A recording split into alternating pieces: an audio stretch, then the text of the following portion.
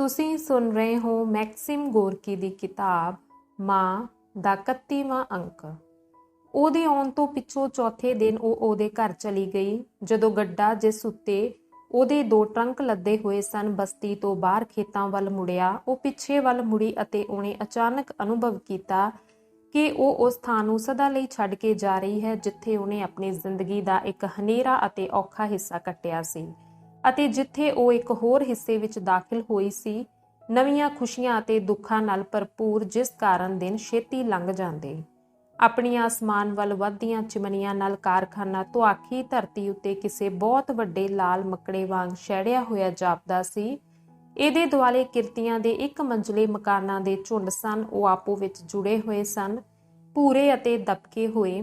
ਜਿੱਲਣ ਦੇ ਐਨ ਕੰਢੇ ਉੱਤੇ ਆਪਣੀਆਂ ਨਿੱਕੀਆਂ ਬੇਨੂਰ ਬਾਰੀਆਂ ਵਿੱਚੋਂ ਤਰਸ ਨਾਲ ਇੱਕ ਦੂਜੇ ਵੱਲ ਝਾਕਦੇ। ਉਹਨਾਂ ਦੇ ਉੱਪਰ ਗਿਰਜਾ ਉੱਠਿਆ ਹੋਇਆ ਸੀ, ਕਾਰਖਾਨੇ ਵਾਂਗ ਹੀ ਗੂੜਾ ਲਾਲ, ਅਤੇ ਇਹਦਾ ਮੁਨਾਰਾ ਚਿਮਨੀਆਂ ਨਾਲੋਂ ਨੀਵਾਂ ਸੀ। ਹੌਂਕਾ ਭਰ ਕੇ ਮਾਂ ਨੇ ਆਪਣੇ ਬਲਾਊਜ਼ ਦਾ ਕਾਲਰ ਢਿੱਲਾ ਕੀਤਾ ਜਿਹੜਾ ਉਹਦਾ ਗਲਾ ਘੁੱਟਦਾ ਜਾਪਦਾ ਸੀ। ਪੈਰ ਪੁੱਟ ਪੁੱਤਰ, ਕੋਚਵਾਨ ਨੇ ਰਾਸਾਂ ਲਹਿਰਾ ਕੇ ਬੁੜਬੁੜ ਕੀਤੀ। ਉਹ ਟੇਢੀਆਂ ਲੱਤਾਂ ਵਾਲਾ ਬੰਦਾ ਸੀ ਜਿਸ ਦੀ ਉਮਰ ਦਾ ਕੁਝ ਅੰਦਾਜ਼ਾ ਨਹੀਂ ਸੀ ਲੱਗਦਾ। ਉਹਦੇ ਸਿਰ ਅਤੇ ਮੂੰਹ ਉੱਤੇ ਪਤਲੇ ਰੰਗ ਉੱਡੇ ਵਾਲ ਸਨ ਅਤੇ ਬੇਰੰਗ ਅੱਖਾਂ ਸਨ। ਉਹ ਗੱਡੇ ਦੇ ਨਾਲ ਨਾਲ ਚੱਲਦਾ, ਉਹ ਸੱਜੇ ਖੱਬੇ ਡੋਲਦਾ ਅਤੇ ਉਹਨੂੰ ਇਸ ਨਾਲ ਕੋਈ ਫਰਕ ਨਹੀਂ ਸੀ ਪੈਂਦਾ ਕਿ ਉਹ ਸੱਜੇ ਮੁੜਦਾ ਹੈ ਜਾਂ ਖੱਬੇ। ਚੱਲ ਪੁੱਤਰ ਚੱਲ, ਉਹ ਬੇਰੰਗ ਜਿਹੀ ਆਵਾਜ਼ ਵਿੱਚ ਕਹਿੰਦਾ, ਚਿੱਕੜ ਜੰਮੇ ਬੂਟਾਂ ਵਿੱਚ ਪਈਆਂ ਆਪਣੀਆਂ ਲੱਤਾਂ ਹਸਾਉਣੇ ਢੰਗ ਨਾਲ ਇੱਧਰ ਉੱਧਰ ਮਾਰਦਾ। ਮਾਂ ਆਪਣੇ ਆਲੇ ਦੁਆਲੇ ਵੇਖ ਰਹੀ ਸੀ। ਖੇਤ ਉਹਦੀ ਰੂਹ ਵਾਂਗ ਸਖਣੇ ਸਨ। ਡੂੰਗੀ ਧੁੱਪ ਗਰਮਾਈ ਰੇਤ ਵਿੱਚ ਔਖ ਨਾਲ ਚੱਲਦਾ ਹੋਇਆ ਘੋੜਾ ਆਪਣਾ ਸਿਰ ਅਕਾਊ ਢੰਗ ਨਾਲ ਉੱਪਰ ਹੇਠਾਂ ਕਰਦਾ। ਰੇਤ ਮੱਧਮ ਸਰਸਰ ਕਰਦੀ, ਖੜਖੜਾ ਗੱਡਾ ਚੀਕਦਾ ਅਤੇ ਇਹ ਜ਼ੋਰ ਅਤੇ ਧੂੜ ਉਹਨਾਂ ਦੇ ਪਿੱਛੇ ਉੱਡਦੇ ਆਉਂਦੇ। ਨਿਕੋਲਾਈ ਇਵਾਨੋਵਿਚ ਸ਼ਹਿਰ ਦੇ ਸਿਰੇ ਉੱਤੇ ਇੱਕ ਨਵੇਕਲੀ ਸੜਕ ਉੱਤੇ ਰਹਿੰਦਾ ਸੀ। ਉਹਦਾ ਫਲੈਟ ਇੱਕ ਉਮਰ ਨਾਲ ਫੁੱਲੀ 2 ਮੰਜ਼ਲੀ ਹਨੇਰੀ ਇਮਾਰਤ ਦੀ ਇੱਕ ਨਿੱਕੀ ਹਰੀ ਬਾਹੀ ਸੀ। ਸਾਹਮਣੇ ਇੱਕ ਨਿੱਕਾ ਜਿਹਾ ਘਣਾ ਬਾਗ ਸੀ ਅਤੇ ਡੇਕਾਂ ਅਤੇ ਪਲਾਹਾਂ ਦੀਆਂ ਟਹਿਣੀਆਂ ਅਤੇ ਜਵਾਨ ਸਫੇਦਿਆਂ ਦੇ ਰੁਪੈਲੀ ਪੱਤੇ 3 ਕਮਰਿਆਂ ਦੀਆਂ ਬਾਰੀਆਂ ਵਿੱਚੋਂ ਝਾਤੀਆਂ ਮਾਰਦੇ। ਅੰਦਰ ਸਭ ਕੁਝ ਸਾਫ਼ ਅਤੇ ਐਲ ਸੀ। ਪੀੜੀਆਂ ਵਾਲੇ ਪਰਛਾਵੇਂ ਹੌਲੀ ਹੌਲੀ ਫਰਸ਼ ਉੱਤੇ ਕੰਮਦੇ। ਕੰਧਾਂ ਉੱਤੇ ਕਿਤਾਬਾਂ ਭਰੇ ਫੱਟੇ ਜੜੇ ਹੋਏ ਸਨ ਜਿਨ੍ਹਾਂ ਦੇ ਉੱਤੇ ਗੰਭੀਰ ਮੂੰਹਾਂ ਵਾਲੇ ਲੋਕਾਂ ਦੀਆਂ ਤਸਵੀਰਾਂ ਲਟਕੀਆਂ ਹੋਈਆਂ ਸਨ। ਇੱਥੇ ਤੈਨੂੰ ਆਰਾਮ ਰਹੇਗਾ, ਨਿਕੋਲਾਈ ਨੇ ਮਾਂ ਨੂੰ ਇੱਕ ਨਿੱਕੇ ਜਿਹੇ ਕਮਰੇ ਵਿੱਚ ਲਿਜਾਂਦੇ ਹੋਏ ਕਿਹਾ, ਜਿਸ ਦੀ ਇੱਕ ਬਾਰੀ ਬਾਗ ਵਿੱਚ ਖੁੱਲਦੀ ਸੀ ਅਤੇ ਦੂਜੇ ਘਣੇ ਘਾਹ ਵਾਲੇ ਵਿਹੜੇ ਵਿੱਚ। ਇਸ ਕਮਰੇ ਦੀਆਂ ਕੰਧਾਂ ਉੱਤੇ ਵੀ ਕਿਤਾਬਾਂ ਵਾਲੇ ਫੱਟੇ ਜੜੇ ਹੋਏ ਸਨ। ਮੈਨੂੰ ਤਾਂ ਰਸੋਈ ਵਿੱਚ ਰਹਿਣਾ ਚੰਗਾ ਲੱਗਦਾ, ਮਾਂ ਨੇ ਕਿਹਾ। ਰਸੋਈ ਸੋਹਣੀ ਤੇ ਸੁਥਰੀ ਹੈ। ਮਾਂ ਦੇ ਸ਼ਬਦਾਂ ਨੇ ਉਹਨੂੰ ਡਰਾ ਦਿੱਤਾ ਸੀ। ਜਦੋਂ ਉਹ ਉਹਨੂੰ ਰਸੋਈ ਵਿੱਚ ਰਹਿਣੋਂ ਹੋੜਨ ਦੇ ਵਲੱਲੇ ਯਤਨਾਂ ਅੱਗੇ ਝੁਕ ਗਈ ਤਾਂ ਉਹ ਇੱਕਦਮ ਖੁਸ਼ ਹੋ ਗਿਆ। 3 ਹੀ ਕਮਰਿਆਂ ਵਿੱਚ ਇੱਕ ਖਾਸ ਕਿਸਮ ਦਾ ਵਾਯੂਮੰਡਲ ਸੀ। ਇੱਥੇ ਸਾਹ ਲੈਣਾ ਸੌਖਾ ਅਤੇ ਸੁਆਦਲਾ ਸੀ, ਪਰ ਬੰਦਾ ਉੱਚੀ ਆਵਾਜ਼ ਵਿੱਚ ਬੋਲਣੋਂ ਇਸ ਡਰੋਂ ਜਕਦਾ ਸੀ ਕਿ ਇੰਨੇ ਡੂੰਘੇ ਧਿਆਨ ਨਾਲ ਕੰਧਾਂ ਉੱਤੇ ਵੇਖਦੇ ਲੋਕਾਂ ਦੀ ਬਿਰਤੀ ਵਿੱਚ ਵਿਘਨ ਪੈ ਜਾਵੇਗਾ। ਬੂਟਿਆਂ ਨੂੰ ਪਾਣੀ ਦੇਣ ਦੀ ਲੋੜ ਹੈ, ਮਾਂ ਨੇ ਬਾਰੀਆਂ ਉੱਤੇ ਪਏ ਗਮਲਿਆਂ ਦੀ ਮਿੱਟੀ ਨੂੰ ਟੋਂਦੇ ਹੋਏ ਕਿਹਾ। ਉਹ ਹਾਂ, ਉਹਨਾਂ ਦੇ ਮਾਲਕ ਨੇ ਦੋਸ਼ੀ ਢੰਗ ਨਾਲ ਕਿਹਾ। ਮੈਨੂੰ ਉਹ ਚੰਗੇ ਲੱਗਦੇ ਨੇ, ਪਰ ਉਹਨਾਂ ਦਾ ਧਿਆਨ ਰੱਖਣ ਲਈ ਮੈਨੂੰ ਵਕਤ ਹੀ ਨਹੀਂ ਮਿਲਦਾ। ਮਾਂ ਨੇ ਵੇਖਿਆ ਕਿ ਆਪਣੇ ਸੁਖਦਾਇਕ ਫਲੈਟ ਵਿੱਚ ਵੀ ਨਿਕੋਲਾਈ ਫੂਕ ਫੂਕ ਕੇ ਪੈਰ ਧਰਦਾ ਸੀ ਜਿਵੇਂ ਇਹ ਉਹਦਾ ਆਪਣਾ ਨਾ ਹੋਵੇ। ਉਹ ਆਪਣਾ ਮੂੰਹ ਕਮਰੇ ਦੀਆਂ ਵੱਖ-ਵੱਖ ਸ਼ੈਆਂ ਦੇ ਨੇੜੇ ਲਿਜਾਂਦਾ, ਆਪਣੀ ਐਨਕ ਆਪਣੇ ਸੱਜੇ ਹੱਥ ਦੀਆਂ ਪਤਲੀਆਂ ਉਂਗਲੀਆਂ ਨਾਲ ਉੱਚੀ ਕਰਦਾ ਅਤੇ ਜਿਹੜੀ ਵੀ ਸ਼ੈ ਉਹਦਾ ਧਿਆਨ ਖਿੱਚਦੀ ਉਹਨੂੰ ਸਵਾਲੀਆ ਨਜ਼ਰਾਂ ਨਾਲ ਵੇਖਦਾ। ਕਈ ਵਾਰ ਉਹ ਕਿਸੇ ਸ਼ੈ ਨੂੰ ਆਪਣੇ ਮੂੰਹ ਦੇ ਨੇੜੇ ਲਿਆਉਂਦਾ ਤੇ ਉਹਨੂੰ ਆਪਣੀਆਂ ਅੱਖਾਂ ਨਾਲ ਟੋਂਦਾ ਜਾਪਦਾ, ਇਉਂ ਜਾਪਦਾ ਜਿਵੇਂ ਮਾਂ ਵਾਂਗ ਉਹ ਵੀ ਪਹਿਲੀ ਵਾਰ ਫਲੈਟ ਵਿੱਚ ਆਇਆ ਸੀ ਅਤੇ ਮਾਂ ਵਾਂਗ ਹੀ ਉਹਦੇ ਲਈ ਵੀ ਹਰ ਸ਼ੈ ਨਵੀਂ ਅਤੇ ਓਪਰੀ ਸੀ। ਇਸ ਗੱਲ ਨੇ ਮਾਂ ਨੂੰ ਇੱਕਦਮ ਸੁਖਾਲਾ ਕਰ ਦਿੱਤਾ। ਉਹ ਉਹਦੇ ਪਿੱਛੇ ਪਿੱਛੇ ਚੱਲਦੀ ਰਹੀ, ਇਹ ਧਿਆਨ ਰੱਖਦੇ ਹੋਏ ਕਿ ਵੱਖ-ਵੱਖ ਚੀਜ਼ਾਂ ਕਿੱਥੇ-ਕਿੱਥੇ ਪਈਆਂ ਹਨ ਅਤੇ ਉਹਦੇ ਦਿਨ ਦੇ ਪ੍ਰਬੰਧ ਬਾਰੇ ਪੁੱਛਦੀ ਰਹੀ। ਉਹ ਅਜਿਹੇ ਬੰਦੇ ਦੀ ਕਸੂਰਵਾਰ ਆਵਾਜ਼ ਵਿੱਚ ਜਵਾਬ ਦਿੰਦਾ ਜਿਹੜਾ ਜਾਣਦਾ ਸੀ ਕਿ ਉਹ ਕੰਮ ਉਸ ਢੰਗ ਨਾਲ ਨਹੀਂ ਕਰਦਾ ਜਿਸ ਨਾਲ ਕਰਨਾ ਚਾਹੀਦਾ ਹੈ, ਪਰ ਉਹ ਹੋਰ ਕੁਝ ਕਰ ਵੀ ਨਹੀਂ ਸੀ ਸਕਦਾ। ਉਹਨੇ ਬੂਟਿਆਂ ਨੂੰ ਪਾਣੀ ਦਿੱਤਾ ਅਤੇ ਧਿਆਨੋਂ ਉੱਤੇ ਖਿਲਰੇ ਸੰਗੀਤ ਦੇ ਪੱਤਰਿਆਂ ਨੂੰ ਤਰਤੀਬ ਨਾਲ ਰੱਖਿਆ। ਸਾਮਾਵਰ ਵੇਖ ਕੇ ਉਹਨੇ ਕਿਹਾ, ਇਹਨੂੰ ਲਿਸ਼ਕਾਉਣ ਦੀ ਲੋੜ ਹੈ। ਉਹਨੇ ਬੇਰੰਗ ਹੋਈ ਧਾਤ ਉੱਤੇ ਆਪਣੀ ਉਂਗਲ ਫੇਰੀ ਅਤੇ ਇਹਨੂੰ ਵੇਖਣ ਲਈ ਆਪਣੇ ਨੱਕ ਕੋਲ ਲਿਆਉਂਦਾ ਮਾਂ ਹੱਸ ਪਈ। ਜਦੋਂ ਮਾਂ ਰਾਤੀ ਸੌਣ ਲੱਗੀ ਅਤੇ ਦਿਨ ਦੀਆਂ ਘਟਨਾਵਾਂ ਵਿਚਾਰੀਆਂ ਤਾਂ ਉਹਨੇ ਆਪਣਾ ਸਿਰ ਚੁੱਕਿਆ ਅਤੇ ਬੇਯਕੀਨੀ ਨਾਲ ਆਲੇ ਦੁਆਲੇ ਦੇਖਿਆ। ਇਹ ਪਹਿਲੀ ਵਾਰ ਸੀ ਉਹਨੇ ਕੋਈ ਰਾਤ ਕਿਸੇ ਹੋਰ ਦੇ ਘਰ ਬਿਤਾਈ ਸੀ, ਪਰ ਉਹ ਇਸ ਗੱਲ ਤੇ ਔਖਾ ਅਨੁਭਵ ਨਹੀਂ ਕਰ ਰਹੀ ਸੀ।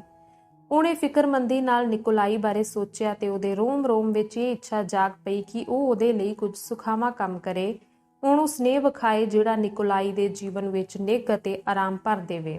ਮਾਂ ਦੇ ਦਿਲ ਉੱਤੇ ਉਹਦੇ ਅਨਾੜੀ ਪੁਣੇ, ਉਹਦੇ ਹਸਾਉਣੇ ਵਲੱਲ ਸਧਾਰਨ ਲੋਕਾਂ ਨਾਲੋਂ ਉਹਦੀ ਵਖਰਤ ਅਤੇ ਉਹਦੀਆਂ ਖਰੀਆਂ ਅੱਖਾਂ ਵਿੱਚ ਸਿਆਣੀ ਇਹਦੇ ਬਾਵਜੂਦ ਬੱਚਿਆਂ ਵਾਲੀ ਦਿੱਖ ਨੇ ਅਸਰ ਕੀਤਾ।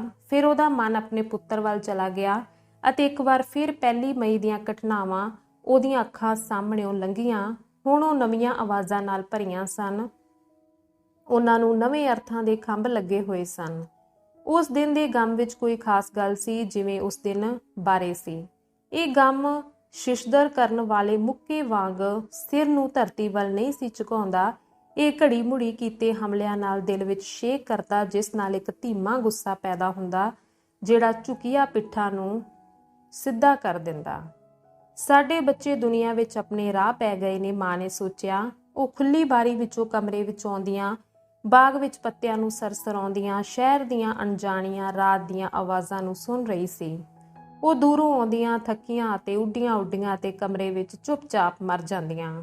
ਅਗਲੀ ਸਵੇਰੇ ਸਾਂਝਰੇ ਉਹਨੇ ਸਾਮਾਵਰ ਲਿਸ਼ਕਾਇਆ, ਚਾਹ ਲਈ ਪਾਣੀ ਉਬਾਲਿਆ, ਚੁੱਪਚਾਪ ਮੇਜ਼ ਪਰੋਸਿਆ ਤੇ ਰਸੋਈ ਵਿੱਚ ਬਹਿ ਕੇ ਨਿਕੋਲਾਈ ਦੇ ਜਾਗਣ ਦੀ ਉਡੀਕ ਕਰਨ ਲੱਗ ਪਈ। ਅਖੀਰ ਉਹਨੇ ਖੰਘਦੇ ਹੋਏ ਦਰਵਾਜ਼ਾ ਖੋਲ੍ਹਿਆ। ਉਹਨੇ ਇੱਕ ਹੱਥ ਵਿੱਚ ਆਪਣੀ ਐਨਕ ਫੜੀ ਹੋਈ ਸੀ ਅਤੇ ਦੂਜੇ ਨਾਲ ਆਪਣਾ ਗਲਾ ਫੜਿਆ ਹੋਇਆ ਸੀ। ਉਹਨਾਂ ਇੱਕ ਦੂਜੇ ਨੂੰ ਸ਼ੁਭ ਇਸ਼ਾਵਾਂ ਆਖੀਆਂ ਅਤੇ ਫਿਰ ਉਹ ਸਾਮਾਵਰ ਦੂਜੇ ਕਮਰੇ ਵਿੱਚ ਲੈ ਗਈ ਅਤੇ ਨਿਕੋਲਾਈ ਨੇ ਮੂੰਹ ਧੋਤਾ, ਫਰਸ਼ ਉੱਤੇ ਪਾਣੀ ਦੇ ਛੱਟੇ ਸੁੱਟਦੇ ਹੋਏ, ਸਾਬਣ ਅਤੇ ਆਪਣੇ ਦੰਦਾਂ ਦਾ ਬੁਰਸ਼ ਡੇਗਦੇ ਹੋਏ, ਆਪਣੇ ਵਲੱਲ ਪੁਣੇ ਉੱਤੇ ਬੁੜਬੁੜ ਕਰਦੇ ਹੋਏ, ਸ਼ਾਹ ਵੇਲਾ ਕਰਦੇ ਹੋਏ ਉਹਨੇ ਮਾਂ ਨੂੰ ਕਿਹਾ, ਜੇਮਸ ਤਵੋ ਬੋਰਡ ਤੇ ਮੇਰਾ ਇੱਕ ਸੋਗੀ ਜਿਹਾ ਫਰਜ਼ ਹੈ ਇਹ ਵੇਖਣ ਦਾ ਕਿ ਸਾਡੇ ਕਿਸਾਨ ਕਿਵੇਂ ਉੱਜੜ ਰਹੇ ਨੇ। ਉਹ ਕਸੂਰਵਾਰ ਢੰਗ ਨਾਲ ਮੁਸਕਰਾਇਆ। ਲੋੜੋਂ ਘੱਟ ਖੁਰਾਕ ਕਿਸਾਨਾਂ ਨੂੰ ਸਮੇਂ ਤੋਂ ਪਹਿਲਾਂ ਮਾਰ ਰਹੀ ਹੈ।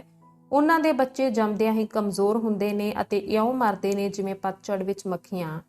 ਅਸੀਂ ਇਹ ਸਭ ਕੁਝ ਜਾਣਦੇ ਹਾਂ ਅਤੇ ਇਹਦਾ ਕਾਰਨ ਵੀ ਜਾਣਦੇ ਹਾਂ। ਸਾਨੂੰ ਤਾਂ ਇਸ ਅਮਲ ਦਾ ਧਿਆਨ ਰੱਖਣ ਲਈ ਤਨਖਾਹਾਂ ਵੀ ਦਿੱਤੀਆਂ ਜਾਂਦੀਆਂ ਨੇ, ਪਰ ਮਾਮਲਾ ਉੱਥੇ ਮੁੱਕ ਜਾਂਦਾ ਹੈ। ਤੂੰ ਵਿਦਿਆਰਥੀ ਏ? ਮਾਂ ਨੇ ਪੁੱਛਿਆ। ਨਹੀਂ, ਮੈਂ ਅਧਿਆਪਕ ਹਾਂ। ਮੇਰਾ ਪਿਓ ਵਿਆਕਤਾ ਵਿੱਚ ਕਾਰਖਾਨੇ ਦਾ ਮੈਨੇਜਰ ਹੈ, ਪਰ ਮੈਂ ਅਧਿਆਪਕ ਬਣ ਗਿਆ। ਪਿੰਡ ਵਿੱਚ ਮੈਂ ਮੁਜ਼ੀਕਾਂ ਵਿੱਚ ਕਿਤਾਬਾਂ ਵੰਡੀਆਂ ਤੇ ਇਸ ਲਈ ਮੈਨੂੰ ਜੇਲ੍ਹ ਵਿੱਚ ਸੁੱਟ ਦਿੱਤਾ ਗਿਆ।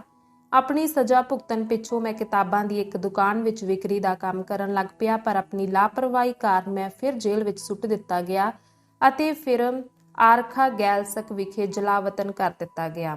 ਉੱਥੇ ਵੀ ਮੈਂ ਗਵਰਨਰ ਨੂੰ ਨਾਰਾਜ਼ ਕਰ ਲਿਆ ਤੇ ਚਿੱਟੇ ਸਾਗਰ ਦੇ ਕੰਢੇ ਇੱਕ ਪਿੰਡ ਵਿੱਚ ਭੇਜ ਦਿੱਤਾ ਗਿਆ, ਜਿੱਥੇ ਮੈਂ 5 ਵਰ੍ਹੇ ਰਿਹਾ। ਉਹਦੀ ਆਵਾਜ਼ ਰੌਸ਼ਨ ਧੁਪਿਆਲੇ ਕਮਰੇ ਵਿੱਚ ਬੜੀ ਰਵਾਂ ਤੇ ਛੰਮੇ ਨਾਲ ਵਗਦੀ ਗਈ। ਮਾਂ ਨੇ ਹੁਣ ਤੱਕ ਅਜਿਹੀਆਂ ਕਈ ਕਹਾਣੀਆਂ ਸੁਣੀਆਂ ਸਨ, ਪਰ ਉਹਨੂੰ ਸਮਝ ਨਹੀਂ ਸੀ ਆਉਂਦੀ ਕਿ ਜਿਹੜੇ ਲੋਕ ਇਹ ਕਹਾਣੀਆਂ ਦੱਸਦੇ ਨੇ ਉਹ ਇੰਨੇ ਸ਼ਾਂਤ ਕਿਵੇਂ ਰਹਿੰਦੇ ਨੇ, ਜਿਵੇਂ ਕੋਈ ਅਟੱਲ ਗੱਲ ਹੋਵੇ। ਅੱਜ ਮੇਰੀ ਭੈਣ ਆ ਰਹੀ ਹੈ, ਨਿਕੋਲਾਈ ਨੇ ਕਿਹਾ। ਉਹ ਵਿਆਹੀ ਹੋਈ ਹੈ? ਉਹ ਵਿਧਵਾ ਏ। ਉਹਦਾ ਪਤੀ ਸਾਇਬੇਰੀਆ ਵਿੱਚ ਜਲਾਵਤਨ ਕੀਤਾ ਗਿਆ, ਪਰ ਉਥੋਂ ਨੱਠ ਗਿਆ। 2 ਵਰ੍ਹੇ ਹੋਏ ਯੂਰਪ ਵਿੱਚ ਤਪਦਿਕ ਕਾਰਨ ਮਰ ਗਿਆ। ਉਹ ਤੇਰੇ ਨਾਲੋਂ ਨਿੱਕੀ ਹੈ? ਨਹੀਂ, 6 ਵਰ੍ਹੇ ਵੱਡੀ। ਮੈਂ ਉਹਦਾ ਬਹੁਤ ਹੀ ਰਿਣੀ ਹਾਂ। ਜਰਾ ਉਹਨੂੰ ਪਿਆਨੋ ਵਜਾਉਂਦੀ ਸੁਣੀ। ਇਹ ਉਹਦਾ ਪਿਆਨੋ ਹੈ ਤੇ ਹੋਰ ਵੀ ਕਈ ਚੀਜ਼ਾਂ ਉਹਦੀਆਂ ਨੇ। ਕਿਤਾਬਾਂ ਮੇਰੀਆਂ ਨੇ। ਉਹ ਕਿੱਥੇ ਰਹਿੰਦੀ ਹੈ? ਹਰ ਥਾਂ, ਉਹਨੇ ਮੁਸਕਰਾ ਕੇ ਜਵਾਬ ਦਿੱਤਾ। ਜਿੱਥੇ ਕਿਧਰੇ ਉਹਨਾਂ ਨੂੰ ਕਿਸੇ ਦਲੇਰ ਬੰਦੇ ਦੀ ਲੋੜ ਹੁੰਦੀ ਹੈ, ਉੱਥੇ ਉਹ ਹੁੰਦੀ ਹੈ। ਉਹ ਵੀ ਇਹੋ ਕੰਮ ਕਰਦੀ ਵੈ? ਉਹ ਹਾਂ, ਨਿਕੋਲਾਈ ਨੇ ਜਵਾਬ ਦਿੱਤਾ। ਛੇਤੀ ਹੀ ਉਹ ਚਲਾ ਗਿਆ ਤੇ ਮਾਂ ਨੇ ਇਹੋ ਕੰਮ ਅਤੇ ਉਹਨਾਂ ਲੋਕਾਂ ਬਾਰੇ ਸੋਚਣਾ ਸ਼ੁਰੂ ਕਰ ਦਿੱਤਾ ਜਿਹੜੇ ਸ਼ਾਂਤੀ ਅਤੇ ਸਥਿਰ ਨਾਲ ਆਪਣੇ ਆਪ ਨੂੰ ਨਿੱਤਾ ਪ੍ਰਤੀ ਇਸ ਕੰਮ ਦੇ ਅਰਪਣ ਕਰ ਰਹੇ ਸਨ, ਅਤੇ ਉਹਨੇ ਅਨੁਭਵ ਕੀਤਾ ਕਿ ਉਹਨਾਂ ਦੇ ਸਾਹਮਣੇ ਉਹ ਗਿੱਠ ਮੁੱਠੀਆ ਹੈ, ਜਿਵੇਂ ਮਨੁੱਖ ਰਾਤ ਨੂੰ ਪਹਾੜ ਦੇ ਸਾਹਮਣੇ ਨਿਕਿਚੂ ਜਿਹਾ ਹੋ ਜਾਂਦਾ ਹੈ। ਦੁਪਹਿਰ ਦੇ ਨੇੜੇ ਕਾਲੇ ਕੱਪੜੇ ਪਹਿਨੀ ਇੱਕ ਲੰਮੀ ਸੋਹਣੀ ਇਸਤਰੀ ਨੇ ਘੰਟੀ ਵਜਾਈ। ਜਦੋਂ ਮਾਂ ਨੇ ਦਰਵਾਜ਼ਾ ਖੋਲ੍ਹਿਆ ਤਾਂ ਇਸਤਰੀ ਨੇ ਆਪਣਾ ਨਿੱਕਾ ਪੀਲਾ ਥੈਲਾ ਫਰਸ਼ ਉੱਤੇ ਸੁੱਟ ਦਿੱਤਾ ਤੇ ਚੁੱਪਚਾਪ ਮਾਂ ਦਾ ਹੱਥ ਫੜ ਲਿਆ। ਮੇਰਾ ਖਿਆਲ ਹੈ ਤੂੰ ਪਾਵੇਲ ਮਿਖਾਇਲੋਵਿਚ ਦੀ ਮਾਂ ਏ, ਉਹਨੇ ਕਿਹਾ। ਹਾਂ, ਮਾਂ ਨੇ ਜਵਾਬ ਦਿੱਤਾ। ਇਸਤਰੀ ਦੇ ਸੋਹਣੇ ਕੱਪੜਿਆਂ ਨੇ ਉਹਨੂੰ ਔਖਾ ਕਰ ਦਿੱਤਾ ਸੀ। ਤੂੰ ਤਾਂ ਐਨ ਉਹੋ ਜਿਹੀ ਏ ਜਿਹੋ ਜਿਹੀ ਮੈਂ ਸੋਚਿਆ ਸੀ ਤੂੰ ਹੋਵੇਂਗੀ। ਮੇਰੇ ਭਰਾ ਨੇ ਮੈਨੂੰ ਲਿਖਿਆ ਸੀ ਕਿ ਤੂੰ ਇੱਥੇ ਆ ਕੇ ਰਹੇਂਗੀ। ਇਸਤਰੀ ਨੇ ਸ਼ੀਸ਼ੇ ਦੇ ਸਾਹਮਣੇ ਆਪਣਾ ਹੈਟ ਲਾਉਂਦੇ ਹੋਏ ਕਿਹਾ। ਮੈਂ ਬੜੇ ਚਿਰ ਤੋਂ ਪਾਵੇਲ ਮਿਖਾਇਲੋਵਿਚ ਦੀ ਮਿੱਤਰ ਰਹੀ ਹਾਂ। ਉਹਨੇ ਮੈਨੂੰ ਤੇਰੇ ਬਾਰੇ ਦੱਸਿਆ। ਉਹਦੀ ਆਵਾਜ਼ ਭਾਰੀ ਸੀ ਅਤੇ ਉਹ ਹੌਲੀ-ਹੌਲੀ ਬੋਲਦੀ, ਪਰ ਉਹਦੀਆਂ ਹਰਕਤਾਂ ਛੋਹਲੀਆਂ ਅਤੇ ਤਕੜੀਆਂ ਸਨ। ਉਹਦੀਆਂ ਭੂਰੀਆਂ ਅੱਖਾਂ ਦੇ ਉਲਟ ਸਨ। ਉਹ ਪਤਲੀਆਂ ਝੁਰੜੀਆਂ ਜਿਹੜੀਆਂ ਉਹਦੀਆਂ ਪੁੜਪੜੀਆਂ ਉੱਤੇ ਵੇਖੀਆਂ ਜਾ ਸਕਦੀਆਂ ਸਨ ਅਤੇ ਉਹ ਚਿੱਟੇ ਵਾਲ ਜਿਹੜੇ ਉਹਦੇ ਕੰਨਾਂ ਦੇ ਨਾਜ਼ੁਕ ਸੰਖਾਂ ਉੱਤੇ ਚਾਂਦੀ ਵਾਂਗ ਲਿਸ਼ਕ ਰਹੇ ਸਨ। ਮੈਂ ਭੁੱਖੀ ਹਾਂ, ਉਹਨੇ ਕਿਹਾ। ਕੌਫੀ ਦਾ ਕੱਪ ਖੂਬ ਰਹੇਗਾ। ਮੈਂ ਬਣਾ ਦਿੰਦੀ ਵਾਂ, ਮਾਂ ਨੇ ਕਿਹਾ। ਤੂੰ ਕਿਹਾ ਪਾਵੇਲ ਨੇ ਤੇਰੇ ਨਾਲ ਮੇਰੀ ਗੱਲ ਕੀਤੀ ਸੀ? ਉਹਨੇ ਅਲਮਾਰੀ ਵਿੱਚੋਂ ਕੌਫੀਦਾਨੀ ਕੱਢਦੇ ਹੋਏ ਕਿਹਾ। ਬਹੁਤ ਅਕਸਰ। ਇਸਤਰੀ ਨੇ ਚਮੜੇ ਦਾ ਨਿੱਕਾ ਜਿਹਾ ਸਿਗਰਟ ਕੇਸ ਕੱਢਿਆ, ਇੱਕ ਸਿਗਰਟ ਲਾਈ ਅਤੇ ਟਹਿਲਣ ਲੱਗ ਪਈ। ਤੈਨੂੰ ਉਹਦੇ ਬਾਰੇ ਬਹੁਤ ਫਿਕਰ ਹੈ? ਮਾਂ ਨੇ ਕੌਫੀਦਾਨੀ ਦੇ ਹੇਠਾਂ ਸਪਿਰਿਟ ਲੈਂਪ ਦੀ ਨੀਲੀ ਲਾਟ ਨੂੰ ਵੇਖਿਆ ਅਤੇ ਮੁਸਕਰਾਈ। ਖੁਸ਼ੀ ਨੇ ਉਸ ਔਖ ਨੂੰ ਹੜੱਪ ਲਿਆ ਜਿਹੜਾ ਇਸ ਇਸਤਰੀ ਦੇ ਸਾਹਮਣੇ ਉਹਨੇ ਅਨੁਭਵ ਕੀਤਾ ਸੀ। ਸੋਹਣੇ ਤੇਰੇ ਨਾਲ ਮੇਰੇ ਬਾਰੇ ਗੱਲ ਕੀਤੀ ਸੀ ਬੀਬਾ ਰਾਣਾ। ਮਾਂ ਨੇ ਮਨ ਹੀ ਮਨ ਵਿੱਚ ਸੋਚਿਆ ਤੇ ਹੌਲੀ-ਹੌਲੀ ਕਿਹਾ। ਜ਼ਰੂਰ ਮੈਂ ਫਿਕਰਮੰਦ ਵਾਂ। ਇਹ ਕੋਈ ਸੌਖੀ ਗੱਲ ਨਹੀਂ, ਪਰ ਜੇ ਇਹ ਪਹਿਲਾਂ ਕਦੀ ਹੋਈ ਹੁੰਦੀ ਤਾਂ ਇਹ ਹੋਰ ਵੀ ਔਖੀ ਹੁੰਦੀ। ਘੱਟੋ ਘੱਟ ਹੁਣ ਮੈਨੂੰ ਪਤਾ ਹੈ ਉਹ ਇਕੱਲਾ ਨਹੀਂ।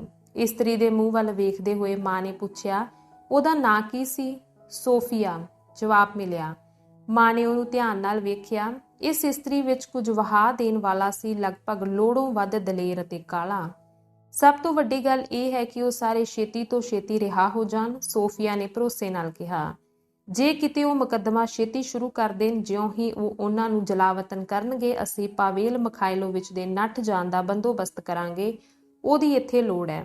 ਮਾਂ ਨੇ ਬੇਦਲੀਲੀ ਨਾਲ ਸੋਫੀਆ ਵੱਲ ਵੇਖਿਆ, ਜਿਹੜੀ ਆਪਣਾ ਸਿਗਰਟ ਦਾ ਟੋਟਾ ਰੱਖਣ ਲਈ ਕੋਈ ਥਾਂ ਲੱਭ ਰਹੀ ਸੀ। ਅਖੀਰ ਉਹਨੇ ਇਹ ਗਮਲੇ ਦੀ ਮਿੱਟੀ ਵਿੱਚ ਬੁਝਾ ਦਿੱਤਾ। ਇਉਂ ਫੁੱਲ ਖਰਾਬ ਹੋ ਜਾਂਦੇ ਨੇ, ਮਾਂ ਨੇ ਆਪ ਮੁਹਾਰੇ ਕਿਹਾ। ਮੈਨੂੰ ਮਾਫ ਕਰਨਾ, ਸੋਫੀਆ ਨੇ ਕਿਹਾ। ਨਿਕੋਲਾਈ ਵੀ ਮੈਨੂੰ ਇਹੋ ਕੁਝ ਕਹਿੰਦਾ ਹੈ। ਉਹਨੇ ਟੋਟਾ ਕੱਢਿਆ ਅਤੇ ਬਾਰੀ ਵਿੱਚੋਂ ਬਾਹਰ ਸੁੱਟ ਦਿੱਤਾ। ਪਰੇਸ਼ਾਨ ਹੋਈ ਮਾਂ ਨੇ ਉਹਦੇ ਵੱਲ ਇੱਕ ਦੋਸ਼ੀ ਨਿਗਾਹ ਮਾਰੀ। ਮਾਫ ਕਰੀ, ਉਹਨੇ ਕਿਹਾ। ਪਤਾ ਨਹੀਂ ਮੈਂ ਕੀ ਕਹਿ ਗਈ ਵਾਂ। ਮੈਂ ਤੈਨੂੰ ਕਿਵੇਂ ਕਹਿ ਸਕਦੀ ਵਾਂ ਕਿ ਕੀ ਕਰ ਤੇ ਕੀ ਨਾ ਕਰ? ਜੇ ਮੈਂ ਇੰਨਾ ਗੰਦ ਪਾਉਂਦੀ ਆ ਤਾਂ ਕਿਉਂ ਨਹੀਂ? ਸੋਫੀਆ ਨੇ ਮੋਢੇ ਸੰਗੋੜ ਕੇ ਜਵਾਬ ਦਿੱਤਾ। ਕੌਫੀ ਬਣ ਗਈ ਕਿ ਨਹੀਂ? ਧੰਨਵਾਦ, ਪਰ ਇੱਕੋ ਪਿਆਲਾ ਕਿਉਂ? ਤੂੰ ਨਹੀਂ ਪੀਣੀ?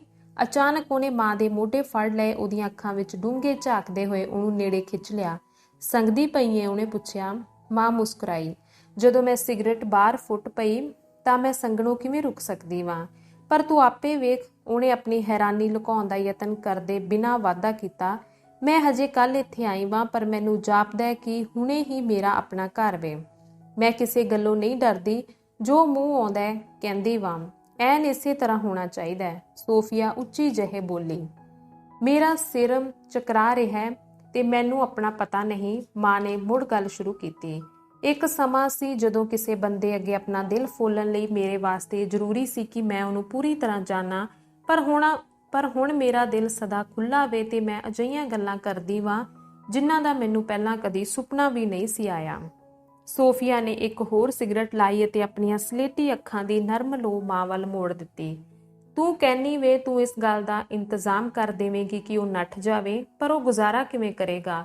ਮਫਰੂਰ, ਮਾਂ ਨੇ ਆਪਣੇ ਦਿਲ ਤੋਂ ਇਸ ਤੰਗ ਕਰਨ ਵਾਲੇ ਸਵਾਲ ਦਾ ਭਾਰ ਲਾਉਂਦੇ ਹੋਏ ਪੁੱਛਿਆ। ਇਹ ਕੋਈ ਔਖੀ ਗੱਲ ਨਹੀਂ ਹੋਣ ਲੱਗੀ, ਸੋਫੀਆ ਨੇ ਆਪਣੇ ਲਈ ਕੌਫੀ ਦਾ ਇੱਕ ਹੋਰ ਪਿਆਲਾ ਬਣਾਉਂਦੇ ਹੋਏ ਕਿਹਾ। ਉਹ ਦਰਜਨਾਂ ਹੋਰਨਾਂ ਮਫਰੂਰਾਂ ਵਾਂਗ ਰਹੀ ਜਾਵੇਗਾ। ਮੈਂ ਹੁਣੇ ਹੀ ਉਹਨਾਂ ਵਿੱਚੋਂ ਇੱਕ ਨੂੰ ਮਿਲੀ ਸਾਂ ਅਤੇ ਉਹਨੂੰ ਵਿਖਾਇਆ ਹੈ ਕਿ ਉਹ ਕਿੱਥੇ ਰਹੇ। ਉਹਦੀ ਵੀ ਬਹੁਤ ਲੋੜ ਹੈ। ਉਹਨੂੰ 5 ਵਰ੍ਹਿਆਂ ਦੀ ਸਜ਼ਾ ਦਿੱਤੀ ਗਈ ਸੀ, ਪਰ ਉਹਨੇ ਜਲਾਵਤਨੀ ਵਿੱਚ ਬਸ 3.5 ਮਹੀਨੇ ਹੀ ਕੱਟੇ। ਮਾਂ ਨੇ ਉਹਦੇ ਵੱਲ ਥੋੜੀ ਦੇਰ ਵੇਖਿਆ ਤੇ ਫਿਰ ਮੁਸਕਰਾਈ। ਜਾਪਦਾ 1 ਮਈ ਨੇ ਮੈਨੂੰ ਕੁਝ ਕਰ ਦਿੱਤਾ ਹੈ, ਉਹਨੇ ਨਰਮੀ ਨਾਲ ਸਿਰ ਹਿਲਾ ਕੇ ਕਿਹਾ। ਮੈਨੂੰ ਕੋਈ ਔੜ ਨਹੀਂ ਰਿਹਾ, ਜਿਵੇਂ ਮੈਂ ਇੱਕੋ ਸਮੇਂ 2 ਵੱਖ-ਵੱਖ ਸੜਕਾਂ ਉੱਤੇ ਜਾ ਰਹੀ ਹੋਵਾਂ। ਕਦੀ-ਕਦੀ ਜਾਪਦਾ ਮੈਂ ਸਭ ਕੁਝ ਸਮਝ ਲਿਆ, ਪਰ ਫਿਰ ਸਭ ਕੁਝ ਧੁੰਦਲਾ ਹੋ ਜਾਂਦਾ। ਤੂੰ ਆਪਣੇ ਵੱਲ ਹੀ ਵੇਖ, ਇੱਕ ਸਾਊ ਜਨਾਨੀ ਇਹ ਕੰਮ ਪਈ ਕਰਦੀ ਵੈ। ਤੂੰ ਮੇਰੇ ਪਾਵੇਲ ਨੂੰ ਜਾਣਦੀ ਵੈ ਤੇ ਉਹਦੇ ਬਾਰੇ ਚੰਗੀ ਗੱਲ ਕਰਨੀ ਵੇ ਤੇ ਮੈਂ ਇਸ ਲਈ ਤੇਰੀ ਰਹਿਣੀ ਵਾਂ। ਧੰਨਵਾਦ ਤਾਂ ਤੇਰਾ ਕੀਤਾ ਜਾਣਾ ਚਾਹੀਦਾ, ਸੋਫੀਆ ਹੱਸੀ। ਮੈਂ ਕੀ ਕੀਤਾ ਹੈ? ਇਹ ਸਭ ਕੁਝ ਉਹਨੂੰ ਮੈਂ ਤਾਂ ਨਹੀਂ ਸਿਖਾਇਆ, ਮਾਂ ਨੇ ਹੌਂਕਾ ਭਰਿਆ। ਸੋਫੀਆ ਨੇ ਆਪਣੀ ਸਿਗਰਟ ਇੱਕ ਪਿਰਚ ਵਿੱਚ ਬੁਝਾ ਦਿੱਤੀ ਅਤੇ ਆਪਣਾ ਸਿਰ ਹਿਲਾਇਆ, ਇੱਥੋਂ ਤੱਕ ਕਿ ਉਹਦੇ ਸੁਨਹਿਰੀ ਵਾਲਾਂ ਦੇ ਘਣੇ ਲੱਛੇ ਡਿੱਗ ਕੇ ਉਹਦੀ ਕਮਰ ਤੱਕ ਆ ਗਏ। ਮੇਰੇ ਲਈ ਇਹ ਸਾਰੀ ਸੱਜ ਧੱਜ ਲਾ ਦੇਣ ਦਾ ਸਮਾਂ ਆ ਗਿਆ, ਉਹਨੇ ਉੱਠਦੇ ਤੇ ਬਾਹਰ ਜਾਂਦੇ ਹੋਏ ਕਿਹਾ। ਅੰਕ 32ਵਾਂ। ਨਿਕੋਲਾਈ ਸ਼ਾਮੀ ਮੁੜਿਆ। ਜਦੋਂ ਉਹ ਖਾਣਾ ਖਾ ਰਹੇ ਸਨ ਤਾਂ ਸੋਫੀਆ ਨੇ ਹੱਸਦੇ ਹੋਏ ਦੱਸਿਆ ਕਿ ਕਿਵੇਂ ਉਹ ਜਲਾਵਤਨੀ ਤੋਂ ਨੱਠੇ ਇੱਕ ਮਫਰੂਰ ਨੂੰ ਮਿਲੀ ਅਤੇ ਉਹਨੂੰ ਲੁਕਾਇਆ, ਕਿਵੇਂ ਉਹ ਸੂਈਆਂ ਤੋਂ ਡਰਦੀ ਸੀ, ਹਰ ਇੱਕ ਉੱਤੇ ਸ਼ੱਕ ਕਰਦੀ ਅਤੇ ਮਫਰੂਰ ਦਾ ਵਤੀਰਾ ਕਿਹੋ ਜਿਹਾ ਹਸਾਉਣਾ ਸੀ। ਮਾਂ ਨੂੰ ਉਹਦੇ ਬੋਲਣ ਦੇ ਢੰਗ ਵਿੱਚ ਕੁਝ ਫੜ ਮਾਰਨ ਜਿਹਾ ਜਾਪਿਆ, ਜਿਵੇਂ ਉਹ ਇੱਕ ਕਿਰਤੀ ਸੀ ਜਿਹੜੀ ਕਿਸੇ ਔਖੇ ਕੰਮ ਨੂੰ ਚੰਗੀ ਤਰ੍ਹਾਂ ਨੇਪਰੇ ਚਾੜਨ ਦੀ ਗੱਲ ਦੱਸ ਰਹੀ ਸੀ। ਹੁਣ ਉਹਨੇ ਪੂਰੀ ਘੱਗਰੀ ਵਾਲਾ ਇੱਕ ਸਲੇਟੀ ਹੁਨਾਲੀ ਲਿਬਾਸ ਪਹਿਨਿਆ ਹੋਇਆ ਸੀ। ਇਹਦੇ ਵਿੱਚੋਂ ਹੋਰ ਵੀ ਲੰਮੀ ਜਾਪਦੀ ਸੀ। ਉਹਦੀਆਂ ਅੱਖਾਂ ਗੂੜੀਆਂ ਜਾਪਦੀਆਂ ਸਨ ਅਤੇ ਉਹਦੀਆਂ ਹਰਕਤਾਂ ਵਧੇਰੇ ਠਰਮੇ ਵਾਲੀਆਂ ਜਾਪਦੀਆਂ। ਸੋਫੀਆ, ਹੁਣ ਤੈਨੂੰ ਇੱਕ ਹੋਰ ਕੰਮ ਕਰਨਾ ਪੈਣਾ, ਨਿਕੋਲਾਈ ਨੇ ਖਾਣੇ ਤੋਂ ਪਿੱਛੋਂ ਕਿਹਾ। ਮੈਂ ਤੈਨੂੰ ਦੱਸਿਆ ਸੀ ਕਿ ਅਸਾਂ ਕਿਸਾਨਾਂ ਲਈ ਅਖਬਾਰ ਛਾਪਣਾ ਮੰਨ ਲਿਆ ਸੀ, ਪਰ ਇਹਨਾਂ ਸਾਰੀਆਂ ਗ੍ਰਿਫਤਾਰੀਆਂ ਕਰਕੇ ਸਾਡਾ ਉਸ ਬੰਦੇ ਨਾਲ ਸੰਬੰਧ ਟੁੱਟ ਗਿਆ ਜਿਸ ਨੇ ਇਹ ਵੰਡਣਾ ਸੀ। ਇਕੱਲੀ ਪੈਲਾਗੀਆ ਨਿਲੋਵਣਾ ਹੀ ਉਹਨੂੰ ਲੱਭਣ ਵਿੱਚ ਸਾਡੀ ਮਦਦ ਕਰ ਸਕਦੀ ਏ। ਤੈਨੂੰ ਉਹਦੇ ਨਾਲ ਪੇਂਡੂ ਇਲਾਕੇ ਵਿੱਚ ਜਾਣਾ ਪਵੇਗਾ ਤੇ ਇਹ ਕੰਮ ਛੇਤੀ ਤੋਂ ਛੇਤੀ ਕਰਨਾ ਪਵੇਗਾ। ਬਹੁਤ ਅੱਛਾ, ਸੋਫੀਆ ਨੇ ਆਪਣੀ ਸਿਗਰਟ ਦਾ ਕਸ਼ ਲੈਂਦੇ ਹੋਏ ਕਿਹਾ। ਅਸੀਂ ਜਾਵਾਂਗੀਆਂ ਨਾ ਪੈਲਾਗੀਆ ਨਿਲੋਵਣਾ, ਅਸੀਂ ਜਾਵਾਂਗੀਆਂ। ਉਹ ਥਾਂ ਦੂਰ ਹੈ, ਲਗਭਗ 80 ਵੇਰਸਤ। ਕੋਈ ਗੱਲ ਨਹੀਂ, ਤੇ ਮੇਰਾ ਖਿਆਲ ਹੈ ਹੁਣ ਥੋੜਾ ਜਿਹਾ ਸੰਗੀਤ ਚੰਗਾ ਰਹੇਗਾ। ਕੀ ਖਿਆਲ ਹੈ ਪੈਲਾਗੀਆ ਨਿਲੋਵਣਾ? ਤੁਸੀਂ ਮੇਰਾ ਪਿਆਨੋ ਵਜਾਉਣਾ ਸਹਾਰ ਸਕੋਗੇ? ਮੇਰੀ ਫਿਕਰ ਨਾ ਕਰੋ, ਤੁਸੀਂ ਇਉਂ ਸਮਝੋ ਜਿਵੇਂ ਮੈਂ ਇੱਥੇ ਹੈ ਹੀ ਨਹੀਂ, ਮਾਂ ਨੇ ਕੋਚ ਦੀ ਇੱਕ ਨੁਕਰੇ ਸੁੰਗੜਦੇ ਹੋਏ ਕਿਹਾ। ਭਰਾ ਤੇ ਭੈਣ ਉਹਦੇ ਵੱਲ ਉੱਕਾ ਕੋਈ ਧਿਆਨ ਦਿੰਦੇ ਨਹੀਂ ਸਨ ਜਾਪਦੇ, ਪਰ ਉਹ ਬੜੀ ਚੁਸਤੀ ਨਾਲ ਉਹਨੂੰ ਗੱਲਬਾਤ ਵਿੱਚ ਸ਼ਾਮਲ ਕਰੀ ਰੱਖਦੇ। ਇਹ ਸੁਣ ਨਿਕੋਲਾਈ, ਇਹ ਗ੍ਰੀਕ ਦੀ ਰਚਨਾ ਹੈ, ਇਹ ਮੈਂ ਅੱਜ ਆਪਣੇ ਨਾਲ ਲਿਆਈ ਹਾਂ, ਬਾਰੀਆਂ ਬੰਦ ਕਰ ਦੇ। ਉਹਨੇ ਸੰਗੀਤ ਲਿਖਤ ਖੋਲੀ ਅਤੇ ਆਪਣੇ ਖੱਬੇ ਹੱਥ ਨਾਲ ਹੌਲੀ-ਹੌਲੀ ਪਿਆਨੋ ਵਜਾਉਣ ਲੱਗ ਪਈ। ਤਾਰਾਂ ਭਰਪੂਰ ਡੂੰਘੀ ਆਵਾਜ਼ ਵਿੱਚ ਗੂੰਜੀਆਂ ਤੇ ਇੱਕ ਨਿੰਮਾ ਹੌਂਕਾ ਲੈ ਕੇ ਇੱਕ ਹੋਰ ਸੁਰੀਲੀ ਆਵਾਜ਼ ਉਹਨਾਂ ਵਿੱਚ ਮਿਲ ਗਈ। ਉਹਦੇ ਸੱਜੇ ਹੱਥ ਦੀਆਂ ਉਂਗਲਾਂ ਹੇਠੋਂ ਸੁਨਹਿਰੀ ਤਾਨਾਂ ਦਾ ਇੱਕ ਲਿਸ਼ਕਦਾ ਝੁਰਮਟ ਉੱਭਰਿਆ। ਖਰਜ ਦੀ ਗੂੜੀ ਪਿਛੋਕੜ ਸਾਹਮਣੇ ਡਰੇ ਪੰਛੀਆਂ ਵਾਂਗ ਨੱਠਦਾ ਅਤੇ ਰਿੜਦਾ। ਪਹਿਲਾਂ ਮਾਂ ਉੱਤੇ ਸੰਗੀਤ ਦਾ ਕੋਈ ਪ੍ਰਭਾਵ ਨਾ ਪਿਆ, ਜਿਸ ਦਾ ਵਹਾਅ ਉਹਦੇ ਲਈ ਆਵਾਜ਼ਾਂ ਦਾ ਇੱਕ ਮਿਲਗੋਭਾ ਹੀ ਸੀ। ਉਹਦੇ ਕੰਨ ਗੁੰਝਲਦਾਰ ਸੁਰਮੇਲ ਵਿੱਚੋਂ ਲੈਅ ਨੂੰ ਨਾ ਫੜ ਸਕੇ।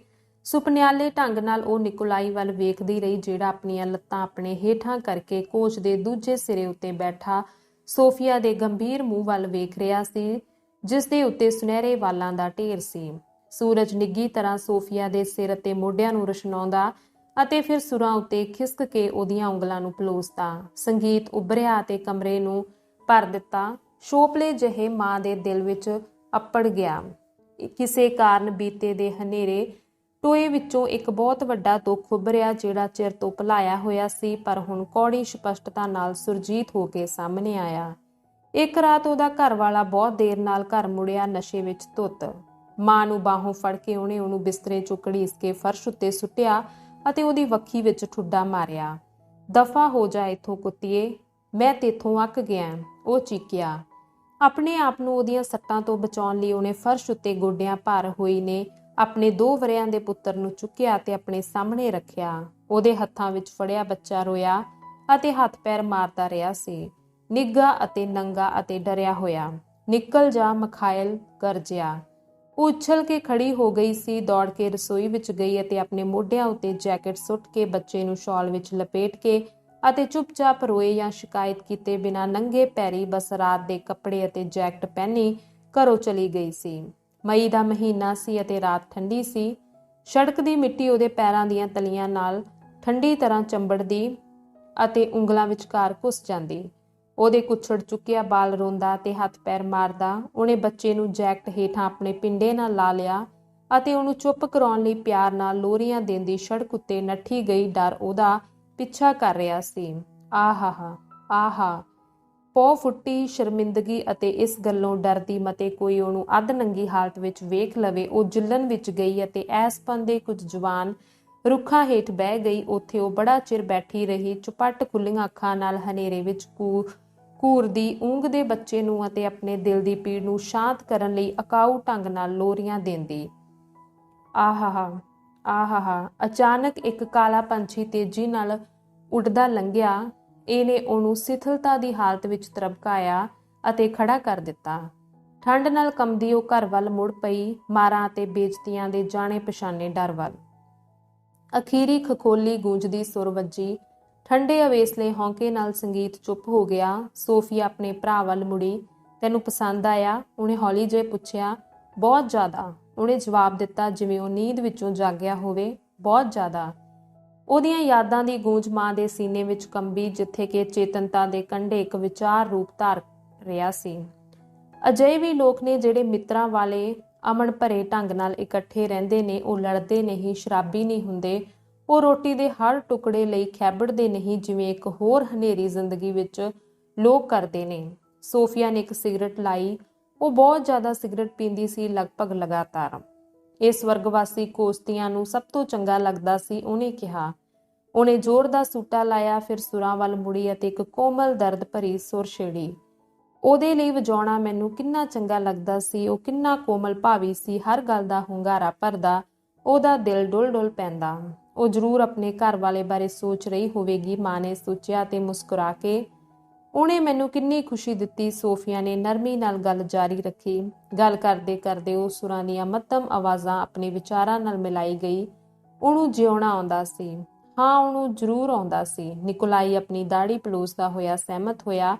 ਉਹ ਇੱਕ ਗਾਉਂਦੀ ਰੂਹ ਸੀ। ਸੋਫੀਆ ਨੇ ਉਹ ਸਿਗਰਟ ਸੁੱਟ ਦਿੱਤੀ ਜਿਹੜੀ ਉਹਨੇ ਹੁਣੇ-ਹੁਣੇ ਲਾਈ ਸੀ ਅਤੇ ਮਾਂ ਵੱਲ ਮੁੜੀ। ਆਸ ਹੈ ਮੇਰੀ ਖੱਪ ਤੈਨੂੰ ਤੰਗ ਨਹੀਂ ਕਰ ਰਹੀ, ਉਹਨੇ ਕਿਹਾ। ਮਾਂ ਆਪਣੀ ਖਿਝ ਲੁਕਾ ਨਾ ਸਕੇ। ਮੇਰੀ ਪਰਵਾਹ ਨਾ ਕਰੋ, ਮੈਨੂੰ ਸਮਝ ਨਹੀਂ ਆਉਂਦੀ। ਮੈਂ ਇੱਥੇ ਬੈਠੀ ਸੁਣਦੀ ਰਹਿੰਦੀ ਵਾਂ, ਆਪਣੇ ਹੀ ਖਿਆਲਾਂ ਵਿੱਚ ਰੁੱਝੀ। ਪਰ ਮੈਂ ਚਾਹੁੰਦੀ ਹਾਂ ਤੂੰ ਸਮਝੇ, ਸੋਫੀਆ ਨੇ ਕਿਹਾ। ਹਰ ਇਸਤਰੀ ਨੂੰ ਸੰਗੀਤ ਦੀ ਸਮਝ ਹੋਣੀ ਚਾਹੀਦੀ ਹੈ, ਖਾਸ ਤੌਰ ਤੇ ਜਦੋਂ ਉਹ ਉਦਾਸ ਹੋਵੇ। ਉਹਨੇ ਜ਼ੋਰ ਨਾਲ ਸੁਰਾਂ ਉੱਤੇ ਹੱਥ ਮਾਰਿਆ ਤੇ ਪਿਆਨੋ ਚੀਕਿਆ ਜਿਵੇਂ ਕਿਸੇ ਨੂੰ ਭਿਆਨਕ ਖਬਰ ਮਿਲੀ ਹੋਵੇ। ਇਹੋ ਜਿਹੀ ਸ਼ਸ਼ੀਦਰ ਕਰਨ ਵਾਲੀ ਚੀਕ ਪੈਦਾ ਕਰਨ ਲਈ ਜ਼ਰੂਰ ਹੀ ਇਹਦਾ ਕਲੇਜਾ ਵਿੰਨ੍ਹਿਆ ਗਿਆ ਹੋਵੇਗਾ। ਡਰੀਆਂ ਜਵਾਨ ਆਵਾਜ਼ਾਂ ਹੁੰਗਾਰਾ ਭਰਦੀਆਂ ਉਛਲੀਆਂ ਤੇ ਤੇਜ਼ੀ ਨਾਲ ਹੈਰਾਨ ਹੋ ਕੇ ਚਲੀਆਂ ਗਈਆਂ। ਇੱਕ ਵਾਰ ਫਿਰ ਇੱਕ ਉੱਚੀ ਗੁਸੈਲੀ ਚੀਕ ਆਈ, ਜਿਸਨੇ ਹੋਰ ਸਭ ਕੁਝ ਨੂੰ ਡੋਬ ਦਿੱਤਾ। ਇਉਂ ਜਾਪਿਆ ਜਿਵੇਂ ਕੋਈ ਵੱਡੀ ਮੁਸੀਬਤ ਵਾਪਰੀ ਸੀ, ਪਰ ਇਹ ਤਰਸ ਦੀ ਥਾਂ ਗੁੱਸੇ ਦੀ ਭਾਵਨਾ ਜਗਾਉਂਦੀ। ਫਿਰ ਇੱਕ ਬਲਵਾਨ ਆਵਾਜ਼ ਆਈ, ਇੱਕ ਸਾਦੀ ਅਤੇ ਸੋਹਣੀ ਸੁਰ ਗਾਉਂਦੀ, ਮਨਾਉਣੀ ਅਤੇ ਲੁਭਾਉਣੀ। ਮਾਂ ਇਹਨਾਂ ਲੋਕਾਂ ਨੂੰ ਦਿਆਲ ਸ਼ਬਦ ਕਹਿਣ ਲਈ ਲੁੱਛਦੀ ਸੀ। ਉਹ ਸੰਗੀਤ ਨਾਲ ਨਸ਼ਿਆਈ ਗਈ ਸੀ ਅਤੇ ਉਹ ਮੁਸਕਰਾਈ। ਉਹਨੂੰ ਨਿਸ਼ਚਾ ਸੀ ਕਿ ਭੈਣ ਅਤੇ ਭਰਾ ਦੇ ਕੰਮ ਆ ਸਕਦੇ ਹਾਂ। ਉਹਨੇ ਆਲੇ ਦੁਆਲੇ ਵੇਖਿਆ, ਉਹ ਕੀ ਕਰ ਸਕਦੀ ਸੀ। ਚੁੱਪਚਾਪ ਉਹ ਰਸੋਈ ਵਿੱਚ ਗਈ ਅਤੇ ਸਾਮਾਵਰ ਬਾਲਿਆ। ਪਰ ਇਹਦੇ ਨਾਲ ਉਹਦੀ ਉਹਨਾਂ ਲਈ ਕੁਝ ਕਰਨ ਦੀ ਤੀਬਰ ਇੱਛਾ ਦੀ ਤਸੱਲੀ ਨਾ ਹੋਈ ਅਤੇ ਜਦੋਂ ਉਹ ਚਾਹ ਗਲਾਸਾਂ ਵਿੱਚ ਪਾ ਰਹੀ ਸੀ ਤਾਂ ਉਹਨੇ ਸੰਗਦੇ ਹਾਸੇ ਨਾਲ ਕਿਹਾ, ਜਿਵੇਂ ਉਹ ਅਜਿਹੇ ਸ਼ਬਦਾਂ ਨਾਲ ਜਿਹੜੇ ਉਹਦੇ ਆਪਣੇ ਲਈ ਵੀ ਓਨੇ ਹੀ ਓਪਰੇ ਸਨ ਜਿੰਨੇ ਉਹਨਾਂ ਲਈ ਆਪਣੇ ਦਿਲ ਨੂੰ ਤਸੱਲੀ ਦੇ ਰਹੀ ਹੋਵੇ। ਅਸੀਂ ਹਨੇਰੀ ਜ਼ਿੰਦਗੀ ਦੇ ਲੋਕ, ਅਸੀਂ ਸਭ ਕੁਝ ਮਹਿਸੂਸ ਕਰਦੇ ਵਾਂ, ਪਰ ਉਹ ਬਿਆਨ ਕਰਨਾ ਔਖਾ ਵੇ ਤੇ ਸਾਨੂੰ ਸ਼ਰਮ ਆਉਂਦੀ ਵੇ, ਕਿਉਂਕਿ ਵੇਖੋ ਨਾ, ਅਸੀਂ ਸਮਝਦੇ ਵਾਂ ਪਰ ਕਹਿ ਨਹੀਂ ਸਕਦੇ ਅਤੇ ਅਕਸਰ ਆਪਣੀ ਸ਼ਰਮ ਕਰਕੇ ਅਸੀਂ ਆਪਣੇ ਖਿਆਲਾਂ ਤੇ ਦੁਖੀ ਹੋ ਜਾਂਦੇ ਵਾਂ। ਜ਼ਿੰਦਗੀ ਸਾਨੂੰ ਸਭ ਪਾਸਿਓਂ ਚੋਭਾ ਦਿੰਦੀ ਵੇ। ਅਸੀਂ ਆਰਾਮ ਕਰਨਾ ਚਾਹੁੰਦੇ ਵਾਂ, ਪਰ ਸਾਡੀਆਂ ਸੋਚਾਂ ਸਾਨੂੰ ਆਰਾਮ ਨਹੀਂ ਕਰਨ ਦਿੰਦੀਆਂ। ਸੁਣਦੇ ਸੁਣਦੇ ਨਿਕੋਲਾਈ ਨੇ ਆਪਣੀ ਐਨਕ ਸਾਫ਼ ਕੀਤੀ ਅਤੇ ਸੋਫੀਆ ਨੇ ਆਪਣੀਆਂ ਵੱਡੀਆਂ-ਵੱਡੀਆਂ ਅੱਖਾਂ ਚੁਪੱਟ ਖੋਲ੍ਹ ਦਿੱਤੀਆਂ ਅਤੇ ਸਿਗਰਟ ਪੀਣਾ ਭੁੱਲ ਗਈ, ਜਿਹੜੀ ਬੁਝਣ ਪਈ ਕਰਦੀ ਸੀ। ਉਹ ਹਜੇ ਤੱਕ ਪਿਆਨੋ ਕੋਲ ਬੈਠੀ ਸੀ, ਅੱਧੀ ਆਪਣੇ ਭਰਾ ਵੱਲ ਮੁੜੀ ਹੋਈ, ਕਦੀ-ਕਦੀ ਸੁਰਾਂ ਨੂੰ ਆਪਣੇ ਸੱਜੇ ਹੱਥ ਨਾਲ ਪੋਲੇ ਜਿਹੇ ਛੂੰਹਦੀ। ਸੁਰਾਂ ਛੋਪਲੇ ਜਿਹੇ ਉਹਨਾਂ ਸਾਦੇ ਦਿਲੋਂ ਨਿਕਲੇ ਬੋਲਾਂ ਨਾਲ ਮਿਲ ਜਾਂਦੀਆਂ, ਜਿਨ੍ਹਾਂ ਵਿੱਚ ਮਾਂ ਆਪਣੇ ਜਜ਼ਬਿਆਂ ਨੂੰ ਪ੍ਰਗਟ ਕਰ ਰਹੀ ਸੀ। ਹੁਣ ਮੈਂ ਆਪਣੇ ਬਾਰੇ ਅਤੇ ਸਭਨਾਂ ਲੋਕਾਂ ਬਾਰੇ ਕੁਝ ਕਹਿ ਸਕਦੀ ਵਾਂ, ਕਿਉਂਕਿ ਮੈਂ ਸਮਝਣ ਲੱਗ ਪਈ ਵਾਂ ਤੇ ਮੈਂ ਮੁਕਾਬਲਾ ਕਰ ਸਕਦੀ ਵਾਂ। ਪਹਿਲਾਂ ਹਾਲਤ ਦਾ ਕਿਸੇ ਸ਼ੈ ਨਾਲ ਮੁਕਾਬਲਾ ਨਹੀਂ ਸੀ ਕੀਤਾ ਜਾ ਸਕਦਾ। ਸਾਡੀ ਜ਼ਿੰਦਗੀ ਵਿੱਚ ਸਭੇ ਇੱਕੋ ਤਰ੍ਹਾਂ ਜਿਉਂਦੇ ਨੇ, ਪਰ ਹੁਣ ਜਦੋਂ ਮੈਂ ਵੇਖਦੀ ਵਾਂ ਕਿ ਹੋਰ ਲੋਕ ਕਿਵੇਂ ਰਹਿੰਦੇ ਨੇ ਅਤੇ ਇਹ ਯਾਦ ਕਰਦੀ ਵਾਂ ਕਿ ਮੈਂ ਕਿਵੇਂ ਰਹਿੰਦੀ ਸਾਂ, ਇਹ ਬੜੀ ਕੌੜੀ ਗੱਲ ਵੇ। ਉਹਨੇ ਆਪਣੀ ਆਵਾਜ਼ ਨੀਵੀਂ ਕਰ ਲਈ। ਸ਼ਾਇਦ ਮੈਂ ਇਹ ਗੱਲ ਠੀਕ ਤਰ੍ਹਾਂ ਬਿਆਨ ਨਹੀਂ ਕਰ ਰਹੀ ਅਤੇ ਸ਼ਾਇਦ ਜੋ ਕੁਝ ਮੈਂ ਕਹਿ ਰਹੀ ਵਾਂ ਉਹਦੇ ਵਿੱਚ ਕੋਈ ਮਤਲਬ ਨਹੀਂ, ਕਿਉਂਕਿ ਇਹਦੇ ਵਿੱਚ ਤੁਹਾਡੇ ਲਈ ਕੁਝ ਨਵਾਂ ਨਹੀਂ। ਉਹਦੇ ਬੋਲਾਂ ਵਿੱਚ ਹੰਝੂ ਸਨ, ਪਰ ਉਹਨਾਂ ਵੱਲ ਵੇਖਦੀਆਂ ਉਹਦੀਆਂ ਅੱਖਾਂ ਮੁਸਕਰਾ ਰਹੀਆਂ ਸਨ।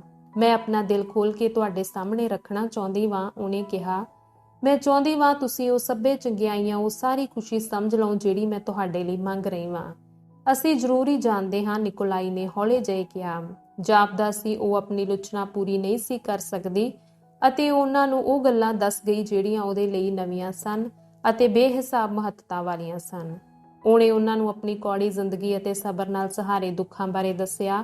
ਉਹ ਗੁੱਸੇ ਤੋਂ ਬਿਨਾਂ ਬੋਲ ਰਹੀ ਸੀ, ਪਰ ਉਹਨੇ ਆਪਣੇ ਹੋਠਾਂ ਨੂੰ ਵਿਅੰਗ ਨਾਲ ਮੋੜਿਆ ਹੋਇਆ ਸੀ।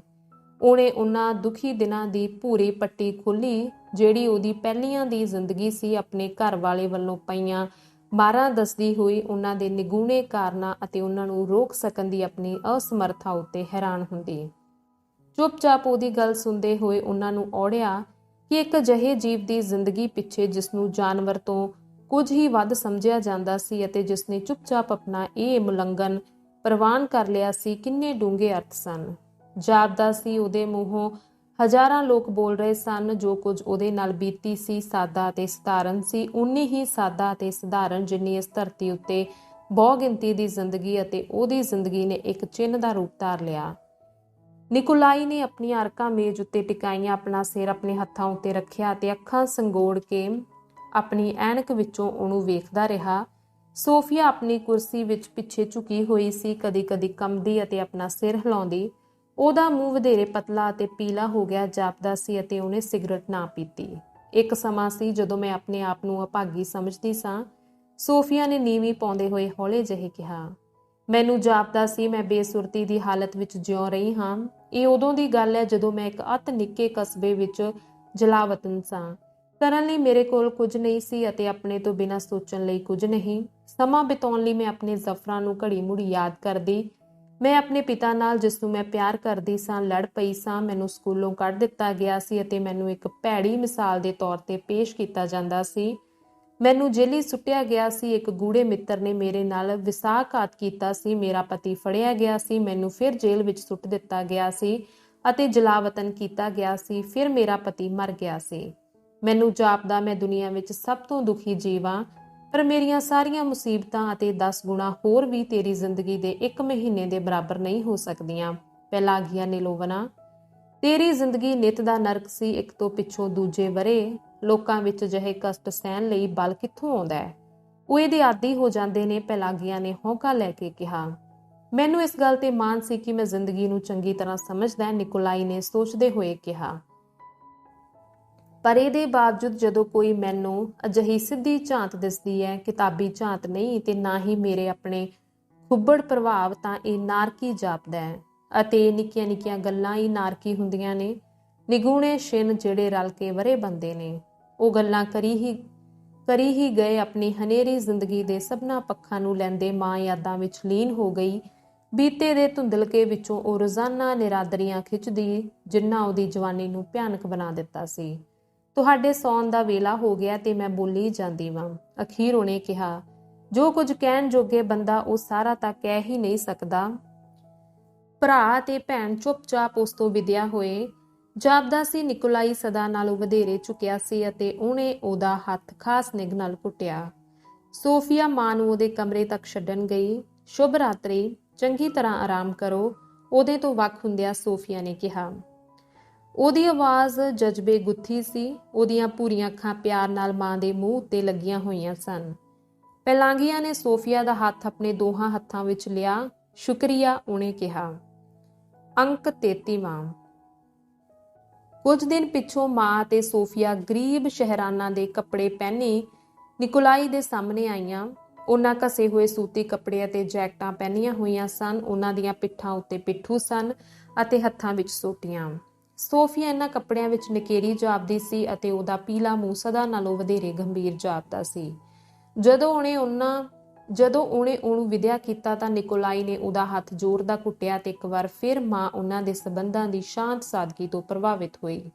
ਉਹਨਾਂ ਇੱਕ ਦੂਜੇ ਨੂੰ ਚੁੰਮਿਆ ਨਾ ਅਤੇ ਨਾ ਹੀ ਬਹੁਤ ਪਿਆਰ ਦੀਆਂ ਗੱਲਾਂ ਕੀਤੀਆਂ, ਪਰ ਉਹ ਸਦਾ ਹੀ ਇੱਕ ਦੂਜੇ ਲਈ ਬਹੁਤ ਫਿਕਰ ਵਿਖਾਉਂਦੇ।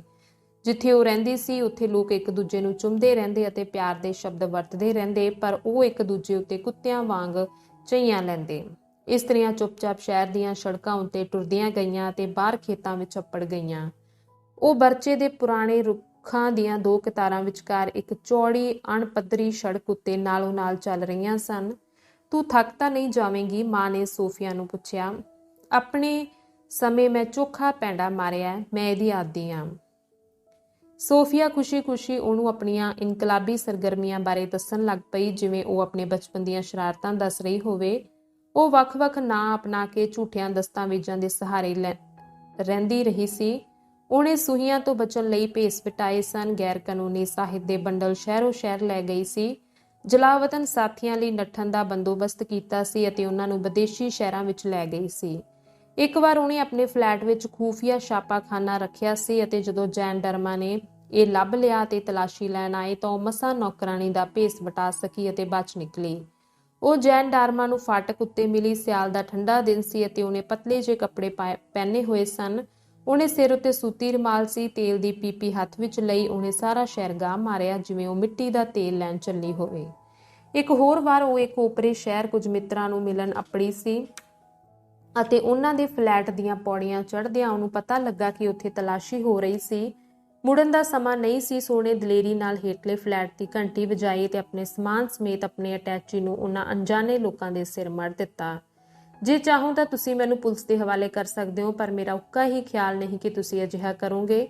ਉਸ ਉਹਨਾਂ ਨੂੰ ਪ੍ਰਸਥਿਤੀ ਖਰੀ ਤਰ੍ਹਾਂ ਸਮਝਾਉਣ ਪਿੱਛੋਂ ਖਰੀ ਤਰ੍ਹਾਂ ਕਿਹਾ। ਉਹ ਇੰਨੇ ਡਰ ਗਏ ਸਨ ਕਿ ਉਹਨਾਂ ਸਾਰੀ ਰਾਤ ਅੱਖ ਨਾ ਝਪਕੀ। ਉਹਨਾਂ ਦਾ ਖਿਆਲ ਸੀ ਕਿ ਕਿਸੇ ਵੀ ਛਿਨ ਬੂਹਾ ਖੜਕੇਗਾ, ਪਰ ਉਹਨਾਂ ਉਹਨੂੰ ਪੁਲਿਸ ਦੇ ਹਵਾਲੇ ਵੀ ਨਾ ਕੀਤਾ ਤੇ ਅਗਲੇ ਸਵੇਰੋਂ ਇਸ ਘਟਨਾ ਤੇ ਖੁੱਲ੍ਹ ਕੇ ਹੱਸੇ। ਇੱਕ ਹੋਰ ਵਾਰ ਉਹਨੇ ਸਾਈ ਸਾਧਨੀ ਦਾ ਭੇਸ ਵਟਾਇਆ ਤੇ ਗੱਡੀ ਦੇ ਉਸ ਡੱਬੇ ਇੱਥੋਂ ਤੱਕ ਕਿ ਉਸੇ ਖਾਨੇ ਵਿੱਚ ਸਫ਼ਰ ਕੀਤਾ ਜਿਸ ਵਿੱਚ ਉਹਦਾ ਪਿੱਛਾ ਕਰ ਰਿਹਾ ਸੂਈਆ ਸਫ਼ਰ ਕਰ ਰਿਹਾ ਸੀ। ਸੂਈਏ ਨੇ ਉਹਦੇ ਅੱਗੇ ਬੜ ਮਾਰੀ ਸੀ ਕਿ ਕਿਵੇਂ ਉਹ ਚਤੁਰਾਈ ਨਾਲ ਇਸ ਇਸਤਰੀ ਦਾ ਪਿੱਛਾ ਕਰ ਰਿਹਾ। ਉਹਦਾ ਖਿਆਲ ਸੀ ਕਿ ਉਸੇ ਗੱਡੀ ਦੇ ਦੂਜੇ ਦਰਜੇ ਦੇ ਡੱਬੇ ਵਿੱਚ ਸਫ਼ਰ ਕਰ ਰਹੀ ਸੀ। ਹਰ ਸਟੇਸ਼ਨ ਤੇ ਉਹ ਬਾਹਰ ਉਹਨੂੰ ਢੂੰਡਣ ਜਾਂਦਾ ਤੇ ਵਾਪਸ ਆ ਕੇ ਸਾਧਨੀ ਨੂੰ ਕਹਿੰਦਾ, ਕਿਧਰੇ ਵੀ ਨਹੀਂ ਦਿਸਦੀ, ਸ਼ਾਇਦ ਸੌਂ ਗਈ ਹੈ। ਉਹ ਵੀ ਤਾਂ ਥੱਕ ਜਾਂਦੇ ਨੇ, ਉਹਨਾਂ ਵੀ ਜ਼ਿੰਦਗੀ ਸਾਡੇ ਨਾਲੋਂ ਕੋਈ ਸੌਖੀ ਨਹੀਂ। ਮਾਂ ਹੱਸੀ ਅਤੇ ਕਹਾਣੀਆਂ ਸੁਣਦੇ ਹੋਏ ਸਨੇਹ ਨਾਲ ਆਪਣੀ ਸਾਥਣ ਵੱਲ ਵੇਖਿਆ। ਲੰਬੀ ਅਤੇ ਪਤਲੀ ਸੋਫੀਆ ਆਪਣੇ ਸੁਡੋਲ ਪੈਰਾਂ ਉੱਤੇ ਸ਼ੋਲੇ ਪੈਰੀ ਟੁਰ ਰਹੀ ਸੀ। ਉਹਦੇ ਚੱਲਣ ਅਤੇ ਗੱਲ ਕਰਨ ਦੇ ਢੰਗ ਵਿੱਚ, ਉਹਦੀ ਖੁਸ਼ੀ ਭਾਰੀ ਆਵਾਜ਼ ਵਿੱਚ, ਉਹਦੇ ਸਾਰੇ ਸਿੱਧੇ ਸਰੀਰ ਵਿੱਚ ਕੁਝ ਦਲੇਰ ਅਤੇ ਨਰੋਆ ਸੀ। ਹਰ ਸ਼ੈ ਵੱਲ ਉਹਦੀ ਪਹੁੰਚ ਜਵਾਨਾਂ ਵਾਲੀ ਸੀ ਅਤੇ ਜਿੱਧਰ ਕਿਧਰੇ ਉਹ ਵੇਖਦੀ ਉਹਨੂੰ ਕੁਝ ਨਾ ਕੁਝ ਲੱਭ ਪੈਂਦਾ ਜਿਹੜਾ ਉਹਨੂੰ ਖੁਸ਼ੀ ਦਿੰਦਾ। ਕਿਆ ਸੋਹਣਾ ਦਿਆਰ ਹੈ। ਸੋਫੀਆ ਰੁੱਖਾਂ ਵਿੱਚੋਂ ਇੱਕ ਵੱਲ ਇਸ਼ਾਰਾ ਕਰਦੇ ਹੋਏ ਬੋਲ ਉੱਠੀ। ਮਾਂ ਰੁਕੀ ਅਤੇ ਵੇਖਿਆ, ਦਿਆਰ ਹੋਰਨਾਂ ਜਿਹਾ ਹੀ ਸੀ। ਹਾਂ, ਇਹ ਸੋਹਣਾ ਰੁੱਖ ਵੇ। ਉਹ ਹੱਸੀ। ਹਵਾ ਨੂੰ ਦੂਜੀ ਇਸਤਰੀ ਦੇ ਕੰਨਾਂ ਕੋਲ ਚਿੱਟੇ ਵਾਲਾਂ ਦੇ ਛੱਲੇ ਉਡਾਉਂਦੀ ਵੇਖਦੇ ਉਹ ਬੋਲੀ।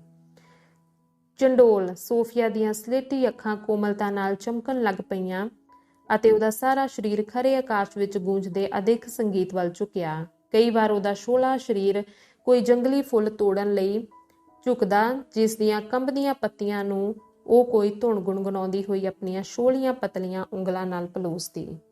ਇਹ ਸਭ ਕੁਝ ਨੇ ਮਾਂ ਦਾ ਸਲੇਟੀ ਅੱਖਾਂ ਵਾਲੀ ਇਸਤਰੀ ਨਾਲ ਪਿਆਰ ਪਾ ਦਿੱਤਾ ਅਤੇ ਉਹ ਉਹਦੇ ਨੇੜੇ ਹੋ ਕੇ ਟੁਰਨ ਲੱਗ ਪਈ, ਪੈਰ ਨਾਲ ਪੈਰ ਮਿਲਾਉਣ ਦਾ ਯਤਨ ਕਰਦੀ।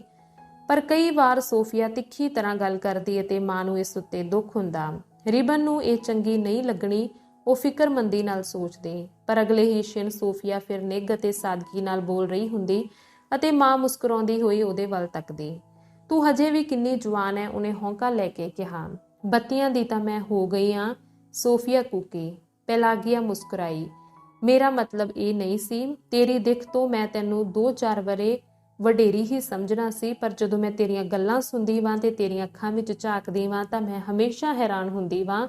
ਤੂੰ ਤਾਂ ਕਿਸੇ ਮੁਟਿਆਰ ਵਾਂਗ ਹੈ। ਤੂੰ ਔਖੀ ਤੇ ਖਤਰਨਾਕ ਜ਼ਿੰਦਗੀ ਜਿਉ ਰਹੀ ਹੈ, ਪਰ ਤੇਰਾ ਦਿਲ ਹਸੂ ਕਰਦਾ ਰਹਿੰਦਾ ਹੈ। ਮੈਨੂੰ ਔਖ ਦਾ ਕਦੀ ਅਨੁਭਵ ਹੀ ਨਹੀਂ ਹੋਇਆ ਅਤੇ ਮੈਨੂੰ ਜਾਪਦਾ ਮੇਰੀ ਜ਼ਿੰਦਗੀ ਨਾਲੋਂ ਚੰਗੇਰੀ ਅਤੇ ਵਧੇਰੇ ਦਿਲਚਸਪ ਜ਼ਿੰਦਗੀ ਕੋਈ ਹੋ ਹੀ ਨਹੀਂ ਸਕਦੀ। ਮੈਂ ਤੈਨੂੰ ਤੇਰੇ ਪਿਤਰੀ ਨਾਂ ਨਾਲ ਸੱਦਾਂਗੀ, ਨਿਲੋਵਨਾ। ਪਤਾ ਨਹੀਂ ਕਿਉਂ ਪੈਲਾਗੀਆਂ ਤੈਨੂੰ ਸਜਦਾ ਨਹੀਂ।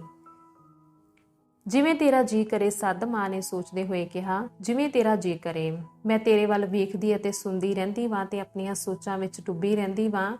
ਮੈਨੂੰ ਇਹ ਵੇਖ ਕੇ ਖੁਸ਼ੀ ਹੁੰਦੀ ਵੇ ਕਿ ਤੂੰ ਇੱਕ ਮਨੁੱਖੀ ਦਿਲ ਤੱਕ ਰਾਹ ਲੱਭ ਲਿਆ। ਬੰਦਾ ਡਰ ਤੋਂ ਬਿਨਾਂ ਤੈਨੂੰ ਉਹ ਸਭ ਕੁਝ ਦੱਸ ਦਿੰਦਾ ਹੈ ਜੋ ਕੁਝ ਉਹਦੇ ਅੰਦਰ ਵਾਪਰ ਰਿਹਾ ਹੈ। ਆਪਣੇ ਆਪ ਆਪਣੀ ਰੂਹ ਤੇਰੇ ਅੱਗੇ ਖੋਲ ਕੇ ਰੱਖ ਦਿੰਦਾ ਹੈ। ਤੇ ਜਦੋਂ ਮੈਂ ਤੁਹਾਡੇ ਸਾਰੇ ਲੋਕਾਂ ਬਾਰੇ ਸੋਚਦੀ ਹਾਂ ਤਾਂ ਮੈਨੂੰ ਯਕੀਨ ਹੋ ਜਾਂਦਾ ਹੈ ਕਿ ਤੁਸੀਂ ਜ਼ਿੰਦਗੀ ਵਿੱਚ ਬੁਰਾਈ ਉੱਤੇ ਕਾਬੂ ਪਾ ਲਓਗੇ। ਮੈਨੂੰ ਇਸ ਗੱਲ ਦਾ ਯਕੀਨ ਹੈ।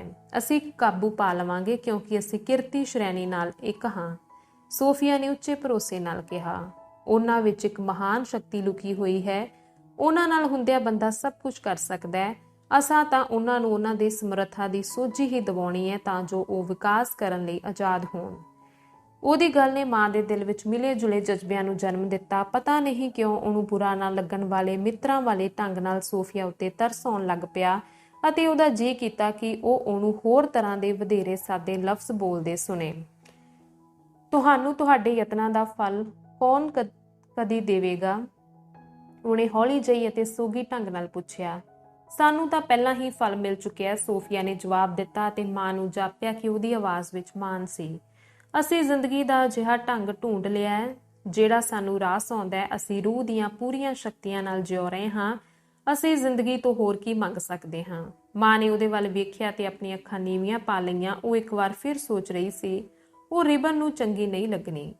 ਉਹ ਤਿੱਖੇ ਪੈਰੀ ਪਰ ਕਾਲ ਕੀਤੇ ਬਿਨਾਂ ਚਲਦੀਆਂ ਰਹੀਆਂ, ਮਿੱਠੀ ਪਾਉਣ ਦੇ ਲੰਮੇ ਸਾਹ ਲੈਂਦੀਆਂ ਹੋਈਆਂ ਤੇ ਮਾਂ ਨੇ ਕਲਪਨਾ ਕੀਤੀ ਕਿ ਉਹ ਕਿਸੇ ਯਾਤਰਾ ਤੇ ਜਾ ਰਹੀ ਹੈ। ਉਹਨੇ ਉਹ ਖੁਸ਼ੀ ਯਾਦ ਕੀਤੀ ਜਿਸ ਨਾਲ ਉਹ ਆਪਣੇ ਬਚਪਨ ਵਿੱਚ ਇੱਕ ਦੁਰਾਡੇ ਮੱਠ ਵਿੱਚ ਤਿਹਾਰੀ ਰੀਤਾਂ ਵੇਖਣ ਜਾਂਦੀ ਜਿੱਥੇ ਇੱਕ ਕਰਾਮਾਤਾਂ ਕਰਨ ਵਾਲੀ ਪਵਿੱਤਰ ਮੂਰਤ ਸੀ।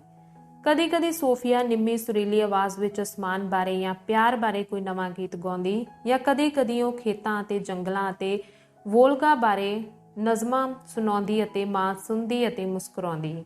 ਆਪ ਮੁਹਾਰੇ ਕਵਿਤਾ ਦੇ ਤੋਲ ਨਾਲ ਸਿਰ ਹਿਲਾਉਂਦੀ ਇਹਦੇ ਗੀਤ ਵਸ ਪੈ ਕੀਲੀ ਜਾਂਦੀ। ਉਹਦਾ ਅੰਦਰਾ ਪੂਰੀ ਤਰ੍ਹਾਂ ਨਿੱਘਾ ਅਤੇ ਸ਼ਾਂਤ ਅਤੇ ਸੋਚਾਂ ਡੁੱਬਾ ਹੁੰਦਾ ਸੀ, ਜਿਵੇਂ ਉਹ ਹੁਨਾਲ ਦੀ ਸ਼ਾਮ ਨੂੰ ਕਿਸੇ ਬਾਗ ਦੀ ਸੁਖਾਵੀਂ ਨੁੱਕਰੇ ਖੜੀ ਹੋਵੇ। ਅੰਕ 34ਵਾਂ। ਉਹ ਤੀਜੇ ਦਿਨ ਆਪਣੀ ਮੰਜ਼ਲੇ ਅੱਪੜੀਆਂ। ਮਾਂ ਨੇ ਖੇਤਾਂ ਵਿੱਚ ਕੰਮ ਕਰਦੇ ਇੱਕ ਮੁਜ਼ੀਕ ਤੋਂ ਪੁੱਛਿਆ ਕਿ ਕੋਲਤਾਰ ਦਾ ਕਾਰਖਾਨਾ ਕਿੱਥੇ ਹੈ ਅਤੇ ਛੇਤੀ ਹੀ ਉਹ ਜੰਗਲ ਵਿੱਚ ਇੱਕ ਦੰਦੀਹਾਰ ਰਾਹ ਉੱਤੇ ਜਾ ਰਹੀਆਂ ਸਨ ਜਿੱਥੇ ਰੁੱਖਾਂ ਦੀਆਂ ਜੜ੍ਹਾਂ ਪੌੜੀਆਂ ਦਾ ਚੰਗਾ ਕੰਮ ਦਿੰਦੀਆਂ ਸਨ। ਇਹ ਰਾਹ ਉਹਨਾਂ ਨੂੰ ਇੱਕ ਗੋਲ ਸਾਫ਼ ਕੀਤੀ ਥਾਂ ਲੈ ਗਿਆ ਜਿੱਥੇ ਕੋਲਾ ਅਤੇ ਛੋਡੇ ਖਿਲਰੇ ਹੋਏ ਸਨ ਅਤੇ ਕੋਲਤਾਰ ਦੇ ਟੋਟੇ ਜੰਮੇ ਹੋਏ ਸਨ। ਸੋ ਅਸੀਂ ਅੱਪੜ ਗਈਆਂ, ਮਾਂ ਨੇ ਔਖੇ ਹੋ ਕੇ ਆਪਣੇ ਆਲੇ ਦੁਆਲੇ ਵੇਖਦੇ ਹੋਏ ਕਿਹਾ। ਡੰਡਿਆਂ ਅਤੇ ਟਹਿਣੀਆਂ ਦੇ ਬਣੇ ਇੱਕ ਢਾਰੇ ਦੇ ਸਾਹਮਣੇ ਇੱਕ ਮੇਜ਼ ਪਿਆ ਸੀ ਜਿਹੜਾ ਲੱਕੜੀ ਦੀਆਂ ਘੋੜੀਆਂ ਉੱਤੇ ਰੱਖੇ 3 ਫੱਟਿਆਂ ਦਾ ਬਣਿਆ ਹੋਇਆ ਸੀ। ਕੋਲਤਾਰ ਨਾਲ ਕਾਲਾ ਹੋਇਆ ਕਮੀਜ਼ ਦੇ ਬਟਨ ਖੁੱਲੇ, ਰਿਬਨ ਮੇਜ਼ ਤੇ ਬੈਠਾ ਯੈਫੀਮ ਅਤੇ ਹੋਰ ਜਵਾਨ ਮੁੰਡਿਆਂ ਨਾਲ ਦੁਪਹਿਰ ਦਾ ਖਾਣਾ ਖਾ ਰਿਹਾ ਸੀ। ਸਭ ਤੋਂ ਪਹਿਲਾਂ ਇਸਤਰੀਆਂ ਉੱਤੇ ਰਿਬਨ ਦੀ ਹੀ ਨਿਗਾਹ ਪਈ ਤੇ ਉਹ ਆਪਣੇ ਇੱਕ ਹੱਥ ਨਾਲ ਅੱਖਾਂ ਉੱਤੇ ਧੁੱਪ ਤੋਂ ਛਾਂ ਕਰਕੇ ਚੁੱਪਚਾਪ ਉਹਨਾਂ ਦੇ ਨੇੜੇ ਅੱਪੜਨ ਦੀ ਉਡੀਕ ਕਰਨ ਲੱਗ ਪਿਆ। ਸ਼ੁਭ ਦਿਨ ਵੀਰ ਮਖਾਇਲੋ, ਮਾਂ ਨੇ ਦੂਰੋਂ ਉੱਚੀ ਆਵਾਜ਼ ਵਿੱਚ ਕਿਹਾ। ਉਹ ਉੱਠਿਆ ਤੇ ਕਾਲ ਕੀਤੇ ਬਿਨਾਂ ਉਹਨਾਂ ਵੱਲ ਗਿਆ। ਜਦੋਂ ਉਹਨੇ ਉਹਨੂੰ ਪਛਾਣ ਲਿਆ ਤਾਂ ਉਹ ਮੁਸਕਰਾਇਆ ਤੇ ਆਪਣੇ ਕਾਲੇ ਹੱਥ ਨਾਲ ਆਪਣੀ ਦਾੜੀ ਪੜੋਸੀ। ਅਸੀਂ ਯਾਤਰਾ ਕਰਨ ਨਿਕਲੀਆਂ ਵਾਂ, ਮਾਂ ਨੇ ਨੇੜੇ ਅੱਪੜਦੇ ਹੋਏ ਕਿਹਾ।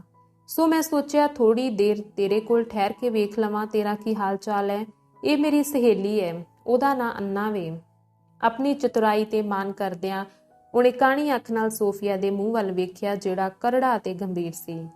ਕੀ ਹਾਲ ਚਾਲ ਹੈ? ਰਿਬਨ ਨੇ ਮਾਂ ਨਾਲ ਹੱਥ ਮਿਲਾਉਂਦੇ ਅਤੇ ਸੋਫੀਆ ਨੂੰ ਝੁੱਕ ਕੇ ਸਲਾਮ ਕਰਦੇ ਹੋਏ ਇੱਕ ਟੇਢੀ ਮੁਸਕਾਨ ਨਾਲ ਕਿਹਾ।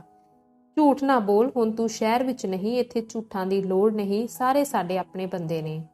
ਯੈਫੀਮ ਨੇ ਮੇਜ਼ ਕੋਲ ਬੈਠੇ ਬੈਠੇ ਯਾਤਰੂਆਂ ਵੱਲ ਗੌਰ ਨਾਲ ਵੇਖਿਆ ਅਤੇ ਘੁਸਰ ਮੁਸਰ ਕਰਦੇ ਹੋਏ ਆਪਣੇ ਸਾਥੀਆਂ ਨੂੰ ਕੁਝ ਕਿਹਾ। ਜਦੋਂ ਇਸਤਰੀਆਂ ਨੇੜੇ ਆਈਆਂ ਤਾਂ ਉਹ ਉੱਠਿਆ ਤੇ ਚੁੱਪਚਾਪ ਝੁੱਕ ਕੇ ਉਹਨਾਂ ਨੂੰ ਸਲਾਮ ਕੀਤੀ। ਉਹਦੇ ਸਾਥੀ ਐਲ ਬੈਠੇ ਰਹੇ ਜਿਵੇਂ ਉਹਨਾਂ ਮਹਿਮਾਨਾਂ ਨੂੰ ਵੇਖਿਆ ਹੀ ਨਹੀਂ ਸੀ। ਅਸੀਂ ਵਿਰਤਕਾਂ ਵਾਂਗ ਰਹਿੰਦੇ ਹਾਂ, ਰਿਬਨ ਨੇ ਪੈਲਾਗੀਆਂ ਦੇ ਮੋਢੇ ਉੱਤੇ ਨਿੱਕੀ ਜਿਹੀ ਥਪਕੀ ਦਿੰਦੇ ਹੋਏ ਕਿਹਾ। ਕੋਈ ਵੀ ਸਾਨੂੰ ਮਿਲਣ ਨਹੀਂ ਆਉਂਦਾ, ਮਾਲਕ ਬਾਹਰ ਗਿਆ ਹੋਇਆ, ਉਹਦੀ ਵਹੁਟੀ ਹਸਪਤਾਲ ਵਿੱਚ ਹੈ ਤੇ ਲਗਭਗ ਸਭ ਕੁਝ ਮੇਰੇ ਹੀ ਹੱਥ ਹੈ। ਬਹਿ ਜਾ, ਸ਼ਾਇਦ ਤੂੰ ਖਾਣਾ ਚਾਹੇਂਗੀ, ਕੁਝ ਦੁੱਧ ਲਿਆ। ਯੈਫੀਮ ਕਾਲ ਕੀਤੇ ਬਿਨਾਂ ਢਾਰੇ ਵਿੱਚ ਗਿਆ ਤੇ ਯਾਤਰੂਆਂ ਨੇ ਆਪਣੀ ਪਿੱਠ ਤੋਂ ਪਿੱਠੂ ਲਾਹੇ। ਜਵਾਨ ਮੁੰਡਿਆਂ ਵਿੱਚੋਂ ਇੱਕ ਜਿਹੜਾ ਲੰਮਾ ਪਤਲਾ ਜਣਾ ਸੀ ਉੱਠਿਆ ਤੇ ਉਹਨਾਂ ਦਾ ਹੱਥ ਵਟਾਇਆ, ਪਰ ਉਹਦਾ ਝੰਡਲ ਗੀਂਦਾ ਤਕੜਾ ਸਾਥੀ ਆਪਣਾ ਸਿਰ ਖੁਰਕਦਾ ਤੇ ਇੱਕ ਧੁਨ ਗੁਣਗੁਣਾਉਂਦਾ ਸੋਚਦੇ ਹੋਏ ਉਹਨਾਂ ਵੱਲ ਵੇਖਦਾ ਆਪਣੀਆਂ ਅਰਕਾਂ ਮੇਜ਼ ਉੱਤੇ ਰੱਖ ਕੇ ਬੈਠਾ ਰਿਹਾ।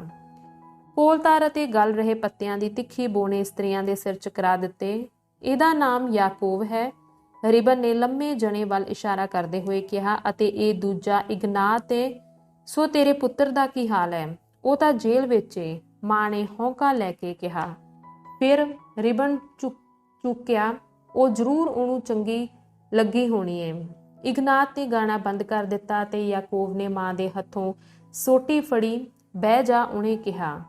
ਤੂੰ ਖੜੀ ਕਿਉਂ ਏ? ਬਹਿ ਜਾ, ਰਿਬਨ ਨੇ ਸੋਫੀਆ ਨੂੰ ਕਿਹਾ। ਚੁੱਪਚਾਪ ਉਹ ਇੱਕ ਮੁੱਢ ਉੱਤੇ ਬਹਿ ਗਈ, ਰਿਬਨ ਵੱਲ ਧਿਆਨ ਨਾਲ ਵੇਖਦੀ। ਉਹਨਾਂ ਉਹਨੂੰ ਕਦੋਂ ਫੜਿਆ? ਰਿਬਨ ਨੇ ਮਾਂ ਦੇ ਸਾਹਮਣੇ ਬਹਿੰਦੇ ਅਤੇ ਸਿਰ ਹਿਲਾਉਂਦੇ ਹੋਏ ਪੁੱਛਿਆ। ਨਿਲੋਵਣਾ, ਕਿਸਮਤ ਨੇ ਤੇਰਾ ਸਾਥ ਨਹੀਂ ਦਿੱਤਾ। ਸਭ ਠੀਕ ਠਾਕ ਵੇ, ਮਾਂ ਨੇ ਕਿਹਾ। ਇਸ ਗੱਲ ਦੀ ਆਦੀ ਹੋਈ ਜਾਨੀ ਏ? ਨਹੀਂ, ਮੈਂ ਆਦੀ ਤਾਂ ਨਹੀਂ ਹੋਈ, ਪਰ ਮੈਂ ਵੇਖਦੀ ਵਾਂ ਹੋਰ ਕੋਈ ਰਾਹ ਹੈ ਵੀ ਤਾਂ ਨਹੀਂ। ਰਿਬਨ ਨੇ ਕਿਹਾ। ਸੋ ਸਾਨੂੰ ਇਹਦੇ ਬਾਰੇ ਦੱਸ। ਯੈਫੀਮ ਅੰਦਰੋਂ ਦੁੱਧ ਦਾ ਭਰਿਆ ਜੱਗ ਲਿਆਇਆ, ਮੇਜ਼ ਤੋਂ ਇੱਕ ਪਿਆਲਾ ਚੁੱਕਿਆ, ਇਹਨੂੰ ਹੰਗਾਲਿਆ, ਇਹਦੇ ਵਿੱਚ ਦੁੱਧ ਪਾਇਆ ਤੇ ਸੋਫੀਆ ਨੂੰ ਦਿੱਤਾ। ਅਜਿਹਾ ਕਰਦੇ ਹੋਏ ਉਹ ਧਿਆਨ ਨਾਲ ਮਾਂ ਦੀ ਕਹਾਣੀ ਸੁਣਦਾ ਰਿਹਾ। ਉਹਨੇ ਇਸ ਗੱਲ ਦਾ ਧਿਆਨ ਰੱਖਿਆ ਕਿ ਉਹ ਸ਼ੋਰ ਨਾ ਕਰੇ। ਜਦੋਂ ਮਾਂ ਨੇ ਆਪਣਾ ਸੰਖੇਪ ਬਿਰਤਾਂਤ ਮੁਕਾ ਲਿਆ ਤਾਂ ਕਿਸੇ ਨੇ ਕੁਝ ਨਾ ਕਿਹਾ ਜਾਂ ਕਿਸੇ ਹੋਰ ਵੱਲ ਨਾ ਵੇਖਿਆ। ਇਗਨਾਤ ਮੇਜ਼ ਕੋਲ ਬੈਠਾ ਫੱਟਿਆਂ ਉੱਤੇ ਆਪਣੀ ਉਂਗਲ ਦੇ ਨੌਂ ਨਾਲ ਲਕੀਰਾਂ ਵਾਹ ਰਿਹਾ ਸੀ। ਯੈਫੀਮ ਰਿਬਨ ਦੇ ਮੋਢੇ ਉੱਤੇ ਅਰਕ ਰੱਖ ਕੇ ਉਹਦੇ ਪਿੱਛੇ ਖੜਾ ਸੀ। ਯਾਕੂਬ ਇੱਕ ਰੁੱਖ ਦੇ ਤਣੇ ਨਾਲ ਢਾਸਣਾ ਲਾਈ ਆਪਣੀਆਂ ਬਾਹਾਂ ਛਾਤੀ ਉੱਤੇ ਦੂਰੀਆਂ ਕਰਕੇ ਅਤੇ ਸਿਰ ਨੀਵਾਂ ਕਰਕੇ ਖੜਾ ਸੀ। ਸੋਫੀਆ ਆਪਣੇ ਭਰਵੱਟਿਆਂ ਹੇਠੋਂ ਮੁਜ਼ੀਕਾ ਨੂੰ ਧਿਆਨ ਨਾਲ ਵੇਖਦੇ ਹੋਏ ਬੈਠੀ ਸੀ। ਰਿਬਨ ਨੇ ਹੌਲੀ ਹੌਲੀ ਅਤੇ ਖੁਸ਼ੀ ਤੋਂ ਬਿਨਾਂ ਕਿਹਾ। ਸੋ ਇਹ ਗੱਲ ਏ, ਖੁੱਲਮ ਖੁੱਲਾ। ਜੇ ਅਸੀਂ ਕਦੇ ਅਜਿਹਾ ਜਲੂਸ ਕੱਢੀਏ, ਯੈਫੀਮ ਨੇ ਉਦਾਸ ਮੁਸਕਾਨ ਨਾਲ ਕਿਹਾ, ਮੁਜ਼ੀਕ ਤਾਂ ਕੁੱਟ-ਕੁੱਟ ਕੇ ਸਾਡੀ ਮਿੱਝ ਕੱਢ ਦੇਣਗੇ। ਸੱਚਮੁੱਚ ਉਹ ਸਾਨੂੰ ਮਾਰ ਦੇਣਗੇ? ਇਗਨਾਤ ਸਿਰ ਹਿਲਾ ਕੇ ਸਹਿਮਤ ਹੋਇਆ। ਮੈਂ ਕਾਰਖਾਨੇ ਵਿੱਚ ਕੰਮ ਕਰਾਂਗਾ, ਉੱਥੇ ਹਾਲਤ ਚੰਗੇਰੀ ਹੁੰਦੀ ਹੈ। ਸੋ ਤੂੰ ਕਹਿੰਦੀ ਏ ਪਾਵੇਲ ਤੇ ਮੁਕੱਦਮਾ ਚੱਲੇਗਾ? ਰਿਬਨ ਨੇ ਪੁੱਛਿਆ। ਤੇ ਸਜ਼ਾ ਕੀ ਹੋਵੇਗੀ? ਕੁਝ ਸੁਣਿਆ ਹੀ? ਕੈਦ ਬਾ ਮੁਸ਼ੱਕਤ ਜਾਂ ਸਦਾ ਲਈ ਸਾਇਬੇਰੀਆ ਵਿੱਚ ਜਲਾਵਤਨੀ, ਮਾਂ ਨੇ ਸ਼ਾਂਤੀ ਨਾਲ ਜਵਾਬ ਦਿੱਤਾ। ਤਿੰਨੇ ਜਵਾਨ ਮੁੰਡੇ ਇਕੱਠੇ ਹੀ ਉਹਦੇ ਵੱਲ ਮੁੜੇ। ਜਦੋਂ ਉਹਨੇ ਇਹ ਕੰਮ ਕੀਤਾ ਤਾਂ ਉਹਨੂੰ ਇਸ ਗੱਲ ਦਾ ਪਤਾ ਸੀ? ਰਿਬਨ ਨੇ ਸਿਰ ਨੀਵਾਂ ਪਾਉਂਦੇ ਹੋਏ ਕਿਹਾ। ਹਾਂ, ਉਹਨੂੰ ਪਤਾ ਸੀ, ਸੋਫੀਆ ਨੇ ਉੱਚੀ ਆਵਾਜ਼ ਵਿੱਚ ਕਿਹਾ। ਸਭੇ ਚੁੱਪ ਅਤੇ ਐਲ ਸਨ, ਜਿਵੇਂ ਇਸ ਵਿਚਾਰ ਨੇ ਉਹਨਾਂ ਨੂੰ ਕੀਲ ਦਿੱਤਾ ਹੋਵੇ। ਰਿਬਨ ਨੇ ਗੰਭੀਰ ਮਹੱਤਤਾ ਨਾਲ ਗੱਲ ਸ਼ੁਰੂ ਕੀਤੀ। ਮੈਨੂੰ ਯਕੀਨ ਹੈ ਉਹਨੂੰ ਪਤਾ ਸੀ ਉਹ ਹਨੇਰੇ ਵਿੱਚ ਛਾਲ ਨਹੀਂ ਮਾਰ ਸਕਦਾ। ਉਹ ਬਹੁਤ ਗੰਭੀਰ ਹੈ। ਸੁਣਿਆ ਮੁੰਡਿਓ, ਉਹਨੂੰ ਪਤਾ ਸੀ ਉਹ ਆਪਣੀਆਂ ਸੰਗੀਨਾਂ ਉਹਦੇ ਵਿੱਚ ਖੋਭ ਦੇਣਗੇ ਜਾਂ ਉਹਨੂੰ ਸਾਇਬੇਰੀਆ ਭੇਜ ਦੇਣਗੇ, ਪਰ ਇਹ ਗੱਲ ਉਹਨੂੰ ਰੋਕ ਨਾ ਸਕੀ। ਜੇ ਉਹਦੀ ਆਪਣੀ ਮਾਂ ਉਹਦੇ ਰਾਹ ਵਿੱਚ ਲੇਟੀ ਹੁੰਦੀ ਤਾਂ ਉਹ ਉਸ ਤੋਂ ਟੱਪ ਕੇ ਲੰਘ ਜਾਂਦਾ ਕਿ ਨਹੀਂ ਨਿਲੋਵਣਾ? ਹਾਂ, ਉਹ ਲੰਘ ਜਾਂਦਾ, ਮਾਂ ਨੇ ਤਰਬਕ ਕੇ ਕਿਹਾ। ਉਹਨੇ ਹੌਂਕਾ ਭਰਿਆ ਤੇ ਆਲੇ ਦੁਆਲੇ ਵੇਖਿਆ। ਸੋਫੀਆ ਨੇ ਚੁੱਪਚਾਪ ਉਹਦਾ ਹੱਥ ਪਲੋਸਿਆ, ਸੁੰਗੜੇ ਭਰਵੱਟਿਆਂ ਨਾਲ ਰਿਬਨ ਵੱਲ ਵੇਖਦੀ ਰਹੀ। ਹੋਇਆ ਨਾ ਜਣਾ? ਉਹਨੇ ਆਪਣੀਆਂ ਕਾਲੀਆਂ ਅੱਖਾਂ ਨਾਲ ਉਹਨਾਂ ਸਭਨਾਂ ਵੱਲ ਵੇਖਦੇ ਹੋਏ ਆਰਾਮ ਨਾਲ ਕਿਹਾ। ਇੱਕ ਵਾਰ ਫਿਰ 6 ਦੇ 6 ਚੁੱਪ ਸਨ। ਸੂਰਜ ਦੀਆਂ ਪਤਲੀਆਂ ਕਿਰਨਾਂ ਹਵਾ ਵਿੱਚ ਸੁਨਹਿਰੀ ਫੀਤਿਆਂ ਵਾਂਗ ਲਟਕੀਆਂ ਹੋਈਆਂ ਸਨ। ਕਿਧਰੇ ਇੱਕ ਕਾਂ ਕਾਂ ਕਾਂ ਕਰਕੇ ਬੋਲਿਆ। ਮਾਂ ਮਈ ਦਿਵਸ ਦੀਆਂ ਯਾਦਾਂ ਤੇ ਪਾਵੇਲ ਤੇ ਅੰਦਰਾਈ ਲਈ ਆਪਣੇ ਉਦਰੇਵੇਂ ਕਾਰਨ ਉਤੇਜਿਤ ਸੀ। ਛੋਟੀ ਜਿਹੀ ਸਾਫ਼ ਕੀਤੀ ਥਾਂ ਵਿੱਚ ਕੋਲਤਾਰ ਦੇ ਖਾਲੀ ਡਰਮ ਖਿਲਰੇ ਹੋਏ ਸਨ ਅਤੇ ਉਖੜੇ ਮੁੱਢ ਹਰ ਥਾਂ ਪਏ ਹੋਏ ਸਨ। ਕੰਡਿਆਂ ਕੋਲ ਬਲੂਤ ਅਤੇ ਬਰਚ ਦੇ ਐਲ ਝੁੰਡ ਸਨ, ਜਿਹੜੇ ਚੁੱਪ ਵਿੱਚ ਜੜੇ ਭੌਂ ਉੱਤੇ ਨਿੱਘਾ ਕਾਲਾ ਪਰਛਾਵਾਂ ਸੁੱਟ ਰਹੇ ਸਨ। ਅਚਾਨਕ ਯਾਕੂਬ ਦਰਖਤ ਤੋਂ ਪਰਾਂ ਹਟਿਆ ਤੇ ਪਾਸੇ ਚਲਾ ਗਿਆ। ਜਦੋਂ ਉਹਨਾਂ ਸਾਨੂੰ ਫੌਜ ਵਿੱਚ ਜਬਰੀ ਭਰਤੀ ਕਰ ਲਿਆ ਤਾਂ ਉਹ ਮੈਨੂੰ ਅਤੇ ਯੈਫੀਮ ਨੂੰ ਅਜਿਹੇ ਲੋਕਾਂ ਦੇ ਖਿਲਾਫ ਹੀ ਭੇਜਣਗੇ। ਉਹਨੇ ਆਪਣਾ ਸਿਰ ਪਿੱਛੇ ਸੁੱਟਦੇ ਹੋਏ ਉੱਚੀ ਜਿਹੇ ਪੁੱਛਿਆ। ਤੇਰਾ ਕੀ ਖਿਆਲ ਸੀ, ਤੈਨੂੰ ਕਿਹਨਾਂ ਦੇ ਖਿਲਾਫ ਭੇਜਣਗੇ? ਰਿਬਨ ਨੇ ਜਵਾਬ ਦਿੱਤਾ। ਉਹ ਤਾਂ ਸਾਡਾ ਗਲਾ ਘੁੱਟਣ ਲਈ ਸਾਡੇ ਆਪਣੇ ਹੱਥ ਹੀ ਵਰਤਦੇ ਨੇ। ਇਹੋ ਤਾਂ ਸਾਰੀ ਚਾਲ ਹੈ। ਪਰ ਮੈਂ ਤਾਂ ਫੌਜੀ ਜ਼ਰੂਰ ਬਣਨਾ ਹੈ, ਯੈਫੀਮ ਨੇ ਅੜੀ ਨਾਲ ਕਿਹਾ। ਤੈਨੂੰ ਮਨਾ ਕੌਣ ਕਰ ਰਿਹਾ ਹੈ? ਇਗਨਾਤ ਕੂਕਿਆ। ਜਾ ਬਣ ਜਾ, ਬਸ ਇੱਕੋ ਗੱਲ। ਉਹਨੇ ਨਿੱਕਾ ਜਿਹਾ ਹਾਸਾ ਹੱਸ ਕੇ ਵਾਅਦਾ ਕੀਤਾ। ਜਦੋਂ ਮੇਰੇ ਤੇ ਗੋਲੀ ਚਲਾਵੇਂਗਾ ਤਾਂ ਮੇਰੇ ਸਿਰ ਦਾ ਨਿਸ਼ਾਨਾ ਬਣਾਈ, ਮੈਨੂੰ ਅਪਾਹਜ ਨਾ ਬਣਾਈ, ਮੈਨੂੰ ਇੱਕਦਮ ਮਾਰ ਸੁੱਟੀ। ਇਹ ਗੱਲ ਤੂੰ ਇੱਕ ਵਾਰ ਪਹਿਲਾਂ ਵੀ ਕਹੀ ਸੀ, ਯੈਫੀਮ ਨੇ ਤਿੱਖਾ ਜਵਾਬ ਦਿੱਤਾ। ਜਰਾ ਠਹਿਰੋ ਜਣਿਓ, ਰਿਬਨ ਨੇ ਆਪਣਾ ਹੱਥ ਚੁੱਕਦੇ ਹੋਏ ਕਿਹਾ। ਇਹ ਇੱਕ ਜਨਾਨੀ ਹੈ, ਉਹਨੇ ਮਾਂ ਵੱਲ ਇਸ਼ਾਰਾ ਕਰਦੇ ਹੋਏ ਕਿਹਾ, ਜਿਸ ਦੇ ਪੁੱਤਰ ਦਾ ਫਸਤਾ ਸ਼ਾਇਦ ਉਹਨਾਂ ਮੁਕਾ ਦਿੱਤਾ ਹੈ। ਤੂੰ ਇਹ ਕਿਉਂ ਕਹਿਣਾ? ਮਾਂ ਨੇ ਘਬਰਾਹਟ ਨਾਲ ਝੌਂਕੇ ਕਿਹਾ। ਇਹ ਕਹਿਣਾ ਹੀ ਪੈਣਾ, ਉਹਨੇ ਗੰਭੀਰਤਾ ਨਾਲ ਜਵਾਬ ਦਿੱਤਾ, ਤਾਂ ਜੋ ਤੇਰੇ ਵਾਲ ਐਵੇਂ ਹੀ ਚਿੱਟੇ ਨਾ ਹੋ ਗਏ ਹੋਣ। ਤੇ ਤੁਹਾਡਾ ਕੀ ਖਿਆਲ ਹੈ, ਉਹਦੇ ਪੁੱਤਰ ਦਾ ਫਸਤਾ ਵੱਢ ਕੇ ਉਹਨਾਂ ਇਹਨੂੰ ਮਾਰ ਦਿੱਤਾ? ਨਿਲੋਵਣਾ, ਤੂੰ ਇਸ਼ਤਿਹਾਰ ਲਿਆਈ ਏ? ਮਾਂ ਨੇ ਉਹਦੇ ਵੱਲ ਵੇਖਿਆ। ਹਾਂ, ਉਹ ਥੋੜੀ ਰੁਕ ਕੇ ਬੋਲੀ। ਵੇਖਿਆ? ਰਿਬਨ ਨੇ ਮੇਜ਼ ਤੇ ਮੁੱਕਾ ਮਾਰਦੇ ਹੋਏ ਕਿਹਾ। ਮੈਂ ਤੈਨੂੰ ਵੇਖਦਿਆਂ ਹੀ ਸਮਝ ਗਿਆ ਸਾਂ ਤੂੰ ਕਾਹਦੇ ਲਈ ਇੱਥੇ ਆਉਣਾ ਸੀ। ਵੇਖਿਆ, ਉਹਨਾਂ ਉਹਦੇ ਪੁੱਤਰ ਨੂੰ ਸਫਾਂ ਵਿੱਚੋਂ ਬਾਹਰ ਸੁੱਟ ਦਿੱਤਾ ਤੇ ਮਾਂ ਨੇ ਉਹਦੀ ਥਾਂ ਲੈ ਲਈ। ਉਹਨੇ ਆਪਣਾ ਮੁੱਕਾ ਹਿਲਾਇਆ ਤੇ ਇੱਕ ਬਹੁਤ ਵੱਡੀ ਗਾਲ ਕੱਢੀ। ਡਰੀ ਹੋਈ ਮਾਂ ਨੇ ਉਹਦੇ ਮੂੰਹ ਵੱਲ ਵੇਖਿਆ ਤੇ ਵੇਖਿਆ ਕਿ ਉਹ ਤੇਜ਼ੀ ਨਾਲ ਤਬਦੀਲ ਹੋ ਗਿਆ ਹੈ। ਉਹ ਪਤਲਾ ਹੋ ਗਿਆ ਸੀ, ਉਹਦੀ ਦਾੜੀ ਉਲਝੀ ਹੋਈ ਸੀ ਅਤੇ ਇਹਦੇ ਹੇਠਾਂ ਉਹਦੀਆਂ ਗੱਲਾਂ ਦੀਆਂ ਉੱਭਰੀਆਂ ਹੱਡੀਆਂ ਦਿਸਦੀਆਂ ਸਨ। ਉਹਦੀਆਂ ਅੱਖਾਂ ਦੇ ਨੀਲੀ ਭਾ ਮਾਰਦੇ ਆਨਿਆਂ ਵਿੱਚ ਮਹੀਨ ਲਾਲ ਡੋਰੇ ਦਿਸਣ ਲੱਗ ਪਏ ਸਨ, ਜਿਵੇਂ ਉਹ ਲੰਮੇ ਸਮੇਂ ਤੋਂ ਸੁੱਤਾ ਨਾ ਹੋਵੇ। ਉਹਦਾ ਨੱਕ ਨਪੀੜਿਆ ਅਤੇ ਤੋਤੇ ਹਰ ਹੋ ਗਿਆ ਸੀ, ਕਿਸੇ ਸ਼ਿਕਾਰੀ ਪੰਛੀ ਵਾਂਗ। ਉਹਦਾ ਖੁੱਲਾ ਕਾਲਰ, ਜਿਹੜਾ ਕਦੀ ਲਾਲ ਹੁੰਦਾ ਸੀ ਪਰ ਹੁਣ ਕੋਲਤਾਰ ਕਾਰਨ ਕਾਲਾ ਸੀ, ਉਹਦੀਆਂ ਉੱਭਰੀਆਂ ਹੰਸ ਦੀਆਂ ਹੱਡੀਆਂ ਅਤੇ ਉਹਦੀ ਛਾਤੀ ਉੱਤੇ ਘਣੇ ਕਾਲੇ ਵਾਲ ਪ੍ਰਗਟ ਕਰਦਾ ਸੀ। ਉਹਦੀ ਸਾਰੀ ਦਿੱਖ ਪਹਿਲਾਂ ਕਿਸੇ ਸਮੇਂ ਨਾਲੋਂ ਵਧੇਰੇ ਉਦਾਲ ਅਤੇ ਸੋਗੀ ਸੀ। ਉਹਦੀਆਂ ਸੁੱਜੀਆਂ ਅੱਖਾਂ ਵਿੱਚ ਗੁੱਸੇ ਦੀਆਂ ਅੱਗਾਂ ਭਖ ਰਹੀਆਂ ਸਨ, ਜਿਹੜੀਆਂ ਉਹਦੇ ਕਾਲੇ ਮੂੰਹ ਨੂੰ ਰੁਸ਼ਨਾ ਦਿੰਦੀਆਂ। ਸੋਫੀਆ ਪੀਲੀ ਅਤੇ ਚੁੱਪ ਬੈਠੀ ਸੀ। ਉਹ ਆਪਣੀਆਂ ਅੱਖਾਂ ਇਹਨਾਂ ਤਿੰਨਾਂ ਮੁਜ਼ੀਕਾਂ ਤੋਂ ਨਹੀਂ ਸੀ ਹਟਾ ਸਕਦੀ। ਇਗਨਾਤ ਨੇ ਸਿਰ ਹਿਲਾਇਆ ਤੇ ਅੱਖ ਕਾਣੀ ਕੀਤੀ ਅਤੇ ਢਾਰੇ ਵਿੱਚ ਜਾ ਕੇ ਯਾਕੋਬ ਖੰਭਿਆਂ ਤੋਂ ਗੁੱਸੇ ਨਾਲ ਛੌਂਡੇ ਲਾਉਂਦਾ ਖੜਾ ਸੀ। ਯੈਫੀਮ ਮੇਜ਼ ਦੇ ਕੋਲ ਮਾਂ ਦੀ ਪਿੱਠ ਪਿੱਛੇ ਇੱਧਰ ਉੱਧਰ ਟਹਿਲ ਰਿਹਾ ਸੀ। ਰਿਬਨ ਫਿਰ ਬੋਲਣ ਲੱਗ ਪਿਆ। ਪਿੱਛੇ ਜਿਹੇ ਜ਼ਿਲ੍ਹੇ ਦੇ ਮੁਖੀ ਨੇ ਮੈਨੂੰ ਬੁਲਾਇਆ ਅਤੇ ਕਿਹਾ, ਬਦਮਾਸ਼, ਤੂੰ ਪਾਦਰੀ ਨੂੰ ਕੀ ਕਿਹਾ ਸੀ? ਬਦਮਾਸ਼?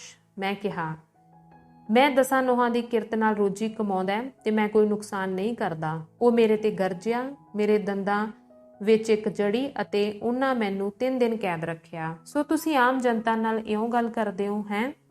ਮੈਂ ਸੋਚਿਆ ਤਾਂ ਇਹ ਆਸ ਨਾ ਕਰਨਾ ਕਿ ਅਸੀਂ ਇਹ ਭੁੱਲ ਜਾਵਾਂਗੇ। ਬੁੱਢੇ ਸ਼ੈਤਾਨ, ਜੇ ਮੈਂ ਅਜਿਹਾ ਨਾ ਕਰ ਸਕਿਆ ਤਾਂ ਕੋਈ ਹੋਰ ਤੇਰੇ ਅਤੇ ਤੇਰੇ ਬੱਚਿਆਂ ਨਾਲ ਨਿਬੜ ਲਵੇਗਾ। ਯਾਦ ਰੱਖੀ, ਤੁਸਾਂ ਲੋਕਾਂ ਦੇ ਸੀਨਿਆਂ ਉੱਤੇ ਆਪਣੇ ਲੋਹੇ ਦੇ ਪੰਜਿਆਂ ਨਾਲ ਹਲ ਵਾਇਆ ਏ ਤੇ ਇਹਦੇ ਵਿੱਚ ਨਫ਼ਰਤ ਬੀਜੀ ਏ। ਸੋ ਭੂਤਨਿਓ, ਰਹਿਮ ਦੀ ਆਸ ਨਾ ਰੱਖਣਾ, ਇਹੋ ਤਾਂ ਗੱਲ ਹੈ। ਉਹਦਾ ਮੂੰਹ ਆਪਣੇ ਅੰਦਰ ਉਬਲਦੇ ਗੁੱਸੇ ਨਾਲ ਸੂਹਾ ਹੋ ਗਿਆ ਸੀ ਅਤੇ ਉਹਦੀ ਆਵਾਜ਼ ਵਿੱਚ ਅਜਿਹੇ ਬੋਲ ਸਨ ਜਿਨ੍ਹਾਂ ਨੇ ਮਾਂ ਨੂੰ ਡਰਾ ਦਿੱਤਾ। ਤੇ ਮੈਂ ਪਾਦਰੀ ਨੂੰ ਕਿਹਾ ਕੀ ਸੀ?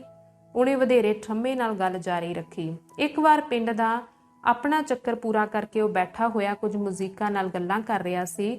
ਉਹਨਾਂ ਨੂੰ ਕਹਿ ਰਿਹਾ ਸੀ ਕਿ ਆਮ ਲੋਕ ਭੇਡਾਂ ਵਾਂਗ ਨੇ, ਜਿਨ੍ਹਾਂ ਨੂੰ ਸਦਾ ਆਜੜੀ ਦੀ ਲੋੜ ਹੁੰਦੀ ਹੈ। ਸੋ ਮੈਂ ਠੱਠਾ ਕਰਦੇ ਹੋਏ ਕਿਹਾ, ਜਦੋਂ ਉਹਨਾਂ ਲੂੰਬੜ ਨੂੰ ਜਾਨਵਰਾਂ ਦਾ ਮੁਖੀ ਬਣਾ ਦਿੱਤਾ ਤਾਂ ਖੰਭ ਤਾਂ ਬਥੇਰੇ ਉੱਡਣਗੇ, ਪਰ ਪੰਛੀ ਕੋਈ ਨਹੀਂ ਰਹਿਣਾ। ਉਹਨੇ ਆਪਣਾ ਸਿਰ ਟੇਢਾ ਕਰਕੇ ਮੇਰੇ ਵੱਲ ਵੇਖਿਆ ਤੇ ਇਸ ਬਾਰੇ ਕੁਝ ਕਿਹਾ ਕਿ ਕਿਵੇਂ ਲੋਕਾਂ ਨੂੰ ਚਿਰ ਸੰਤੋਖੀ ਹੋਣਾ ਅਤੇ ਰੱਬ ਅੱਗੇ ਦੁਆ ਕਰਨੀ ਚਾਹੀਦੀ ਹੈ ਕਿ ਉਹ ਉਹਨਾਂ ਨੂੰ ਸਭ ਅਜਮੈਸ਼ਾਂ ਅਤੇ ਮੁਸੀਬਤਾਂ ਸਹਿਣ ਲਈ ਬਲ ਬਖਸ਼ੇ। ਮੈਂ ਕਿਹਾ, ਲੋਕ ਤਾਂ ਪਹਿਲਾਂ ਹੀ ਬਹੁਤ ਦੁਆਵਾਂ ਕਰਦੇ ਨੇ, ਪਰ ਰੱਬ ਨੂੰ ਉਹਨਾਂ ਦੀ ਸੁਣਨ ਦੀ ਵੇਲ ਨਹੀਂ। ਸੋ ਮੈਥੋਂ ਪੁੱਛਦੇ ਮੈਂ ਕਿਹੜੀਆਂ ਦੁਆਵਾਂ ਕਰਦਾ ਤੇ ਮੈਂ ਜਵਾਬ ਦਿੱਤਾ, ਮੈਂ ਸਾਰੀ ਉਮਰ ਇੱਕੋ ਇੱਕ ਦੁਆ ਕਰਦਾ, ਬਾਕੀ ਸਾਰੇ ਆਮ ਲੋਕਾਂ ਵਾਂਗ। ਪਿਆਰੇ ਰੱਬਾ, ਮੈਨੂੰ ਇਹ ਸਿਖਾ ਕਿ ਮੈਂ ਸਾਊ ਲੋਕਾਂ ਦੀ ਸੇਵਾ ਕਰਦਿਆਂ ਹੋਇਆਂ ਕਿਵੇਂ ਪੱਥਰ ਖਾਵਾਂ ਤੇ ਗੇਲੀਆਂ ਹੱਗਾਂ। ਪਰ ਉਹਨੇ ਮੈਨੂੰ ਗੱਲ ਮੁਕਾਉਣੀ ਨਾ ਦਿੱਤੀ। ਅਚਾਨਕ ਰਿਬਨ ਸੋਫੀਆ ਵੱਲ ਮੁੜਿਆ। ਤੂੰ ਸਾਊ ਘਰਾਣੇ ਦੀ ਤੀਵੀਂ ਹੈ? ਸਾਊ ਘਰਾਣੇ ਦੀ ਇਸਤਰੀ ਕਿਉਂ? ਸੋਫੀਆ ਨੇ ਕਾਹਲ ਨਾਲ ਹੈਰਾਨ ਹੋ ਕੇ ਤ੍ਰਭਕਦੇ ਹੋਏ ਕਿਹਾ। ਕਿਉਂ? ਰਿਬਨ ਵਿਅੰਗ ਨਾਲ ਮੁਸਕਰਾਇਆ। ਕਿਉਂਕਿ ਤੂੰ ਇਸੇ ਤਰ੍ਹਾਂ ਜੰਮੀ ਸੈਂ, ਮੇਰਾ ਖਿਆਲ ਹੈ। ਉਹ ਜਿਸ ਤਰ੍ਹਾਂ ਜੰਮਿਆ ਉਹ ਹੋਣਾ ਹਰ ਬੰਦੇ ਦੀ ਹੋਣੀ ਹੈ। ਤੇਰਾ ਖਿਆਲ ਤੂੰ ਸਾਊ ਲੋਕਾਂ ਦੇ ਗੁਨਾਹ ਸਿਰ ਉੱਤੇ ਬੰਨੇ ਕਿਸਾਨਾਂ ਦੇ ਇਸ ਰੁਮਾਲ ਨਾਲ ਲੁਕਾ ਸਕਦੀ ਹੈ? ਅਸੀਂ ਜਦੋਂ ਕਿਸੇ ਪਾਦਰੀ ਨੂੰ ਮਿਲਦੇ ਹਾਂ ਤਾਂ ਭਾਵੇਂ ਉਹ ਕਿਸੇ ਬੋਰੀ ਵਿੱਚ ਬੰਦ ਹੋਵੇ, ਉਹਨੂੰ ਅਸੀਂ ਪਛਾਣ ਲੈਂਦੇ ਹਾਂ। ਜਦੋਂ ਮੇਜ਼ ਉੱਤੇ ਡੁੱਲੀ ਕਿਸੇ ਸ਼ੈ ਨਾਲ ਤੇਰੀ ਅਰਕ ਲੱਗੀ ਤਾਂ ਤੂੰ ਕੰਬੀ ਤੇ ਮੂੰਹ ਬਣਾਇਆ ਤੇ ਤੇਰੀ ਪਿੱਠ ਕਿਸੇ ਕਿਰਤੀ ਜਨਾਨੀ ਲਈ ਬਹੁਤ ਸਿੱਧੀ ਏ। ਮਾਂ ਨੇ ਦਖਲ ਦਿੱਤਾ। ਉਹਨੂੰ ਡਰ ਸੀ ਕਿ ਉਹ ਆਪਣੇ ਖਰਵੇ ਠੱਠੇ ਨਾਲ ਸੋਫੀਆ ਨੂੰ ਦੁਖੀ ਕਰ ਦੇਵੇਗਾ। ਉਹ ਮੇਰੀ ਸਹੇਲੀ ਵੇ ਮਖਾਇਲੋ ਇਵਾਨੋਵਿਚ ਅਤੇ ਬਹੁਤ ਹੀ ਚੰਗੀ ਏ। ਸਾਡੇ ਕਾਜ ਦੀ ਸੇਵਾ ਕਰਦਿਆਂ ਉਹਦੇ ਵਾਲ ਚਿੱਟੇ ਹੋ ਗਏ ਨੇ। ਤੂੰ ਕੁਝ ਤਿੱਖੀ ਗੱਲ ਕਰ ਰਿਹਾ ਹੈ। ਰਿਬਨ ਨੇ ਡੂੰਘਾ ਹੌਂਕਾ ਲਿਆ। ਕੀ ਮੈਂ ਕੋਈ ਉਲਟੀ ਪੁਲਟੀ ਗੱਲ ਕਹਿ ਦਿੱਤੀ ਹੈ? ਮੇਰਾ ਖਿਆਲ ਹੈ ਤੂੰ ਮੈਨੂੰ ਕੁਝ ਦੱਸਣਾ ਚਾਹੁੰਦਾ ਸੈਂ, ਸੋਫੀਆ ਨੇ ਰੁੱਖੇ ਢੰਗ ਨਾਲ ਕਿਹਾ। ਮੈਂ ਕੁਝ ਕਹਿਣਾ ਚਾਹੁੰਦਾ ਸਾਂ? ਉਹ ਹਾਂ, ਬਹੁਤ ਸਮਾਂ ਨਹੀਂ ਹੋਇਆ ਇੱਥੇ ਇੱਕ ਨਵਾਂ ਜਣਾ ਆਇਆ, ਯਾਕੋਬ ਦਾ ਚਚੇਰ। ਉਹਨੂੰ ਤਪਦੇ ਗਏ, ਮੈਂ ਉਹਨੂੰ ਬੁਲਾ ਭੇਜਾਂ? ਜ਼ਰੂਰ, ਸੋਫੀਆ ਨੇ ਕਿਹਾ। ਰਿਬਨ ਨੇ ਅੱਖਾਂ ਸੰਗੋੜ ਕੇ 1 ਮਿੰਟ ਉਹਦੇ ਵੱਲ ਵੇਖਿਆ। ਜਾ ਤੇ ਉਹਨੂੰ ਕਹਿ ਸ਼ਾਮੀ ਇੱਥੇ ਆ ਜਾਵੇ, ਉਹਨੇ ਆਵਾਜ਼ ਨੀਵੀਂ ਕਰਦੇ ਹੋਏ ਯੈਫੀਮ ਨੂੰ ਕਿਹਾ। ਯੈਫੀਮ ਨੇ ਟੋਪੀ ਪਹਿਨੀ ਅਤੇ ਚੁੱਪਚਾਪ ਕੁਝ ਕਹੇ ਜਾਂ ਕਿਸੇ ਵੱਲ ਵੇਖੇ ਬਿਨਾਂ ਜੰਗਲ ਵਿੱਚ ਗੁਆਚ ਗਿਆ। ਰਿਬਨ ਨੇ ਉਹਦੇ ਪਿੱਛੇ ਵੇਖਦੇ ਹੋਏ ਸਿਰ ਹਿਲਾਇਆ। ਬੜਾ ਔਖਾ ਸਮਾਂ ਬਿਤਾ ਰਿਹਾ ਹੈ, ਉਹਨੇ ਘੱਗੀ ਆਵਾਜ਼ ਵਿੱਚ ਕਿਹਾ। ਛੇਤੀ ਹੀ ਜਬਰੀਆ ਭਰਤੀ ਕਰ ਲਿਆ ਜਾਵੇਗਾ। ਉਹ ਤੇ ਯਾਕੋਬ ਤਾਂ ਸਿੱਧੀ ਗੱਲ ਕਰਦਾ ਹੈ, ਕਹਿੰਦੇ ਇਹ ਕੰਮ ਉਹਦੇ ਲਈ ਨਹੀਂ। ਇਹ ਯੈਫੀਮ ਦਾ ਵੀ ਨਹੀਂ, ਪਰ ਉਹ ਜਾਣਾ ਚਾਹੁੰਦਾ ਹੈ। ਉਹਦਾ ਖਿਆਲ ਹੈ ਉਹ ਫੌਜੀਆਂ ਨੂੰ ਉਭਾਰ ਸਕੇਗਾ। ਮੈਂ ਕਹਿੰਦਾ ਤੁਸੀਂ ਸਿਰ ਮਾਰ-ਮਾਰ ਕੇ ਕੰਧ ਨਹੀਂ ਤੋੜ ਸਕਦੇ। ਕਿਸੇ ਬੰਦੇ ਨੂੰ ਬੰਦੂਕ ਫੜਾ ਦਿਓ ਤੇ ਉਹ ਮੋਢੇ ਨਾਲ ਮੋਢਾ ਜੋੜ ਕੇ ਚੱਲਣ ਲੱਗ ਪਵੇਗਾ। ਪਰ ਯੈਫੀਮ ਬਹੁਤ ਔਖਾ ਹੈ ਤੇ ਇਹ ਇਗਨਾਤ ਉਹਨੂੰ ਤੰਗ ਹੀ ਕਰੀ ਜਾਂਦਾ ਹੈ। ਇਹਦੇ ਵਿੱਚ ਅਕਲ ਦੀ ਗੱਲ ਕੋਈ ਨਹੀਂ। ਹਾਂ ਹੈ, ਇਗਨਾਤ ਨੇ ਰਿਬਨ ਵੱਲ ਵੇਖੇ ਬਿਨਾਂ ਗਮਰੁੱਠ ਢੰਗ ਨਾਲ ਕਿਹਾ। ਜਦੋਂ ਤੱਕ ਉਹਨਾਂ ਇਹਨੂੰ ਛੱਡਣਾ ਹੈ, ਉਹ ਕਿਸੇ ਹੋਰ ਵਾਂਗ ਹੀ ਨਿਸ਼ਾਨਾ ਬੰਨ੍ਹ ਕੇ ਉਹਨਾਂ ਲਈ ਗੋਲੀ ਚਲਾਵੇਗਾ। ਮੈਂ ਨਹੀਂ ਮੰਨਦਾ, ਰਿਬਨ ਨੇ ਸੋਚਦੇ ਹੋਏ ਕਿਹਾ। ਭਾਵੇਂ ਜੇ ਉਹ ਨਾ ਜਾਂਦਾ ਤਾਂ ਚੰਗਾ ਹੀ ਹੁੰਦਾ। ਰੂਸ ਬੜੀ ਵੱਡੀ ਥਾਂ ਏ, ਉਹ ਉਹਨੂੰ ਕਿੱਥੇ ਲੱਭਦੇ ਫਿਰਦੇ। ਉਹ ਨਕਲੀ ਪਾਸਪੋਰਟ ਲੈ ਲੈਂਦਾ ਤੇ ਪਿੰਡੋ ਪਿੰਡ ਵਗਿਆ ਫਿਰਦਾ। ਮੈਂ ਤਾਂ ਇਹੋ ਕਹਿਣਾ, ਇਗਨਾਤ ਨੇ ਆਪਣੇ ਪੈਰ ਉੱਤੇ ਸੋਟੀ ਮਾਰਦੇ ਹੋਏ ਕਿਹਾ। ਜਦੋਂ ਇੱਕ ਵਾਰ ਤੁਸੀਂ ਉਹਨਾਂ ਦੇ ਖਿਲਾਫ ਜਾਣ ਲਈ ਮਨ ਬਣਾ ਲਿਆ, ਤੁਹਾਨੂੰ ਸਿੱਧੇ ਅੱਗੇ ਹੀ ਜਾਣਾ ਚਾਹੀਦਾ ਹੈ। ਗੱਲਬਾਤ ਟੁੱਟ ਗਈ। ਮਖਿਆਰੀਆਂ ਅਤੇ ਭੂੰਡ ਰੁੱਝੇ ਹੋਏ ਚੱਕਰ ਕੱਟ ਰਹੇ ਸਨ। ਹਵਾ ਨੂੰ ਆਪਣੀ ਭਿੰਨ-ਭਿੰਨ ਨਾਲ ਭਰਦੇ, ਚੁੱਪ ਨੂੰ ਹੋਰ ਵੀ ਭਰਪੂਰ ਬਣਾਉਂਦੇ ਪੰਛੀ ਚਹਿਕਦੇ ਅਤੇ ਖੇਤਾਂ ਤੋਂ ਇੱਕ ਗੀਤ ਲੜਖੜਾਉਂਦਾ ਹੋਇਆ ਆਇਆ। ਸੋ ਸਾਡੇ ਲਈ ਤਾਂ ਕੰਮ ਕਰਨ ਦਾ ਵੇਲਾ ਹੋ ਗਿਆ, ਰਿਬਨ ਨੇ ਕੁਝ ਦੇਰ ਰੁਕ ਕੇ ਕਿਹਾ। ਸ਼ਾਇਦ ਤੁਸੀਂ ਥੋੜਾ ਆਰਾਮ ਕਰਨਾ ਚਾਹੋ। ਢਾਰੇ ਵਿੱਚ ਕੁਝ ਫੱਟੇ ਨੇ। ਯਾਕੋਵ ਜਾ ਕੇ ਕੁਝ ਸੁੱਕੇ ਪੱਤੇ ਲਿਆ ਤੇ ਇਸ਼ਤਿਹਾਰ ਸਾਨੂੰ ਦੇ ਦੇ ਮਾਂ ਅਤੇ ਸੋਫੀਆ ਨੇ ਆਪਣੇ ਪਿੱਠੂ ਖੋਲਣੇ ਸ਼ੁਰੂ ਕਰ ਦਿੱਤੇ। ਤੁਸੀਂ ਕਿੰਨੇ ਸਾਰੇ ਲਿਆਏ ਹੋ? ਰਿਬਨ ਪਿੱਠੂਆਂ ਉੱਤੇ ਝੁਕਦਾ ਖੁਸ਼ੀ ਨਾਲ ਕੂਕਿਆ। ਲੰਮੇ ਚਿਰ ਤੋਂ ਇਸ ਕੰਮ ਵਿੱਚ ਲੱਗੀ ਰਹੀ ਏ। ਕੀ ਨਾਂ ਏ ਤੇਰਾ? ਉਹਨੇ ਸੋਫੀਆ ਤੋਂ ਪੁੱਛਿਆ। ਅੰਨਾ ਇਵਾਨੋਵਨਾ, ਉਹਨੇ ਜਵਾਬ ਦਿੱਤਾ। 12 ਵਰ੍ਹੇ ਹੋ ਗਏ ਨੇ, ਤੂੰ ਕਿਉਂ ਪੁੱਛਦਾ ਹੈ? ਕੋਈ ਖਾਸ ਗੱਲ ਨਹੀਂ। ਜੇਲ੍ਹ ਵੀ ਗਈ ਏ? ਹਾਂ। ਵੇਖਿਆ, ਮਾਂ ਨੇ ਉਲਾਮੇ ਦੇ ਢੰਗ ਵਿੱਚ ਧੀਮੇ ਜੇ ਕਿਹਾ। ਤੇ ਤੂੰ ਇੰਨੀ ਗੁਸਤਾਖੀ ਨਾਲ ਬੋਲਿਆ। ਮੇਰੀ ਗੱਲ ਦਾ ਖਿਆਲ ਨਾ ਕਰਨਾ। ਉਹ ਚੁੱਪ ਰਹਿਣ ਪਿੱਛੋਂ ਮੁਸਕਰਾਇਆ ਤੇ ਕਿਤਾਬਾਂ ਦਾ ਇੱਕ ਬੰਡਲ ਚੁੱਕਦੇ ਹੋਏ ਬੋਲਿਆ। ਸਾਊ ਲੋਕ ਤੇ ਮੁਜ਼ੀਕ ਕੋਲਤਾਰ ਤੇ ਪਾਣੀ ਵਾਂਗ ਨੇ, ਆਪੋ ਵਿੱਚ ਰਲਦੇ ਨਹੀਂ। ਪਰ ਮੈਂ ਸਾਊ ਟੱਬਰ ਦੀ ਇਸਤਰੀ ਨਹੀਂ, ਮੈਂ ਤਾਂ ਇੱਕ ਮਨੁੱਖ ਹਾਂ। ਸੋਫੀਆ ਨੇ ਨਿੰਮੀ ਮੁਸਕਾਨ ਨਾਲ ਇਤਰਾਜ਼ ਕੀਤਾ। ਸ਼ਾਇਦ, ਰਿਬਨ ਨੇ ਜਵਾਬ ਦਿੱਤਾ। ਕਹਿੰਦੇ ਨੇ ਕੁੱਤੇ ਕਦੀ ਬਘਿਆੜ ਹੁੰਦੇ ਸਨ। ਮੈਂ ਜਾ ਕੇ ਇਹ ਮਾਲ ਲੁਕਾ ਦਿਆਂ। ਇਗਨਾਤ ਤੇ ਯਾਕੋਵ ਹੱਥ ਅੱਗੇ ਵਧਾ ਕੇ ਉਹਦੇ ਵੱਲ ਗਏ। ਸਾਨੂੰ ਵੀ ਵੇਖਣ ਦੇ, ਇਗਨਾਤ ਨੇ ਕਿਹਾ। ਉਹ ਸਾਰੇ ਇੱਕੋ ਜਿਹੇ ਨੇ? ਰਿਬਨ ਨੇ ਸੋਫੀਆ ਤੋਂ ਪੁੱਛਿਆ। ਨਹੀਂ, ਕੁਝ ਅਖਬਾਰ ਵੀ ਨੇ। ਇਹ ਤਾਂ ਸੋਹਣੀ ਗੱਲ ਹੈ। 3 ਬੰਦੇ ਕਾਲੀ ਕਾਲੀ ਢਾਰੇ ਵਿੱਚ ਚਲੇ ਗਏ। ਮੁਜੀਕ ਜਾਗ ਪਿਆ। ਮਾਂ ਨੇ ਠੰਮੇ ਨਾਲ ਰਿਬਨ ਦੇ ਪਿੱਛੇ ਸੋਚਾਂ ਭਰੀ ਨਜ਼ਰ ਨਾਲ ਵੇਖਦੇ ਹੋਏ ਕਿਹਾ। ਹਾਂ, ਸੋਫੀਆ ਨੇ ਹੌਲੀ ਜਿਹੇ ਜਵਾਬ ਦਿੱਤਾ। ਮੈਂ ਅਜਿਹਾ ਮੂੰਹ ਪਹਿਲਾਂ ਕਦੀ ਨਹੀਂ ਵੇਖਿਆ, ਕਿਸੇ ਸ਼ਹੀਦ ਜਿਹਾ। ਅਸੀਂ ਵੀ ਉੱਥੇ ਅੰਦਰ ਚੱਲੀਏ, ਮੈਂ ਉਹਨਾਂ ਨੂੰ ਵੇਖਣਾ ਚਾਹੁੰਦੀ ਹਾਂ। ਉਹਦੀ ਗੁਸਤਾਖੀ ਤੇ ਦੁਖੀ ਨਾ ਹੋਵੀਂ, ਮਾਂ ਨੇ ਹੌਲੀ ਜਿਹੀ ਕਿਹਾ। ਸੋਫੀਆ ਹੱਸੀ। ਤੂੰ ਕਿੰਨੀ ਚੰਗੀ ਹੈ ਨਿਲੋਵਨਾ। ਜਦੋਂ ਉਹ ਦਰਵਾਜ਼ੇ ਕੋਲ ਅੱਪੜੀਆਂ ਤਾਂ ਇਗਨਾਤ ਨੇ ਆਪਣਾ ਸਿਰ ਚੁੱਕਿਆ, ਉਹਨਾਂ ਵੱਲ ਇੱਕ ਤਿੱਖੀ ਨਿਗਾਹ ਨਾਲ ਵੇਖਿਆ। ਫਿਰ ਉਹਨੇ ਆਪਣੇ ਘੁੰਘਰਾਲੇ ਵਾਲਾਂ ਵਿੱਚ ਉਂਗਲਾਂ ਫੇਰੀਆਂ ਤੇ ਆਪਣੇ ਗੋਡਿਆਂ ਉੱਤੇ ਖਿਲਾਰੇ ਅਖਬਾਰ ਉੱਤੇ ਝੁਕ ਗਿਆ। ਰਿਬਨ ਖੜਾ ਹੋਇਆ ਸੀ। ਉਹਨੇ ਆਪਣਾ ਅਖਬਾਰ ਛੱਤ ਵਿਚਲੀ ਇੱਕ ਤਰੇੜ ਵਿੱਚੋਂ ਆਉਂਦੀ ਸੂਰਜ ਦੀ ਕਿਰਨ ਹੇਠਾਂ ਕੀਤਾ ਹੋਇਆ ਸੀ ਅਤੇ ਪੜ੍ਹਦਾ ਹੋਇਆ ਆਪਣੇ ਹੋਠ ਹਿਲਾ ਰਿਹਾ ਸੀ। ਯਾਕੂਬ ਫੱਟੇ ਉੱਤੇ ਖਿਲਰੇ ਇਸ਼ਤਿਹਾਰਾਂ ਦੇ ਢੇਰ ਕੋਲ ਗੋਡਿਆਂ ਭਾਰ ਬੈਠਾ ਹੋਇਆ ਸੀ। ਮਾਂ ਢਾਰੇ ਦੀ ਇੱਕ ਨੁਕਰੇ ਗਈ ਅਤੇ ਬਹਿ ਗਈ ਅਤੇ ਸੋਫੀਆ ਉਹਦੇ ਮੋਢੇ ਉੱਤੇ ਹੱਥ ਰੱਖ ਕੇ ਖੜੀ ਹੋ ਗਈ, ਚੁੱਪਚਾਪ ਮਰਦਾਂ ਨੂੰ ਵੇਖਦੀ। ਉਹ ਸਾਡੇ ਮੁਜ਼ੀਕਾਂ ਵਿੱਚ ਨੁਕਸ ਲੱਭ ਰਹੇ ਨੇ, ਚਾਚਾ ਮਖਾਈਲੋ, ਯਾਕੋਬ ਨੇ ਬਗੈਰ ਮੁੜੇ ਹੌਲੀ ਜਿਹੀ ਕਿਹਾ। ਰਿਬਨ ਨੇ ਉਸ ਵੱਲ ਵੇਖਿਆ ਤੇ ਹੱਸਿਆ। ਇਹ ਇਸੇ ਕਰਕੇ ਕਿ ਉਹ ਸਾਨੂੰ ਪਿਆਰ ਕਰਦੇ ਨੇ, ਉਹਨੇ ਕਿਹਾ। ਇਗਨਾਤ ਨੇ ਡੂੰਘਾ ਸਾਹ ਲਿਆ ਤੇ ਆਪਣਾ ਸਿਰ ਚੁੱਕਿਆ। ਇੱਥੇ ਲਿਖਿਆ ਕਿਸਾਨ ਹੁਣ ਇਨਸਾਨ ਨਹੀਂ ਜਾਪਦਾ, ਸੱਚਮੁੱਚ ਉੱਕਾ ਹੀ ਨਹੀਂ ਜਾਪਦਾ। ਉਹਦੇ ਸਾਦੇ ਖੁੱਲੇ ਮੂੰਹ ਉੱਤੇ ਇੱਕ ਪਰਛਾਵਾਂ ਫਿਰ ਗਿਆ, ਜਿਵੇਂ ਉਹ ਗੁੱਸੇ ਹੋਵੇ। ਹਾਂ, ਜਰਾ ਥੋੜੀ ਦੇਰ ਲਈ ਮੇਰੀ ਚਮੜੀ ਵਿੱਚ ਵੜ ਕੇ ਵੇਖ ਤੇ ਤੈਨੂੰ ਪਤਾ ਲੱਗੇਗਾ ਤੂੰ ਕਿਹੋ ਜਿਹਾ ਦਿਸਦਾ ਹੈ, ਵੱਡੇ ਚਲਾਕਾ। ਮੈਂ ਤਾਂ ਲੇਟਣ ਲੱਗੀ ਵਾਂ, ਮਾਂ ਨੇ ਸੋਫੀਆ ਨੂੰ ਬਹੁਤ ਹੌਲੇ ਜਿਹੇ ਕਿਹਾ। ਮੈਂ ਥੱਕ ਗਈ ਵਾਂ ਅਤੇ ਇਹ ਬੋ ਮੇਰਾ ਸਿਰ ਚਕਰਾ ਰਹੀ ਹੈ। ਤੇਰੀ ਕੀ ਸਲਾਹ ਵੇ? ਮੈਂ ਆਰਾਮ ਨਹੀਂ ਕਰਨਾ ਚਾਹੁੰਦੀ। ਮਾਂ ਫੱਟੇ ਉੱਤੇ ਲੇਟ ਗਈ ਅਤੇ ਉਂਗਲ ਲੱਗ ਪਈ। ਸੋਫੀਆ ਉਹਦੇ ਕੋਲ ਬਹਿ ਗਈ, ਮਰਦਾਂ ਵੱਲ ਵੇਖਦੀ ਹੋਈ ਅਤੇ ਜਿਹੜੇ ਭੂੰਡਿਆਂ ਮਖਿਆਰੀਆਂ ਵੱਡੀ ਇਸਤਰੀ ਦੇ ਆਰਾਮ ਵਿੱਚ ਵਿਘਨ ਪਾਉਣ ਆਉਂਦੀਆਂ, ਉਹਨਾਂ ਨੂੰ ਉਡਾਉਂਦੀ ਹੋਈ। ਮਾਂ ਅੰਧ ਮੁੰਦੀਆਂ ਅੱਖਾਂ ਵਿੱਚੋਂ ਵੇਖਦੀ, ਉਹਦੇ ਇਸ ਤਰ੍ਹਾਂ ਧਿਆਨ ਦੇਣ ਲਈ ਸ਼ੁਕਰਗੁਜ਼ਾਰ। ਰਿਬਨ ਕੋਲ ਆਇਆ। ਸੌਂ ਗਈ? ਉਹਨੇ ਉੱਚੀ ਘੁਸਰ ਮੁਸਰ ਵਿੱਚ ਕਿਹਾ। ਹਾਂ। ਉਹ ਇੱਕ ਛਿਨ ਖੜਾ ਚੁੱਪਚਾਪ ਮਾਂ ਦੇ ਮੂੰਹ ਵੱਲ ਵੇਖਦਾ ਰਿਹਾ। ਮੇਰਾ ਖਿਆਲ ਹੈ ਉਹ ਪਹਿਲੀ ਜਨਾਨੀ ਹੈ ਜਿਹੜੀ ਆਪਣੇ ਪੁੱਤਰ ਦੇ ਪਿੱਛੇ ਚੱਲੀ ਹੈ, ਉਹਨੇ ਅਖੀਰ ਹੌਂਕਾ ਲੈ ਕੇ ਕਿਹਾ। ਅਸੀਂ ਉਹਨੂੰ ਬੇਆਰਾਮ ਨਾ ਕਰੀਏ, ਚੱਲ ਬਾਹਰ ਚੱਲੀਏ, ਸੋਫੀਆ ਨੇ ਕਿਹਾ। ਮੈਂ ਤਾਂ ਕੰਮ ਤੇ ਜਾਣਾ ਹੀ ਹੈ। ਤੇਰੇ ਨਾਲ ਗੱਲਾਂ ਕਰਨ ਨੂੰ ਜੀ ਕਰਦਾ ਹੈ, ਪਰ ਇਹ ਗੱਲ ਸ਼ਾਮ ਤੱਕ ਪਿੱਛੇ ਪਾਉਣੀ ਪਵੇਗੀ। ਚਲੋ ਮੁੰਡਿਓ। ਤਿੰਨੇ ਮਰਦ ਬਾਹਰ ਚਲੇ ਗਏ, ਸੋਫੀਆ ਨੂੰ ਢਾਰੇ ਵਿੱਚ ਛੱਡ ਕੇ। ਰੱਬ ਦਾ ਸ਼ੁਕਰ ਹੈ ਉਹਨਾਂ ਦੀ ਬਣ ਗਈ ਵੇ, ਮਾਂ ਨੇ ਸੋਚਿਆ, ਅਤੇ ਜੰਗਲ ਤੇ ਕੋਲਤਾਰ ਦੀ ਤਿੱਖੀ ਬੋ ਸੁੰਘਦੀ ਉਹ ਸੌਂ ਗਈ। ਅੰਕ 35ਵਾਂ। ਕੋਲਤਾਰ ਦਾ ਕੰਮ ਕਰਨ ਵਾਲੇ ਮੁੜ ਆਏ। ਉਹ ਖੁਸ਼ ਸਨ ਕਿ ਕੰਮ ਦਿਹਾੜੀ ਮੁੱਕ ਗਈ ਹੈ। ਉਹਨਾਂ ਦੀਆਂ ਆਵਾਜ਼ਾਂ ਨੇ ਮਾਂ ਨੂੰ ਜਗਾ ਦਿੱਤਾ ਤੇ ਉਹ ਬਾਸੀਆਂ ਲੈਂਦੀ ਅਤੇ ਮੁਸਕਰਾਉਂਦੀ ਬਾਹਰ ਆਈ। ਤੁਸੀਂ ਕੰਮ ਕਰਦੇ ਰਹੇ ਤੇ ਮੈਂ ਕਿਸੇ ਮਲਕਜ਼ਾਦੀ ਵਾਂਗ ਸੁੱਤੀ ਰਹੀ, ਉਹਨੇ ਉਹਨਾਂ ਵੱਲ ਪਿਆਰ ਨਾਲ ਵੇਖਦੇ ਹੋਏ ਕਿਹਾ। ਇਹਦੇ ਲਈ ਤੈਨੂੰ ਮਾਫ ਕੀਤਾ ਜਾ ਸਕਦਾ ਹੈ, ਰਿਬਨ ਨੇ ਜਵਾਬ ਦਿੱਤਾ। ਥਕੇਵੇਂ ਨੇ ਉਹਦੀ ਵਾਧੂ ਸ਼ਕਤੀ ਖਾ ਲਈ ਸੀ ਤੇ ਉਹਨੂੰ ਵਧੇਰੇ ਸ਼ਾਂਤ ਕਰ ਦਿੱਤਾ ਸੀ। ਇਗਨਾਤ, ਉਹਨੇ ਕਿਹਾ, ਚਾਹ ਬਾਰੇ ਕੀ ਖਿਆਲ ਹੈ? ਅਸੀਂ ਘਰ ਦਾ ਕੰਮ ਵਾਰੋ-ਵਾਰੀ ਕਰਦੇ ਹਾਂ। ਅੱਜ ਸਾਨੂੰ ਖਾਣਾ ਪੀਣਾ ਦੇਣ ਦੀ ਇਗਨਾਤ ਦੀ ਵਾਰੀ ਹੈ। ਅੱਜ ਮੈਂ ਕਿਸੇ ਹੋਰ ਨਾਲ ਵਟਾਉਣ ਲਈ ਤਿਆਰ ਹਾਂ। ਇਗਨਾਤ ਨੇ ਅੱਗ ਲਈ ਟਾਹਣੀਆਂ ਤੇ ਛੋਂਡੇ ਇਕੱਠੇ ਕਰਦੇ ਹੋਏ ਕਿਹਾ।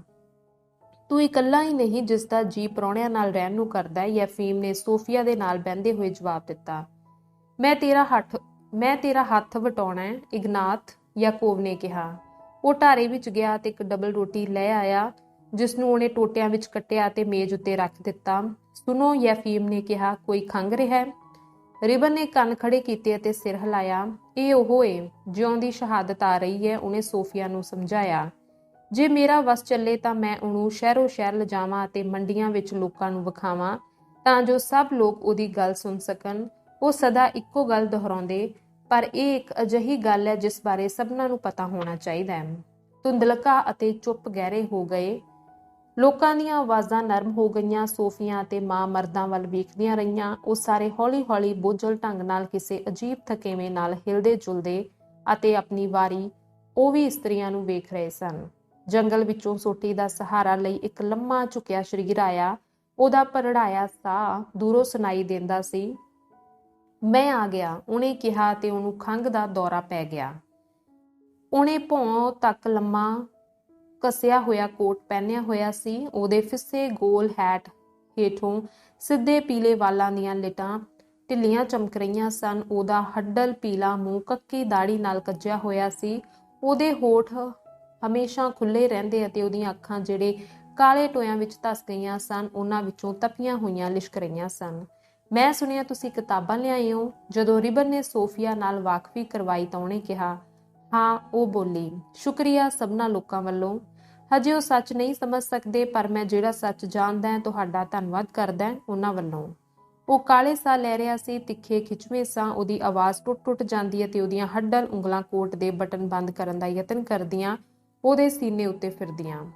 ਇੰਨੀ ਦੇਰ ਨਾਲ ਜੰਗਲ ਵਿੱਚ ਬਾਹਰ ਰਹਿਣਾ ਤੇਰੇ ਲਈ ਚੰਗਾ ਨਹੀਂ। ਰੁੱਖ ਹਵਾ ਨੂੰ ਸਿੱਲਾ ਤੇ ਭਾਰਾ ਬਣਾ ਦਿੰਦੇ ਨੇ, ਸੋਫੀਆ ਨੇ ਕਿਹਾ। ਮੇਰੇ ਲਈ ਹੁਣ ਕੁਝ ਵੀ ਚੰਗਾ ਨਹੀਂ, ਉਹਨੇ ਲੰਮਾ ਸਾਹ ਲੈ ਕੇ ਜਵਾਬ ਦਿੱਤਾ। ਹੁਣ ਤਾਂ ਮੇਰੇ ਲਈ ਬਸ ਮੌਤ ਹੀ ਚੰਗੀ ਹੈ। ਉਹਦੀ ਆਵਾਜ਼ ਸੁਣ ਕੇ ਦੁੱਖ ਹੁੰਦਾ ਤੇ ਉਹਦੀ ਸਮੁੱਚੀ ਦਿੱਖ ਉਹ ਹੱਦੋਂ ਵੱਧ ਤਰਸ ਉਪਜਾਉਂਦੀ, ਜਿਸ ਨੂੰ ਆਪਣੇ ਵਿਅਰਥ ਹੋਣ ਦਾ ਅਨੁਭਵ ਹੁੰਦਾ ਤੇ ਜਿਹੜੀ ਰੋਗੀ ਨਾਰਾਜ਼ਗੀ ਨੂੰ ਜਨਮ ਦਿੰਦੀ ਏ। ਉਹ ਇੱਕ ਬੈਰਲ ਉੱਤੇ ਬਹਿ ਗਿਆ ਤੇ ਆਪਣੀਆਂ ਲੱਤਾਂ ਮੋੜ ਲਈਆਂ, ਜਿਵੇਂ ਡਰਦਾ ਹੋਵੇ ਕਿ ਉਹ ਟੁੱਟ ਜਾਣਗੀਆਂ, ਤੇ ਆਪਣੇ ਮੱਥੇ ਤੋਂ ਪਸੀਨਾ ਪੂੰਝਿਆ।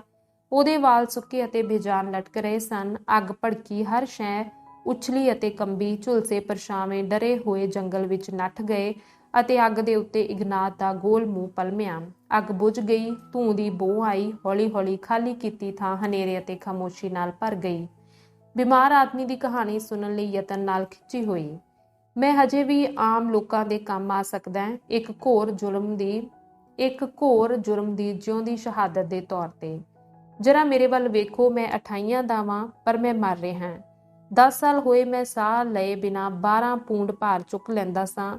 ਮੈਨੂੰ ਯਕੀਨ ਸੀ ਕਿ ਮੇਰੇ ਜਿਹਾ ਤਕੜਾ ਬੰਦਾ 17 ਤੱਕ ਜ਼ਰੂਰ ਜੀਵੇਗਾ, ਪਰ ਮੈਂ ਬਸ 10 ਵਰ੍ਹੇ ਹੋਰ ਜੀਵਿਆ ਤੇ ਹੁਣ ਸਭ ਕੁਝ ਮੁੱਕ ਗਿਆ। ਮੇਰੇ ਮਾਲਕਾਂ ਨੇ ਮੈਨੂੰ ਲੁੱਟਿਆ। ਮੇਥੋਂ ਜ਼ਿੰਦਗੀ ਦੇ 40 ਵਰ੍ਹੇ ਲੁੱਟ ਗਏ। 40 ਵਰ੍ਹੇ। ਉਹ ਇਹੋ ਗੀਤ ਗਾਉਂਦਾ ਹੈ, ਰਿਬਨ ਨੇ ਭਾਰੀ ਆਵਾਜ਼ ਵਿੱਚ ਕਿਹਾ। ਅੱਗ ਫਿਰ ਭਪਕੀ, ਪਹਿਲਾਂ ਨਾਲੋਂ ਲਿਸ਼ਕਦੀ ਅਤੇ ਬਲਵਾਨ, ਤੇ ਫਿਰ ਪਰਛਾਵੇਂ ਜੰਗਲ ਵੱਲ ਨੱਠ ਗਏ ਅਤੇ ਅੱਗ ਕੋਲ ਮੁੜ ਆਏ। ਇਹਦੇ ਦੁਆਲੇ ਖਾਮੋਸ਼ ਦੋਖੀ ਨਾਚ ਨੱਚਦੇ। ਗਿੱਲੀਆਂ ਲੱਕੜਾਂ ਸੂੰ-ਸੂੰ ਕਰਦੀਆਂ ਤੇ ਤਿੜਕਦੀਆਂ। ਦਰਖਤਾਂ ਦੇ ਪੱਤੇ ਨਿੱਘੀ ਹਵਾ ਦੇ ਵਹਿਣ ਨਾਲ ਘੁਸਰ-ਮੁਸਰ ਕਰਦੇ। ਲਾਲ ਅਤੇ ਪੀਲੀਆਂ ਲਾਟਾਂ ਦੀਆਂ ਜੀਭਾਂ ਰਲ ਕੇ ਨੱਚਦੀਆਂ, ਬਲੇਵੇਂ ਖਾਂਦੀਆਂ, ਉੱਭਰਦੇ ਹੋਏ ਪੀਲੀਆਂ ਚੰਗਿਆੜੀਆਂ ਖਿੰਡਾਉਂਦੀਆਂ। ਇੱਕ ਮੱਚਦਾ ਪੱਤਾ ਹਵਾ ਵਿੱਚ ਉੱਭਰਿਆ ਅਤੇ ਰਾਤ ਦੇ ਆਕਾਸ਼ ਵਿੱਚ ਤਾਰੇ ਚੰਗਿਆੜੀਆਂ ਨੂੰ ਵੇਖ ਕੇ ਮੁਸਕਰਾਏ ਉਹਨਾਂ ਨੂੰ ਉੱਪਰ ਆਉਣ ਲਈ ਸੈਨਤਾ ਕਰਦੇ। ਇਹ ਮੇਰਾ ਗੀਤ ਨਹੀਂ, ਇਹ ਉਹ ਗੀਤ ਹੈ ਜਿਹੜਾ ਹਜ਼ਾਰਾਂ ਲੋਕ ਇਹ ਸਮਝੇ ਬਿਨਾਂ ਗਾਉਂਦੇ ਨੇ ਕਿ ਉਹਨਾਂ ਦੀ ਬਦਕਿਸਮਤੀ ਹੋਰਨਾਂ ਲਈ ਚੰਗਾ ਸਬਕ ਹੈ। ਕਿੰਨੇ ਲੋਕ ਕੰਮ ਦੇ ਅਪਾਹਿਜ ਬਣਾਏ ਭੁੱਖ ਨਾਲ ਮਰ ਜਾਂਦੇ ਨੇ। ਉਹ ਖੰਘ ਦੇ ਮਾਰੇ ਦੂਰਾ ਹੋ ਗਿਆ। ਯਾਕੋਬ ਨੇ ਕਵਾਸ ਦਾ ਇੱਕ ਭਾਂਡਾ ਤੇ ਭੁੱਕਾਂ ਵਾਲੇ ਪਿਆਜ਼ਾਂ ਦੀ ਇੱਕ ਦੱਥੀ ਮੇਜ਼ ਉੱਤੇ ਰੱਖੀ। ਆ ਜਾ ਸਾਵੇਲੀ, ਮੈਂ ਤੇਰੇ ਲਈ ਕੁਝ ਦੁੱਧ ਲਿਆਇਆ, ਉਹਨੇ ਕਿਹਾ।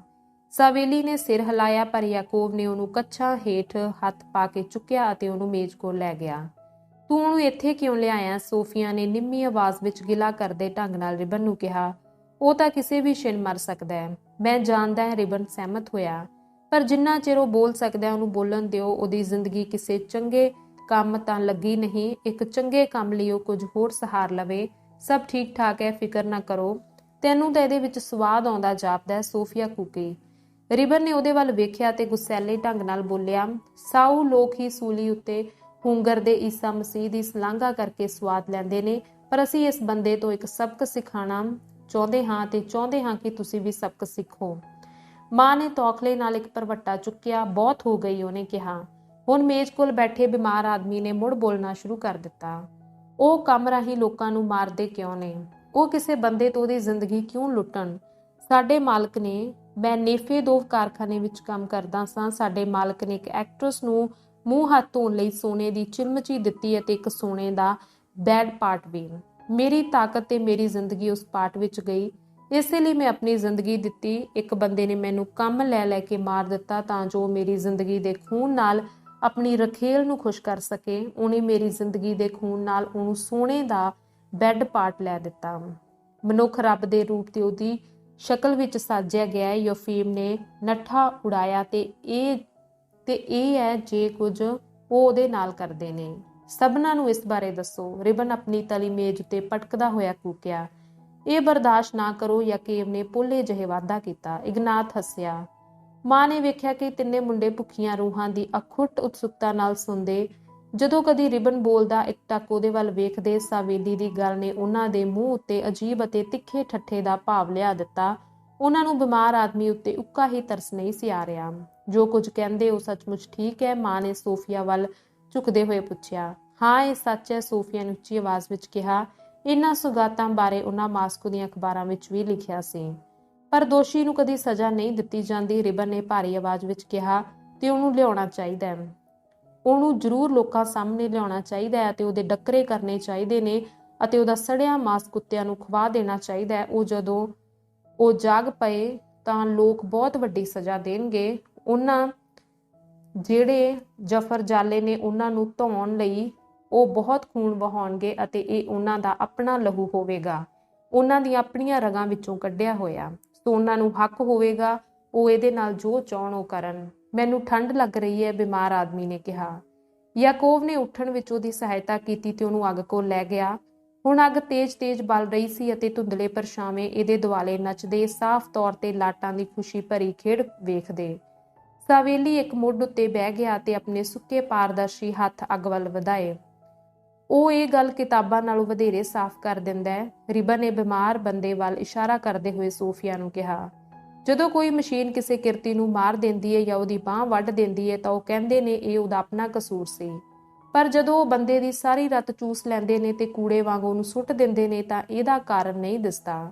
ਮੈਂ ਸੁੱਤੇ ਸਿੱਧ ਕਤਲ ਕਰਨਾ ਸਮਝ ਸਕਦਾ, ਪਰ ਬਸ ਮਜ਼ੇ ਲਈ ਕਿਸੇ ਬੰਦੇ ਨੂੰ ਤਸੀਹੇ ਦੇ ਕੇ ਮਾਰਨ ਦੀ ਮੈਨੂੰ ਸਮਝ ਨਹੀਂ ਆਉਂਦੀ। ਉਹ ਲੋਕਾਂ ਨੂੰ ਤਸੀਹੇ ਕਿਉਂ ਦਿੰਦੇ ਨੇ? ਉਹ ਸਾਨੂੰ ਸਾਰਿਆਂ ਨੂੰ ਤਸੀਹੇ ਕਿਉਂ ਦਿੰਦੇ ਨੇ? ਬਸ ਮੌਜ ਮੇਲੇ ਲਈ, ਆਪਣੀ ਖੁਸ਼ੀ ਲਈ, ਤਾਂ ਜੋ ਉਹ ਇਸ ਧਰਤੀ ਉੱਤੇ ਐਸ਼ ਕਰ ਸਕਣ, ਜੋ ਕੁਝ ਚਾਹੁਣ ਮਨੁੱਖੀ ਰੱਤ ਵਿੱਚ ਮੁੱਲ ਧਾਰ ਕੇ ਖਰੀਦ ਸਕਣ। ਐਕਟਰੇਸਾਂ, ਨਸਲੀ ਘੋੜੇ, ਚਾਂਦੀ ਦੀਆਂ ਛੁਰੀਆਂ, ਸੋਨੇ ਦੀਆਂ ਤਸ਼ਤਰੀਆਂ, ਆਪਣੇ ਬੱਚਿਆਂ ਲਈ ਮਹਿੰਗੇ ਖਿਡੌਣੇ। ਕੰਮ ਕਰੋ, ਮਾਲਕ ਕਹਿੰਦੇ, ਕਰੜਾ ਤੇ ਹੋਰ ਕਰੜਾ ਕੰਮ ਕਰੋ ਤਾਂ ਜੋ ਮੈਂ ਤੁਹਾਡੀ ਮਿਹਨਤ ਤੋਂ ਪੈਸੇ ਇਕੱਠੇ ਕਰ ਸਕਾਂ, ਆਪਣੀ ਰਖੇਲ ਨੂੰ ਮੂਤਰਨ ਲਈ ਸੋਨੇ ਦਾ ਭਾਂਡਾ ਦੇ ਸਕਾਂ। ਜਦੋਂ ਮਾਂ ਵੇਖ ਅਤੇ ਸੁਣ ਰਹੀ ਸੀ ਤਾਂ ਪਾਵੇਲ ਅਤੇ ਉਹਦੇ ਸਾਥੀਆਂ ਵੱਲੋਂ ਚੁਣਿਆ ਲਿਸ਼ਕਦਾ ਰਾਹ ਤੇ ਹਨੇਰੇ ਵਿੱਚ ਚਮਕਦਾ ਜਾਪਦਾ। ਜਦੋਂ ਰਾਤ ਦਾ ਖਾਣਾ ਖਤਮ ਹੋ ਗਿਆ ਤਾਂ ਸਾਰੇ ਉੱਠ ਕੇ ਅੱਗ ਦੁਆਲੇ ਬਹਿ ਗਏ।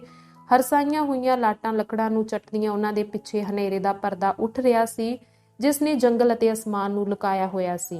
ਬਿਮਾਰ ਆਦਮੀ ਚੌੜ ਚਪਟ ਖੁੱਲੀਆਂ ਅੱਖਾਂ ਨਾਲ ਤਾੜੀ ਲਾ ਕੇ ਅੱਗ ਵਿੱਚ ਝਾਕ ਰਿਹਾ ਸੀ। ਉਹ ਲਗਾਤਾਰ ਖੰਘਦਾ ਅਤੇ ਇਉਂ ਕੰਬਦਾ ਜਿਵੇਂ ਉਹਦੀ ਜ਼ਿੰਦਗੀ ਦੀ ਰਹਿੰਦ ਖੂੰਹਦ ਆਪਣੇ ਆਪ ਨੂੰ ਉਹਦੀ ਬਿਮਾਰੀ ਹੱਥੋਂ ਗਾਲੀ ਦੇ ਤੋਂ ਆਜ਼ਾਦ ਕਰਾਉਣ ਲਈ ਬੇਸਬਰੀ ਨਾਲ ਘੁਲ ਰਹੀ ਹੋਵੇ। ਲਾਟਾਂ ਦੀ ਲੋ ਉਹਦੀ ਬੇਜਾਨ ਚਮੜੀ ਵਿੱਚ ਜਾਨ ਪਾਏ ਬਿਨਾਂ ਉਹਦੇ ਮੂੰਹ ਉੱਤੇ ਪੈਂਦੀ, ਬਸ ਉਹਦੀਆਂ ਅੱਖਾਂ ਹੀ ਮਰਨ ਮਰਾਂਦ ਅੱਗ ਨਾਲ ਲਿਸ਼ਕਦੀਆਂ।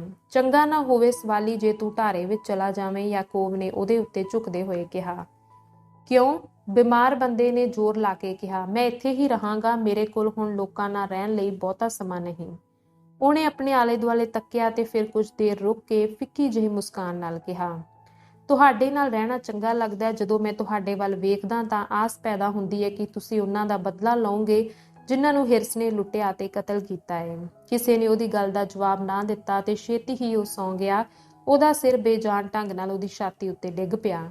ਆਉਂਦੇ ਅਤੇ ਬਹਿ ਜਾਂਦੇ ਅਤੇ ਸਦਾ ਇੱਕੋ ਗੱਲ ਕਰਦੇ ਇਸ ਭਿਆਨਕ ਸਿਰ ਧੜ ਦੀ ਬਾਜੀ ਬਾਰੇ ਰਿਬਨ ਨੇ ਉਹਦੇ ਵੱਲ ਵੇਖਦੇ ਹੋਏ ਪੋਲੇ ਜਿਹੇ ਕਿਹਾ। ਉਹਦੀ ਸਾਰੀ ਰੂਹ ਇਸ ਨਾਲ ਭਰੀ ਪਈ ਹੈ, ਉਹ ਹੋਰ ਕੁਝ ਵੀ ਨਹੀਂ ਵੇਖ ਸਕਦਾ ਜਿਵੇਂ ਇਹ ਉਹਦੀਆਂ ਅੱਖਾਂ ਉੱਤੇ ਚਿਪਕਾ ਦਿੱਤੀ ਗਈ ਹੋਵੇ। ਉਹ ਹੋਰ ਵੇਖੇ ਵੀ ਕੀ? ਮਾਂ ਨੇ ਸੋਚਦੇ ਹੋਏ ਕਿਹਾ। ਜੇ ਨਿੱਤ ਦਿਹਾੜੇ ਹਜ਼ਾਰਾਂ ਲੋਕ ਕੰਮ ਕਰਨ ਬਸ ਇਸ ਲਈ ਮਰ ਰਹੇ ਨੇ ਕਿ ਉਹਨਾਂ ਦੇ ਮਾਲਕ ਹਰ ਤਰ੍ਹਾਂ ਦੀ ਵਾਹਿਆਤੀ ਤੇ ਪੈਸਾ ਬਰਬਾਦ ਕਰ ਸਕਣ, ਤੇ ਹੋਰ ਵੇਖਣ ਨੂੰ ਹੈ ਵੀ ਕੀ?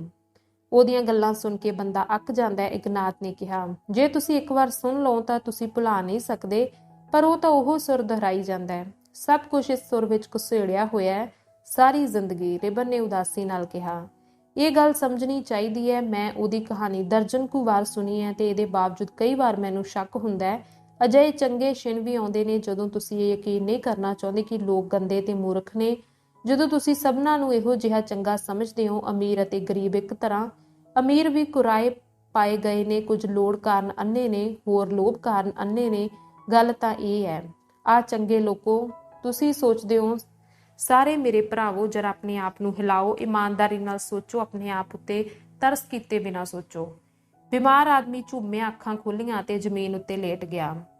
ਯਾਕੂਬ ਚੁੱਪਚਾਪ ਉੱਠਿਆ ਤੇ ਢਾਰੇ ਵਿੱਚ ਗਿਆ ਤੇ ਛੇਤੀ ਹੀ ਇੱਕ ਪੋਸਤੀਨ ਲੈ ਆਇਆ ਜਿਹੜੀ ਉਹਨੇ ਆਪਣੇ ਚਚੇਰ ਦੁਆਲੇ ਲਪੇਟ ਦਿੱਤੀ। ਫਿਰ ਉਹ ਮੁੜ ਕੇ ਸੋਫੀਆ ਕੋਲ ਬਹਿ ਗਿਆ। ਅੱਗ ਦੀ ਨੱਚਦੀ ਮੁਸਕਾਨ ਨੇ ਆਪਣੇ ਦੁਆਲੇ ਹਨੇਰੇ ਆਕਾਰਾਂ ਨੂੰ ਰੁਸ਼ਨਾ ਦਿੱਤਾ, ਜਦੋਂ ਕਿ ਉਹਨਾਂ ਦੀਆਂ ਆਵਾਜ਼ਾਂ ਸੋਚਦੀਆਂ ਹੋਈਆਂ ਲਾਟਾਂ ਦੀ ਸ਼ਾਂਤ ਕਿੜਕਿੜ ਅਤੇ ਸਰਸਰਾਹਟ ਵਿੱਚ ਮਿਲ ਗਈਆਂ। ਸੋਫੀਆ ਨੇ ਉਹਨਾਂ ਨੂੰ ਜ਼ਿੰਦਗੀ ਦੇ ਹੱਕ ਲਈ ਸੰਸਾਰ ਭਰ ਦੀਆਂ ਕੌਮਾਂ ਦੇ ਘੋਲ ਦੀ ਕਹਾਣੀ ਸੁਣਾਈ। ਜਰਮਨੀ ਵਿੱਚ ਬਹੁਤ ਸਮਾਂ ਪਹਿਲਾਂ ਦੀਆਂ ਕਿਸਾਨਾਂ ਦੀਆਂ ਬਗਾਵਤਾਂ, ਆਇਰਲੈਂਡ ਦੇ ਲੋਕਾਂ ਦੀ ਦੁਰਦਸ਼ਾ ਦੀ ਆਜ਼ਾਦੀ ਲਈ ਉਹਨਾਂ ਦੇ ਅਕਸਰ ਹੁੰਦੇ ਘੋਲਾਂ ਵਿੱਚ ਫਰਾਂਸੀਸੀ ਕਿਰਤੀਆਂ ਦੀ ਸੂਰਮ ਗਤੀ ਦੀ। ਇੱਥੇ ਜੰਗਲ ਵਿੱਚ ਰਾਤ ਦੀ ਮਖਮਲ ਵਿੱਚ ਲਪੇਟੇ ਕਾਲੇ ਅਸਮਾਨ ਦੇ ਚੰਦੋਏ ਹੇਠਾਂ ਰੁੱਖਾਂ ਵਿਚਕਾਰ ਖਾਲੀ ਕੀਤੀ ਇਸ ਨਿੱਕੀ ਥਾਂ ਵਿੱਚ ਅੱਗ ਨਾਲ ਰੁਸ਼ਨਾਏ ਹੈਰਾਨ ਹੋਏ ਦੋਖੀ ਪਰਛਾਵਿਆਂ ਨਾਲ ਘਿਰੇ ਉਹਨਾਂ ਘਟਨਾਵਾਂ ਦੀ ਇੱਕ ਅਜਿਹੀ ਕਹਾਣੀ ਸੁਣਾਈ ਗਈ ਜਿਸ ਨੇ ਕਮੀਨੇ ਅਤੇ ਰੱਜਖਾਣੇ ਲੋਕਾਂ ਦੀ ਦੁਨੀਆ ਨੂੰ ਹਿਲਾ ਦਿੱਤਾ ਸੀ। ਸੱਚ ਅਤੇ ਆਜ਼ਾਦੀਆਂ ਲਈ ਲੜਨ ਵਾਲੇ ਸੂਰਮਿਆਂ ਦੇ ਨਾਂ ਲਏ ਗਏ ਅਤੇ ਇੱਕ ਇੱਕ ਕਰਕੇ ਦੁਨੀਆ ਦੇ ਲੋਕਾਂ ਦੀਆਂ ਪਾਲਾਂ ਉੱਥੋਂ ਲੰਘੀਆਂ, ਲੜਾਈ ਕਾਰਨ ਥੱਕੇ ਅਤੇ ਫਟੋ-ਫਟ ਹੋਏ। ਇਸਤਰੀ ਦੀ ਆਵਾਜ਼ ਮੱਧਮ ਅਤੇ ਭਾਰੀ ਸੀ। ਇਹ ਬੀਤੇ ਵਿੱਚੋਂ ਆਉਂਦੀ ਜਾਪਦੀ ਸੀ, ਇਹਨਾਂ ਲੋਕਾਂ ਦੀਆਂ ਆਸਾਂ ਜਗਾਉਂਦੀ ਅਤੇ ਉਹਨਾਂ ਵਿੱਚ ਭਰੋਸਾ ਪੈਦਾ ਕਰਦੀ ਜਿਹੜੇ ਹੋਰਨਾਂ ਦੇਸ਼ਾਂ ਵਿਚਲੇ ਆਪਣੇ ਆਤਮਿਕ ਭਰਾਵਾਂ ਦੀ ਇਹ ਕਹਾਣੀ ਸੁਣ ਰਹੇ ਸਨ। ਸੋਫੀਆ ਦੇ ਪੀਲੇ ਪਤਲੇ ਮੂੰਹ ਵੱਲ ਵੇਖਦੇ ਹੋਏ ਉਹਨਾਂ ਨੂੰ ਸਮੁੱਚੇ ਸੰਸਾਰ ਦੀਆਂ ਕੌਮਾਂ ਦੇ ਪਵਿੱਤਰ ਕਾਜ ਦੀ ਵਧੇਰੇ ਸਪਸ਼ਟ ਸੋਝੀ ਆ ਗਈ, ਆਜ਼ਾਦੀ ਲਈ ਅਨੰਤ ਘੋਲਦੀ। ਉਹਨਾਂ ਨੂੰ ਪਤਾ ਲੱਗਾ ਕਿ ਉਹਨਾਂ ਦੇ ਆਪਣੇ ਸੁਪਨੇ ਅਤੇ ਆਸ਼ਾਵਾਂ ਉਹਨਾਂ ਅਣਜਾਣੀਆਂ ਨਸਲਾਂ ਦੇ ਸਨ ਜਿਹੜੀਆਂ ਦੂਰ ਅਤੀਤ ਵਿੱਚ ਜਿਉਂਦੀਆਂ ਸਨ, ਵਰਤਮਾਨ ਨਾਲੋਂ ਇਤਿਹਾਸ ਦੇ ਕਾਲੇ ਅਤੇ ਖੂਨੀ ਪਰਦੇ ਰਾਹੀਂ ਕੱਟੀਆਂ ਹੋਈਆਂ। ਆਪਣੇ ਦਿਲਾਂ ਤੇ ਦਿਮਾਗਾਂ ਨਾਲ ਉਹਨਾਂ ਵਿਸ਼ਾਲ ਦੁਨੀਆ ਨਾਲ ਸੰਬੰਧ ਸਥਾਪਿਤ ਕੀਤਾ। ਉਸ ਵਿੱਚ ਉਹ ਮਿੱਤਰ ਲੱਭੇ ਜਿਹੜੇ ਬੜੇ ਲੰਮੇ ਸਮੇਂ ਤੋਂ ਧਰਤੀ ਉੱਤੇ ਇਨਸਾਫ ਸਥਾਪਿਤ ਕਰਨ ਦੇ ਦ੍ਰਿੜ ਨਿਸ਼ਚੇ ਕਾਰਨ ਇਕਮੁੱਠ ਸਨ। ਇਸ ਨਿਸ਼ਚੇ ਨੂੰ ਉਹਨਾਂ ਅਨੇਕਾਂ ਦੁੱਖਾਂ ਨਾਲ ਜਿਹੜੇ ਚੰਗੇ ਜੀਵਨ ਲਈ ਉਹਨਾਂ ਸਹਾਰੇ ਸਨ ਅਤੇ ਉਸ ਖੂਨ ਨਾਲ ਜਿਹੜਾ ਉਹਨਾਂ ਉਹਦੇ ਲਈ ਡੋਲਿਆ ਸੀ, ਪਵਿੱਤਰ ਬਣਾਉਂਦੇ ਹੋਏ। ਸਭਨਾਂ ਲੋਕਾਂ ਨਾਲ ਆਤਮਿਕ ਨੇੜਤਾ ਦੀ ਇੱਕ ਭਾਵਨਾ ਜਾਗ ਪਈ ਅਤੇ ਸੰਸਾਰ ਵਿੱਚ ਇੱਕ ਨਵੇਂ ਦਿਲ ਦਾ ਜਨਮ ਹੋਇਆ, ਇੱਕ ਅਜਿਹੇ ਦਿਲ ਦਾ ਜਿਹੜਾ ਸਭ ਕੁਝ ਜਾਣਨ, ਸਭ ਕੁਝ ਸਮਝਣ ਦੀ ਤੀਬਰ ਭਾਵਨਾ ਨਾਲ ਧੜਕ ਰਿਹਾ ਸੀ। ਇੱਕ ਦਿਨ ਆਵੇਗਾ ਜਦੋਂ ਸਾਰੇ ਦੇਸ਼ਾਂ ਦੇ ਕਿਰਤੀ ਉੱਠ ਪੈਣਗੇ ਅਤੇ ਦ੍ਰਿੜਤਾ ਨਾਲ ਕਹਿਣਗੇ, ਬਹੁਤ ਹੋ ਗਈ, ਅਸੀਂ ਆਪਣੀ ਜ਼ਿੰਦਗੀ ਤੋਂ ਰੱਜ ਗਏ ਵਾਂ, ਸੋਫੀਆ ਨੇ ਭਰੋਸੇ ਨਾਲ ਕਿਹਾ। ਫਿਰ ਉਹਨਾਂ ਦੀ ਫੋਕੀ ਤਾਕਤ ਜਿਹੜੇ ਬਸ ਆਪਣੇ ਲਾਲਚ ਵਿੱਚ ਹੀ ਬਲਵਾਨ ਨੇ ਢਹਿ ਢੇਰੀ ਹੋਵੇਗੀ, ਧਰਤੀ ਉਹਨਾਂ ਦੇ ਪੈਰਾਂ ਹੇਠੋਂ ਖਿਸਕ ਜਾਵੇਗੀ ਅਤੇ ਉਹਨਾਂ ਕੋਲ ਫੜਨ ਲਈ ਕੁਝ ਨਹੀਂ ਰਹਿ ਜਾਵੇਗਾ। ਸੱਚ ਹੈ, ਰਿਬਨ ਨੇ ਆਪਣਾ ਸਿਰ ਨਿਵਾਉਂਦੇ ਹੋਏ ਕਿਹਾ। ਕੋਈ ਅਜਿਹਾ ਕੰਮ ਨਹੀਂ ਜਿਹੜਾ ਅਸੀਂ ਨਹੀਂ ਕਰ ਸਕਦੇ ਜੇ ਅਸੀਂ ਆਪਣੇ ਆਪ ਦਾ ਖਿਆਲ ਨਾ ਕਰੀਏ। ਮਾਂ ਨੇ ਆਪਣੇ ਭਰਵੱਟੇ ਉੱਤੇ ਕਰਕੇ ਅਤੇ ਆਪਣੇ ਹੋਠਾਂ ਉੱਤੇ ਖੁਸ਼ੀ ਭਰੀ ਹੈਰਾਨੀ ਦੀ ਮੁਸਕਾਨ ਲਿਆ ਕੇ ਗੱਲ ਸੁਣੀ। ਉਹਨੇ ਵੇਖਿਆ ਕਿ ਜਿਹੜੀ ਗੱਲ ਸੋਫੀਆ ਵਿੱਚ ਬਹੁਤ ਅਚਾਨਕ ਅਤੇ ਬਹੁਤ ਉੱਚੀ ਅਤੇ ਬਹੁਤ ਵਿਸ਼ਾਲ ਘੇਰੇ ਵਾਲੀ ਉਹਦੇ ਖਾਸੇ ਲਈ ਅਯੋਗ ਜਾਪਦੀ ਸੀ, ਉਹਦੀ ਕਹਾਣੀ ਦੇ ਉਤਸੁਕਤ ਇਕਸਾਰ ਵਹਾਅ ਵਿੱਚ ਲੋਪ ਹੋ ਗਈ ਸੀ। ਉਹਨੂੰ ਰਾਤ ਦੀ ਚੁੱਪ ਅੱਗ ਦੀਆਂ ਲਾਟਾਂ ਦਾ ਖੇਡਣਾ, ਸੋਫੀਆ ਦਾ ਮੂੰਹ ਚੰਗੇ ਲੱਗਦੇ ਸਨ, ਪਰ ਸਭ ਤੋਂ ਵੱਧ ਉਹਨੂੰ ਮੁਜ਼ੀਕਾਂ ਦੀ ਇਕਾਗਰਤਾ ਚੰਗੀ ਲੱਗਦੀ ਸੀ। ਉਹ ਐਲ ਬੈਠੇ ਸਨ, ਨਿਰੰਤਰ ਖੁੱਲ ਰਹੀ ਕਹਾਣੀ ਵਿੱਚ ਵਿਘਨ ਨਾ ਪਾਉਣ ਦਾ ਯਤਨ ਕਰਦੇ ਹੋਏ, ਉਸ ਲਿਸ਼ਕਦੀ ਤੰਦ ਨੂੰ ਤੋੜਨੋਂ ਡਰਦੇ ਜਿਹੜੀ ਉਹਨਾਂ ਨੂੰ ਸਾਰੇ ਸੰਸਾਰ ਨਾਲ ਜੋੜ ਰਹੀ ਸੀ। ਸਮੇਂ-ਸਮੇਂ ਉਹਨਾਂ ਵਿੱਚੋਂ ਇੱਕ ਧਿਆਨ ਨਾਲ ਹੋਰ ਲੱਕੜੀਆਂ ਅੱਗ ਵਿੱਚ ਪਾਉਂਦਾ ਅਤੇ ਇਹਦੇ ਤੋਂ ਉੱਠਦੀ ਚਿੰਗਾਂ ਦੀ ਵਾਛੜ ਅਤੇ ਧੂੰ ਦੇ ਬੱਦਲਾਂ ਤੋਂ ਇਸਤਰੀਆਂ ਦੀ ਰੱਖਿਆ ਕਰਨ ਲਈ ਆਪਣੇ ਹੱਥ ਹਿਲਾਉਂਦਾ। ਇੱਕ ਵਾਰ ਯਾਕੂਬ ਉੱਠਿਆ ਤੇ ਸ਼ਾਂਤੀ ਨਾਲ ਕਿਹਾ, ਜਰਾ ਇੱਕ ਮਿੰਟ। ਉਹ ਨੱਠ ਕੇ ਢਾਰੇ ਵਿੱਚ ਗਿਆ ਤੇ ਕੁਝ ਕੰਬਲ ਲੈ ਆਇਆ, ਜਿਹੜੇ ਉਹਨੇ ਅਤੇ ਇਗਨਾਤ ਨੇ ਚੁੱਪਚਾਪ ਮਹਿਮਾਨਾਂ ਦੇ ਮੋਢਿਆਂ ਤੇ ਗੋਡਿਆਂ ਉੱਤੇ ਪਾ ਦਿੱਤੇ। ਫਿਰ ਸੋਫੀਆ ਬੋਲੀ ਗਈ, ਜਿੱਤ ਦੇ ਦਿਨ ਦਾ ਨਕਸ਼ਾ ਖਿੱਚਦੀ, ਆਪਣੇ ਸਰੋਤਿਆਂ ਵਿੱਚ ਉਹਨਾਂ ਦੇ ਆਪਣੇ ਬਲ ਲਈ ਭਰੋਸਾ ਜਗਾਉਂਦੀ, ਉਹਨਾਂ ਦੇ ਅੰਦਰ ਉਹਨਾਂ ਸਭਨਾਂ ਨਾਲ ਇਕਤਾ ਦੇ ਚੇਤਨਤਾ ਜਗਾਉਂਦੀ ਜਿਹੜੇ ਆਫਰੇ ਪਿਆ ਦੀਆਂ ਮੂਰਖ ਲਿੱਲਾਂ ਪੂਰੀਆਂ ਕਰਨ ਲਈ ਆਪਣੀਆਂ ਜ਼ਿੰਦਗੀਆਂ ਵਿਅਰਥ ਕਿਰਤ ਵਿੱਚ ਵਹਾ ਰਹੇ ਸਨ। ਮਾਂ ਸੋਫੀਆ ਦੀ ਗੱਲ ਸੁਣ ਕੇ ਉਤੇਜਿਤ ਨਹੀਂ ਸੀ ਹੋਈ, ਪਰ ਉਹਨੇ ਭਰਾਤਰੀਅਤਾ ਦਾ ਜਿਹੜਾ ਭਾਵ ਪੈਦਾ ਕੀਤਾ ਸੀ, ਉਹਨੇ ਮਾਂ ਦੇ ਦਿਲ ਨੂੰ ਉਹਨਾਂ ਲੋਕਾਂ ਲਈ ਨਿਸ਼ਚੇਵਾਨ ਸ਼ੁਕਰਾਨੇ ਨਾਲ ਭਰ ਦਿੱਤਾ ਜਿਹੜੇ ਆਪਣੀਆਂ ਜਾਨਾਂ ਖਤਰੇ ਵਿੱਚ ਪਾ ਕੇ ਉਹਨਾਂ ਲੋਕਾਂ ਲਈ ਜਿਹੜੇ ਨਿੱਤ ਦੀ ਕਿਰਤ ਦੇ ਸੰਗਲਾਂ ਨਾਲ ਬੰਨੇ ਹੋਏ ਸਨ, ਪਿਆਰ ਅਤੇ ਸੱਚ ਅਤੇ ਇਮਾਨਦਾਰ ਸੋਚ ਦੀਆਂ ਸੁਗਾਤਾਂ ਲਿਆਉਂਦੇ। ਰੱਬ ਉਹਨਾਂ ਦੇ ਅੰਗ ਸੰਗ ਰਹੇ। ਉਹਨੇ ਅੱਖਾਂ ਬੰਦ ਕਰਦੇ ਹੋਏ ਸੋਚਿਆ। ਪੌ ਫਟਾਲੇ ਸਮੇਂ ਥੱਕੀ ਸੋਫੀਆ ਨੇ ਆਪਣੀ ਕਹਾਣੀ ਮੁਕਾਈ ਅਤੇ ਮੁਸਕਰਾਉਂਦੇ ਹੋਏ ਆਲੇ ਦੁਆਲੇ ਲਿਸ਼ਕਦੇ ਅਤੇ ਸੋਚਾਂ ਡੁੱਬੇ ਮੂੰਹਾਂ ਵੱਲ ਵੇਖਿਆ। ਸਮਾਂ ਆ ਗਿਆ, ਅਸੀਂ ਚੱਲੀਏ, ਮਾਂ ਨੇ ਕਿਹਾ। ਹਾਂ, ਸੱਚਮੁੱਚ, ਸੋਫੀਆ ਬੋਲੀ। ਮੁੰਡਿਆਂ ਵਿੱਚੋਂ ਇੱਕ ਨੇ ਡੂੰਘਾ ਹੌਂਕਾ ਲਿਆ। ਬਹੁਤ ਮਾੜੀ ਗੱਲ ਹੈ, ਤੁਸੀਂ ਜਾਣਾ ਹੈ, ਰਿਬਨ ਨੇ ਅਸਾਧਾਰਨ ਨਰਮ ਆਵਾਜ਼ ਵਿੱਚ ਕਿਹਾ। ਤੁਹਾਡੀ ਗੱਲ ਸੁਣਨਾ ਚੰਗਾ ਲੱਗਦਾ ਹੈ। ਲੋਕਾਂ ਨੂੰ ਉਹਨਾਂ ਦੀ ਇਕਤਾ ਦਾ ਅਨੁਭਵ ਕਰਾਉਣਾ ਬੜੀ ਵੱਡੀ ਗੱਲ ਹੈ। ਜਦੋਂ ਤੁਸੀਂ ਜਾਣਦੇ ਹੋ ਕਿ ਲਖੂਕਾ ਲੋਕ ਉਹ ਕੁਝ ਚਾਹੁੰਦੇ ਨੇ ਜੋ ਤੁਸੀਂ ਚਾਹੁੰਦੇ ਹੋ, ਤਾਂ ਇਸ ਨਾਲ ਤੁਹਾਡਾ ਦਿਲ ਦਿਆਲ ਹੋ ਜਾਂਦਾ ਹੈ ਅਤੇ ਦਇਆ ਇੱਕ ਬਲਵਾਨ ਸ਼ਕਤੀ ਹੈ। ਦਇਆ ਕਰ ਤਾਂ ਜੋ ਦੂਜਾ ਬੰਦਾ ਤੇਰੇ ਚਿੱਤੜਾਂ ਉੱਤੇ ਠੁੱਡੇ ਮਾਰ ਸਕੇ। ਯੈਫੀਮ ਹੌਲੇ ਜਿਹੇ ਉੱਠਦੇ ਹੋਏ ਹੱਸਿਆ। ਚਾਚਾ ਮਖਾਇਲੋ, ਚੰਗਾ ਹੋਵੇ ਜੇ ਉਹ ਕਿਸੇ ਵੱਲੋਂ ਵੇਖੇ ਜਾਣ ਤੋਂ ਪਹਿਲਾਂ ਇੱਥੋਂ ਚਲੀਆਂ ਜਾਣ। ਜਿਉਂ ਹੀ ਅਸਾਂ ਇਸ਼ਤਿਹਾਰ ਵੰਡਣੇ ਸ਼ੁਰੂ ਕੀਤੇ, ਹਾਕਮਾਂ ਨੇ ਉਹਨਾਂ ਨੂੰ ਲਿਆਉਣ ਵਾਲਿਆਂ ਨੂੰ ਲੱਭਣ ਲੱਗ ਪੈਣਾ। ਕਿਸੇ ਨੇ ਕਹਿ ਦੇਣਾ, ਯਾਦ ਹੀ ਉਹ ਯਾਤਰੂ ਜਨਾਨੀਆਂ ਜਿਹੜੀਆਂ ਇੱਥੇ ਆਈਆਂ ਸਨ। ਖੇਚਲ ਲਈ ਧੰਨਵਾਦ ਮਾਂ, ਰਿਬਨ ਨੇ ਗੱਲ ਟੋਕੀ। ਤੈਨੂੰ ਵੇਖਦੇ ਮੈਨੂੰ ਪਾਵੇਲ ਯਾਦ ਆਉਂਦਾ ਹੈ। ਤੂੰ ਕਿੰਨਾ ਚੰਗਾ ਕੰਮ ਕਰ ਰਹੀ ਹੈ। ਹੁਣ ਉਹਦਾ ਰੌਂ ਵਧੇਰੇ ਨਰਮ ਸੀ ਅਤੇ ਉਹ ਖੁੱਲੀ ਨਿੱਘੀ ਮੁਸਕਾਨ ਮੁਸਕਰਾਇਆ। ਹਵਾ ਵਿੱਚ ਠੰਡ ਸੀ, ਪਰ ਉਹ ਕੋਟ ਪਾਏ ਬਿਨਾਂ ਤੇ ਕਮੀਜ਼ ਖੁੱਲੀ, ਉਹਦੀ ਛਾਤੀ ਨੰਗੀ ਹੋਈ ਉੱਥੇ ਖੜਾ ਰਿਹਾ। ਮਾਂ ਉਹਦੇ ਤਕੜੇ ਸਰੀਰ ਦੀ ਸ਼ਲਾਘਾ ਕੀਤੇ ਬਿਨਾਂ ਨਾ ਰਹਿ ਸਕੀ। ਤੂੰ ਕੁਝ ਪਾ ਲੈ, ਉਹਨੇ ਨਰਮੀ ਨਾਲ ਕਿਹਾ। ਠੰਡ ਵੇ, ਮੇਰੇ ਅੰਦਰ ਨਿੱਘ ਹੈ, ਰਿਬਨ ਨੇ ਜਵਾਬ ਦਿੱਤਾ। ਤਿੰਨ ਮੁੰਡੇ ਅਕੁਲ ਬੈਠੇ ਹੌਲੀ-ਹੌਲੀ ਗੱਲਾਂ ਕਰ ਰਹੇ ਸਨ ਤੇ ਬਿਮਾਰ ਬੰਦਾ ਪੋਸਤੀਨ ਨਾਲ ਕੱਜਿਆ ਉਹਨਾਂ ਦੇ ਪੈਰਾਂ ਵਿੱਚ ਪਿਆ ਸੀ। ਆਕਾਸ਼ ਪੀਲਾ ਹੋ ਗਿਆ, ਪਰਛਾਵੇਂ ਮਿਟ ਗਏ। ਉਗਦੇ ਸੂਰਜ ਦੀ ਉਡੀਕ ਕਰਦੇ ਪੱਤੇ ਕੰਬੇ। ਚੰਗਾ, ਮੇਰਾ ਖਿਆਲ ਹੈ ਹੁਣ ਵਿਛੜਨਾ ਪਵੇਗਾ, ਰਿਬਨ ਨੇ ਸੋਫੀਆ ਨਾਲ ਹੱਥ ਮਿਲਾਉਂਦੇ ਹੋਏ ਕਿਹਾ। ਅਸੀਂ ਤੈਨੂੰ ਸ਼ਹਿਰ ਵਿੱਚ ਕਿੱਥੇ ਲੱਭ ਸਕਦੇ ਹਾਂ? ਲੱਭਣਾ ਤਾਂ ਤੁਸੀਂ ਮੈਨੂੰ ਵੇ, ਮਾਂ ਨੇ ਕਿਹਾ। ਤਿੰਨੇ ਮੁੰਡੇ ਸੋਫੀਆ ਕੋਲ ਆਏ ਅਤੇ ਵਲੱਲੀ ਸੁਲਗਤਾ ਨਾਲ ਉਹਦੇ ਨਾਲ ਹੱਥ ਮਿਲਾਏ। ਇਹ ਸਪਸ਼ਟ ਸੀ ਕਿ ਉਹਨਾਂ ਵਿੱਚੋਂ ਹਰ ਇੱਕ ਨੂੰ ਇੱਕ ਗੁੱਝੀ ਖੁਸ਼ੀ ਅਨੁਭਵ ਹੋ ਰਹੀ ਸੀ, ਧੰਨਵਾਦੀ ਅਤੇ ਮਿੱਤਰਾਂ ਵਾਲੀ, ਅਤੇ ਇਹ ਭਾਵਨਾ ਆਪਣੀ ਨਵੀਨਤਾ ਨਾਲ ਉਹਨਾਂ ਨੂੰ ਪਰੇਸ਼ਾਨ ਕਰ ਰਹੀ ਜਾਪਦੀ ਸੀ। ਉਹ ਕਦੀ ਇੱਕ ਪੈਰ ਭਾਰ ਖੜੇ ਹੁੰਦੇ, ਕਦੀ ਦੂਜੇ ਭਾਰ, ਅਤੇ ਉਹਦੇ ਵੱਲ ਅਜਿਹੀਆਂ ਅੱਖਾਂ ਨਾਲ ਵੇਖ ਕੇ ਮੁਸਕਰਾਉਂਦੇ ਜਿਹੜੀਆਂ ਉਨੀਂਦੇ ਕਾਰਨ ਚਮਕ ਰਹੀਆਂ ਸਨ। ਜਾਣ ਤੋਂ ਪਹਿਲਾਂ ਥੋੜਾ ਦੁੱਧ ਨਹੀਂ ਪੀਓਗੇ? ਯਾਕੂਬ ਨੇ ਪੁੱਛਿਆ। ਦੁੱਧ ਹੈ? ਯਫੀਮ ਨੇ ਕਿਹਾ। ਨਹੀਂ, ਇਗਨਾਤ ਨੇ ਔਖਾ ਜਿਹਾ ਹੋ ਕੇ ਆਪਣੇ ਵਾਲ ਪਿੱਛੇ ਕਰਦੇ ਹੋਏ ਕਿਹਾ। ਉਹ ਮੈਥੋਂ ਡੁੱਲ ਗਿਆ ਸੀ। ਤਿੰਨੇ ਮੁੰਡੇ ਹੱਸ ਪਏ। ਉਹਨਾਂ ਦੁੱਧ ਦੀ ਗੱਲ ਕੀਤੀ, ਪਰ ਮਾਂ ਨੇ ਅਨੁਭਵ ਕਰ ਲਿਆ ਕਿ ਉਹ ਕਿਸੇ ਹੋਰ ਗੱਲ ਬਾਰੇ ਸੋਚ ਰਹੇ ਸਨ, ਕਿ ਉਹ ਉਹਦੇ ਅਤੇ ਸੋਫੀਆ ਵੱਲ ਸਦਭਾਵਨਾ ਨਾਲ ਭਰੇ ਹੋਏ ਸਨ ਅਤੇ ਉਹਨਾਂ ਲਈ ਸ਼ੁਭ ਇਸ਼ਾਵਾਂ ਕਰ ਰਹੇ ਸਨ।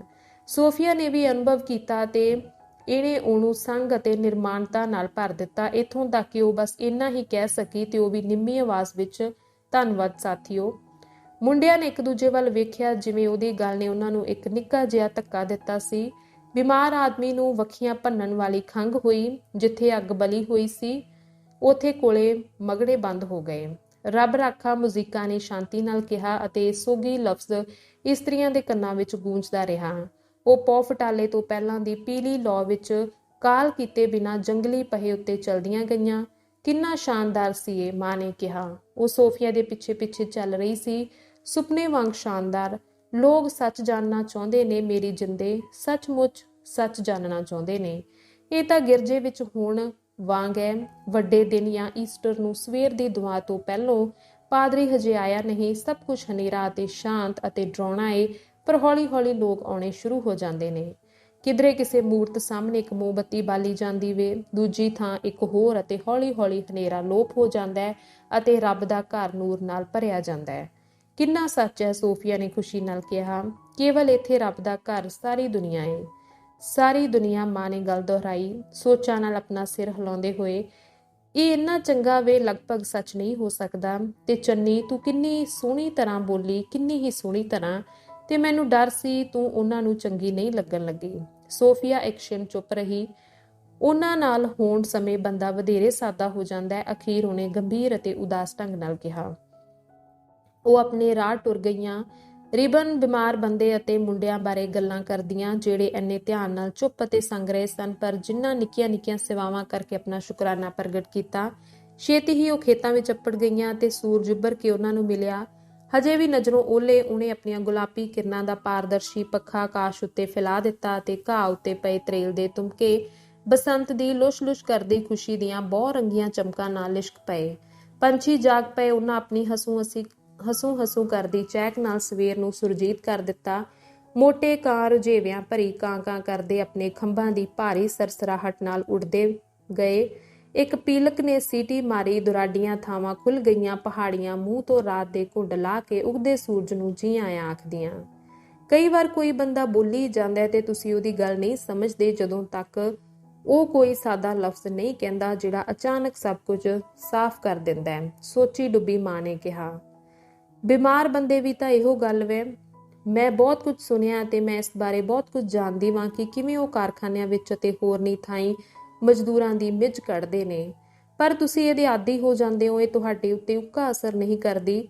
ਪਰ ਉਹਨੇ ਜੋ ਕੁਝ ਕਿਹਾ ਉਹ ਇੰਨਾ ਭਿਆਨਕ ਸੀ, ਇੰਨਾ ਨਮੋਸ਼ੀ ਭਰਿਆ, ਪਿਆਰੇ ਈਸਾ, ਕਿ ਇਹ ਹੋ ਸਕਦਾ ਹੈ ਕਿ ਲੋਕ ਆਪਣੀਆਂ ਜਾਨਾਂ ਮਾਰ ਦਿੰਦੇ ਨੇ ਤਾਂ ਜੋ ਉਹਨਾਂ ਦੇ ਮਾਲਕ ਅਜਿਹੇ ਠੱਠੇ ਉਡਾਉਣ। ਇਹਦੇ ਵਿੱਚ ਕੋਈ ਇਨਸਾਫ ਨਹੀਂ। ਮਾਂ ਦੇ ਵਿਚਾਰ ਇਸ ਬੰਦੇ ਦੇ ਮਾਮਲੇ ਉੱਤੇ ਟਿਕ ਗਏ ਜਿਸਨੇ ਅਜਿਹੇ ਹੋਰਨਾਂ ਮਾਮਲਿਆਂ ਉੱਤੇ ਵਿਅੰਗਮਈ ਚਾਨਣ ਪਾਇਆ ਜਿਨ੍ਹਾਂ ਬਾਰੇ ਉਹਨੇ ਸੁਣਿਆ ਸੀ ਪਰ ਭੁੱਲ ਗਈ ਸੀ। ਉਹ ਆਫਰ ਕੇ ਬਿਮਾਰ ਹੋਈ ਜਾਂਦੇ ਨੇ। ਮੈਨੂੰ ਇੱਕ ਪੇਂਡੂ ਅਫਸਰ ਦਾ ਪਤਾ ਹੈ ਜਿਹੜਾ ਮੁਜ਼ੀਕਾਂ ਨੂੰ ਇਸ ਗੱਲ ਤੇ ਮਜਬੂਰ ਕਰਦਾ ਹੈ ਕਿ ਜਿੰਨੀ ਵਾਰ ਉਹਦਾ ਘੋੜਾ ਪਿੰਡ ਵਿੱਚੋਂ ਲੰਘੇ ਉਹ ਝੁੱਕ ਕੇ ਉਹਨੂੰ ਸਲਾਮ ਕਰਨ, ਤੇ ਜਿਹੜਾ ਅਜਿਹਾ ਨਾ ਕਰਦਾ ਉਹਨੂੰ ਉਹ ਗ੍ਰਿਫਤਾਰ ਕਰ ਲੈਂਦਾ। ਉਹ ਅਜਿਹਾ ਕਿਉਂ ਕਰਦਾ, ਇਸ ਗੱਲ ਦੀ ਕਿਸੇ ਤਰ੍ਹਾਂ ਸਮਝ ਨਹੀਂ ਆਉਂਦੀ। ਸੋਫੀਆ ਹੌਲੀ ਹੌਲੀ ਇੱਕ ਗੀਤ ਗਾਉਣ ਲੱਗ ਪਈ ਜਿਹੜਾ ਸਵੇਰ ਵਾਂਗ ਹੀ ਲਿਸ਼ਕਦਾ ਸੱਜਰਾ ਸੀ। ਅੰਕ 36ਵਾਂ। ਮਾਂ ਦੀ ਜ਼ਿੰਦਗੀ ਅਨੋਖੀ ਸ਼ਾਂਤੀ ਨਾਲ ਲੰਘਦੀ ਗਈ। ਕਈ ਵਾਰ ਉਹਨੂੰ ਇਸ ਸ਼ਾਂਤੀ ਉੱਤੇ ਹੈਰਾਨੀ ਹੁੰਦੀ। ਉਹਦਾ ਪੁੱਤਰ ਜੇਲ੍ਹ ਵਿੱਚ ਸੀ ਤੇ ਉਹਨੂੰ ਪਤਾ ਸੀ ਕਿ ਉਹਨੂੰ ਜ਼ਾਲਮਾਨਾ ਸਜ਼ਾ ਮਿਲੇਗੀ। ਪਰ ਜਿੰਨੀ ਵਾਰ ਉਹ ਇਸ ਬਾਰੇ ਸੋਚਦੀ ਉਹਦੇ ਮਨ ਵਿੱਚ ਆਂਦਰੇਈ ਅਤੇ ਫਿਓਦੋਰ ਅਤੇ ਹੋਰਨਾਂ ਦੀਆਂ ਸ਼ਕਲਾਂ ਫਿਰਨ ਲੱਗ ਪੈਂਦੀਆਂ। ਆਪਣੇ ਪੁੱਤਰ ਦਾ ਬਿੰਬ ਜਿਹੜਾ ਉਹਨਾਂ ਸਭਨਾਂ ਤੋਂ ਬਣਿਆ ਸੀ ਜਿਹੜੀ ਉਹਦੀ ਹੋਣੀ ਦੇ ਭਿਆਲ ਸਨ, ਉਹਦੀਆਂ ਅੱਖਾਂ ਵਿੱਚ ਵਡੇਰਾ ਹੁੰਦਾ ਗਿਆ, ਉਹਦੇ ਬਾਰੇ ਅਜਿਹੇ ਵਿਚਾਰਾਂ ਨੂੰ ਜਨਮ ਦਿੰਦਾ ਜਿਹੜੇ ਸ਼ੋਪਲੇ ਜਿਹੇ ਸਭਨਾਂ ਪਾਸਿਆਂ ਵੱਲ ਵੱਧਦੇ ਗਏ। ਪਤਲੀਆਂ ਉੱਗੜ ਦੱਗੜ ਰਾਹ ਢੂੰਡਦੀਆਂ ਕਿਰਨਾਂ ਵਾਂਗ ਉਹ ਹਰ ਥਾਂ ਅੱਪੜਦੇ, ਸਭਨਾਂ ਵਰਤਾਰਿਆਂ ਉੱਤੇ ਲੋਹ ਪਾਉਣ ਅਤੇ ਸਭਨਾਂ ਸ਼ੈਆਂ ਨੂੰ ਇੱਕੋ ਇੱਕ ਨਮੂਨੇ ਵਿੱਚ ਜੋੜਨ ਦਾ ਯਤਨ ਕਰਦੇ। ਉਹਦੇ ਵਿਚਾਰਾਂ ਦੇ ਕਿਸੇ ਇੱਕ ਸ਼ੈ ਉੱਤੇ ਕੇਂਦਰਿਤ ਹੋਣੇ, ਖਾਸ ਤੌਰ ਤੇ ਆਪਣੇ ਪੁੱਤਰ ਲਈ ਸਿੱਖ ਅਤੇ ਉਹਦੇ ਬਾਰੇ ਡਰਾਂ ਉੱਤੇ ਕੇਂਦਰਿਤ ਹੋਣੋਂ ਰੋਕਦੇ। ਛੇਤੀ ਸੋਫੀਆ ਚਲੀ ਗਈ। 5 ਦਿਨਾਂ ਪਿੱਛੋਂ ਉਛਲਦੇ ਖੁਸ਼ ਰੌਹ ਵਿੱਚ ਮੁੜਨ ਤੇ ਕੁਝ ਘੰਟਿਆਂ ਵਿੱਚ ਮੁੜ ਲੋਪ ਹੋ ਜਾਣ ਅਤੇ ਹੋਰ 2 ਹਫ਼ਤਿਆਂ ਵਿੱਚ ਮੁੜ ਆਉਣ ਲਈ ਜਾਪਦਾ ਸੀ ਕਿ ਉਹ ਚੌੜੇ ਘੇਰਿਆਂ ਵਿੱਚ ਜ਼ਿੰਦਗੀ ਵਿੱਚ ਸਫ਼ਰ ਕਰਦੀ, ਜਿਨ੍ਹਾਂ ਵਿੱਚੋਂ ਉਹ ਸਮੇਂ-ਸਮੇਂ ਆਪਣੇ ਭਰਾ ਕੋਲ ਮੁੜ ਆਉਂਦੀ ਤਾਂ ਜੋ ਉਹਦੇ ਫਲੈਟ ਨੂੰ ਹਿੰਮਤ ਅਤੇ ਸੰਗੀਤ ਨਾਲ ਭਰ ਦੇਵੇ। ਮਾਂ ਸੰਗੀਤ ਨੂੰ ਪਿਆਰ ਕਰਨ ਲੱਗ ਪਈ। ਜਦੋਂ ਉਹ ਸੰਗੀਤ ਸੁਣਦੀ ਤਾਂ ਉਹਨੂੰ ਜਾਪਦਾ ਗਰਮ ਲਹਿਰਾਂ ਉਹਦੀ ਛਾਤੀ ਨਾਲ ਵੱਜ ਰਹੀਆਂ ਹਨ ਅਤੇ ਉਹਦੇ ਦਿਲ ਨੂੰ ਧੋ ਰਹੀਆਂ ਹਨ। ਇਹਨੂੰ ਵਧੇਰੇ ਇਕਸਾਰਤਾ ਨਾਲ ਧੜਕਾ ਰਹੀਆਂ ਅਤੇ ਇਹਦੇ ਵਿੱਚ ਸੋਚਾਂ ਦੀਆਂ ਨਵੀਆਂ ਲਗਰਾਂ ਪੈਦਾ ਕਰ ਰਹੀਆਂ ਹਨ। ਜਿਹੜੀਆਂ ਭੌਂ ਵਿੱਚ ਡੂੰਘੇ ਗੱਡੇ ਚੰਗੀ ਤਰ੍ਹਾਂ ਸਿੱਜੇ ਬੀਆਂ ਵਾਂਗ ਸੌਖੇ ਹੀ ਅਤੇ ਸੋਹਣੀ ਤਰ੍ਹਾਂ ਸੰਗੀਤ ਦੇ ਅਸਰ ਹੇਠ ਲਫ਼ਜ਼ਾਂ ਵਿੱਚ ਖਿੜ ਪੈਂਦੀਆਂ। ਮਾਂ ਲਈ ਸੋਫੀਆ ਦੀ ਬੇਤਰਤੀਬੀ ਸਹਾਰਨਾ ਔਖਾ ਸੀ। ਫਲੈਟ ਵਿੱਚ ਸਦਾ ਹੀ ਉਹਦੇ ਕੱਪੜਿਆਂ, ਸਿਗਰਟਾਂ ਅਤੇ ਸੁਆਹ ਦਾ ਘੜਮਸ ਪਿਆ ਰਹਿੰਦਾ।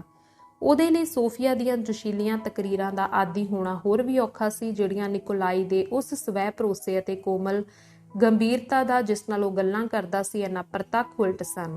ਉਹਨੂੰ ਜਾਪਦਾ ਕਿ ਸੋਫੀਆ ਇੱਕ ਗਬਰੇਟ ਹੈ, ਜਿਹੜੀ ਜਵਾਨ ਗਿਣੇ ਜਾਣੇ ਲਈ ਉਤਾਵਲੀ ਹੈ ਅਤੇ ਲੋਕਾਂ ਨੂੰ ਬਸ ਅਨੋਖੇ ਖਿਡੌਣੇ ਸਮਝਦੀ ਹੈ। ਉਹ ਕਿਰਤ ਦੀ ਪਵਿੱਤਰਤਾ ਦੀਆਂ ਗੱਲਾਂ ਕਰਦੀ, ਪਰ ਆਪਣੀ ਬੇਤਰਤੀਬੀ ਨਾਲ ਮਾਂ ਦੇ ਕੰਮ ਵਿੱਚ ਵਾਧਾ ਕਰੀ ਜਾਂਦੀ। ਉਹ ਬੜੇ ਜੋਸ਼ ਨਾਲ ਆਜ਼ਾਦੀ ਦੀਆਂ ਗੱਲਾਂ ਕਰਦੀ, ਪਰ ਮਾਂ ਵੇਖ ਸਕਦੀ ਸੀ ਕਿ ਉਹ ਆਪਣੇ ਕੱਟੜਪੁਣੇ ਅਤੇ ਅਨੰਤ ਦਲੀਲਾਂ ਨਾਲ ਹੋਰਨਾਂ ਉੱਤੇ ਜ਼ਬਰ ਕਰਦੀ। ਉਹ ਵਿਰੋਧਾਂ ਦੀ ਭਰੀ ਹੋਈ ਸੀ ਅਤੇ ਇਹ ਗੱਲ ਅਨੁਭਵ ਕਰਦੀ ਹੋਈ ਮਾਂ ਬੜੇ ਧਿਆਨ ਨਾਲ ਉਹਦੇ ਨਾਲ ਗਿਲਾ ਕਰਦੀ ਅਤੇ ਉਹਦੇ ਵੱਲ ਉਹ ਅਣਬਦਲਵਾਂ ਸਨੇਹ ਅਨੁਭਵ ਨਹੀਂ ਸੀ ਕਰਦੀ, ਜਿਹੋ ਜਿਹਾ ਉਹ ਨਿਕੋਲਾਈ ਲਈ ਕਰਦੀ ਸੀ। ਦਿਨ ਪ੍ਰਤੀ ਦਿਨ ਆਪਣਾ ਅਕਾਊ ਜੀਵਨ ਗੁਜ਼ਾਰਦਾ ਹੋਇਆ ਉਹ ਹੋਰਨਾਂ ਲਈ ਫਿਕਰਮੰਦੀ ਨਾਲ ਭਰਿਆ ਹੋਇਆ ਸੀ। 8 ਵਜੇ ਸਵੇਰੇ ਉਹ ਸਵੇਰ ਦੀ ਚਾਹ ਪੀਂਦਾ, ਉਦੋਂ ਹੀ ਉਹ ਅਖਬਾਰ ਪੜ੍ਹਦਾ ਅਤੇ ਮਾਂ ਨੂੰ ਖਬਰਾਂ ਦੱਸਦਾ। ਉਹਨੂੰ ਸੁਣਦੀ ਹੋਈ ਉਹ ਤਰਬਕ ਦੇਣ ਵਾਲੀ ਸਪਸ਼ਟਤਾ ਨਾਲ ਅਨੁਭਵ ਕਰਦੀ ਕਿਵੇਂ ਜੀਵਨ ਦੀ ਮਸ਼ੀਨ ਬੇਕਿਰਕੀ ਨਾਲ ਲੋਕਾਂ ਨੂੰ ਪੀ ਕੇ ਪੈਸੇ ਵਿੱਚ ਤਬਦੀਲ ਕਰੀ ਜਾਂਦੀ ਹੈ। ਉਹਨੇ ਵੇਖਿਆ ਕਿ ਨਿਕੋਲਾਈ ਦਾ ਬਹੁਤ ਕੁਝ ਆਂਦਰੇਈ ਨਾਲ ਮਿਲਦਾ ਜੁਲਦਾ ਏ। ਖੁਖੋਲ ਵਾਂਗ ਹੀ ਉਹ ਲੋਕਾਂ ਬਾਰੇ ਦੋਖ ਤੋਂ ਬਿਨਾਂ ਗੱਲ ਕਰਦਾ ਹੈ। ਉਹਨਾਂ ਸਾਰਿਆਂ ਸਿਰ ਸੰਸਾਰ ਦੀਆਂ ਬੁਰਾਈਆਂ ਲਈ ਦੋਸ਼ ਦਿੰਦਾ, ਪਰ ਨਵੇਂ ਜੀਵਨ ਵਿੱਚ ਉਹਦਾ ਨਿਸ਼ਚੇ ਆਂਦਰੇਈ ਜਿਹਾ ਜੋਸ਼ੀਲਾ ਨਹੀਂ ਸੀ ਅਤੇ ਨਾ ਹੀ ਇੰਨਾ ਚਿੱਤਰਮਈ। ਉਹ ਕਿਸੇ ਕਰੜੇ ਅਤੇ ਇਮਾਨਦਾਰ ਜੱਜ ਦੀ ਸ਼ਾਂਤ ਆਵਾਜ਼ ਵਿੱਚ ਗੱਲ ਕਰਦਾ ਅਤੇ ਭਾਵੇਂ ਅਤਿਅੰਤ ਭਿਆਨਕ ਗੱਲਾਂ ਬਾਰੇ ਬਹਿਸ ਕਰਦੇ ਹੋਏ ਉਹਦੇ ਬੁੱਲ੍ਹਾਂ ਉੱਤੇ ਅਫਸੋਸ ਦੀ ਨਿੰਮੀ ਜਿਹੀ ਮੁਸਕਾਨ ਹੁੰਦੀ, ਉਹਦੀਆਂ ਅੱਖਾਂ ਵਿੱਚ ਕਰੜੀ ਠੰਡੀ ਚਮਕ ਹੁੰਦੀ। ਇਹ ਵੇਖਦੇ ਹੋਏ ਮਾਂ ਅਨੁਭਵ ਕਰਦੀ ਕਿ ਉਹ ਕਦੀ ਕਿਸੇ ਨੂੰ ਮਾਫ ਨਹੀਂ ਕਰੇਗਾ, ਕਿ ਉਹ ਮਾਫ ਨਹੀਂ ਕਰ ਸਕਦਾ ਅਤੇ ਉਹਨੂੰ ਉਹਦੇ ਉੱਤੇ ਰਹਿਮ ਆਉਂਦਾ, ਕਿਉਂਕਿ ਉਹ ਜਾਣਦੀ ਸੀ ਕਿ ਕਰੜਾ ਹੋਣਾ ਉਹਦੇ ਲਈ ਸੌਖਾ ਨਹੀਂ ਸੀ। ਨਿਕੋਲਾਈ ਲਈ ਉਹਦਾ ਸਨੇਹ ਹਰ ਲੰਘਦੇ ਦਿਨ ਨਾਲ ਵੱਧਦਾ ਗਿਆ।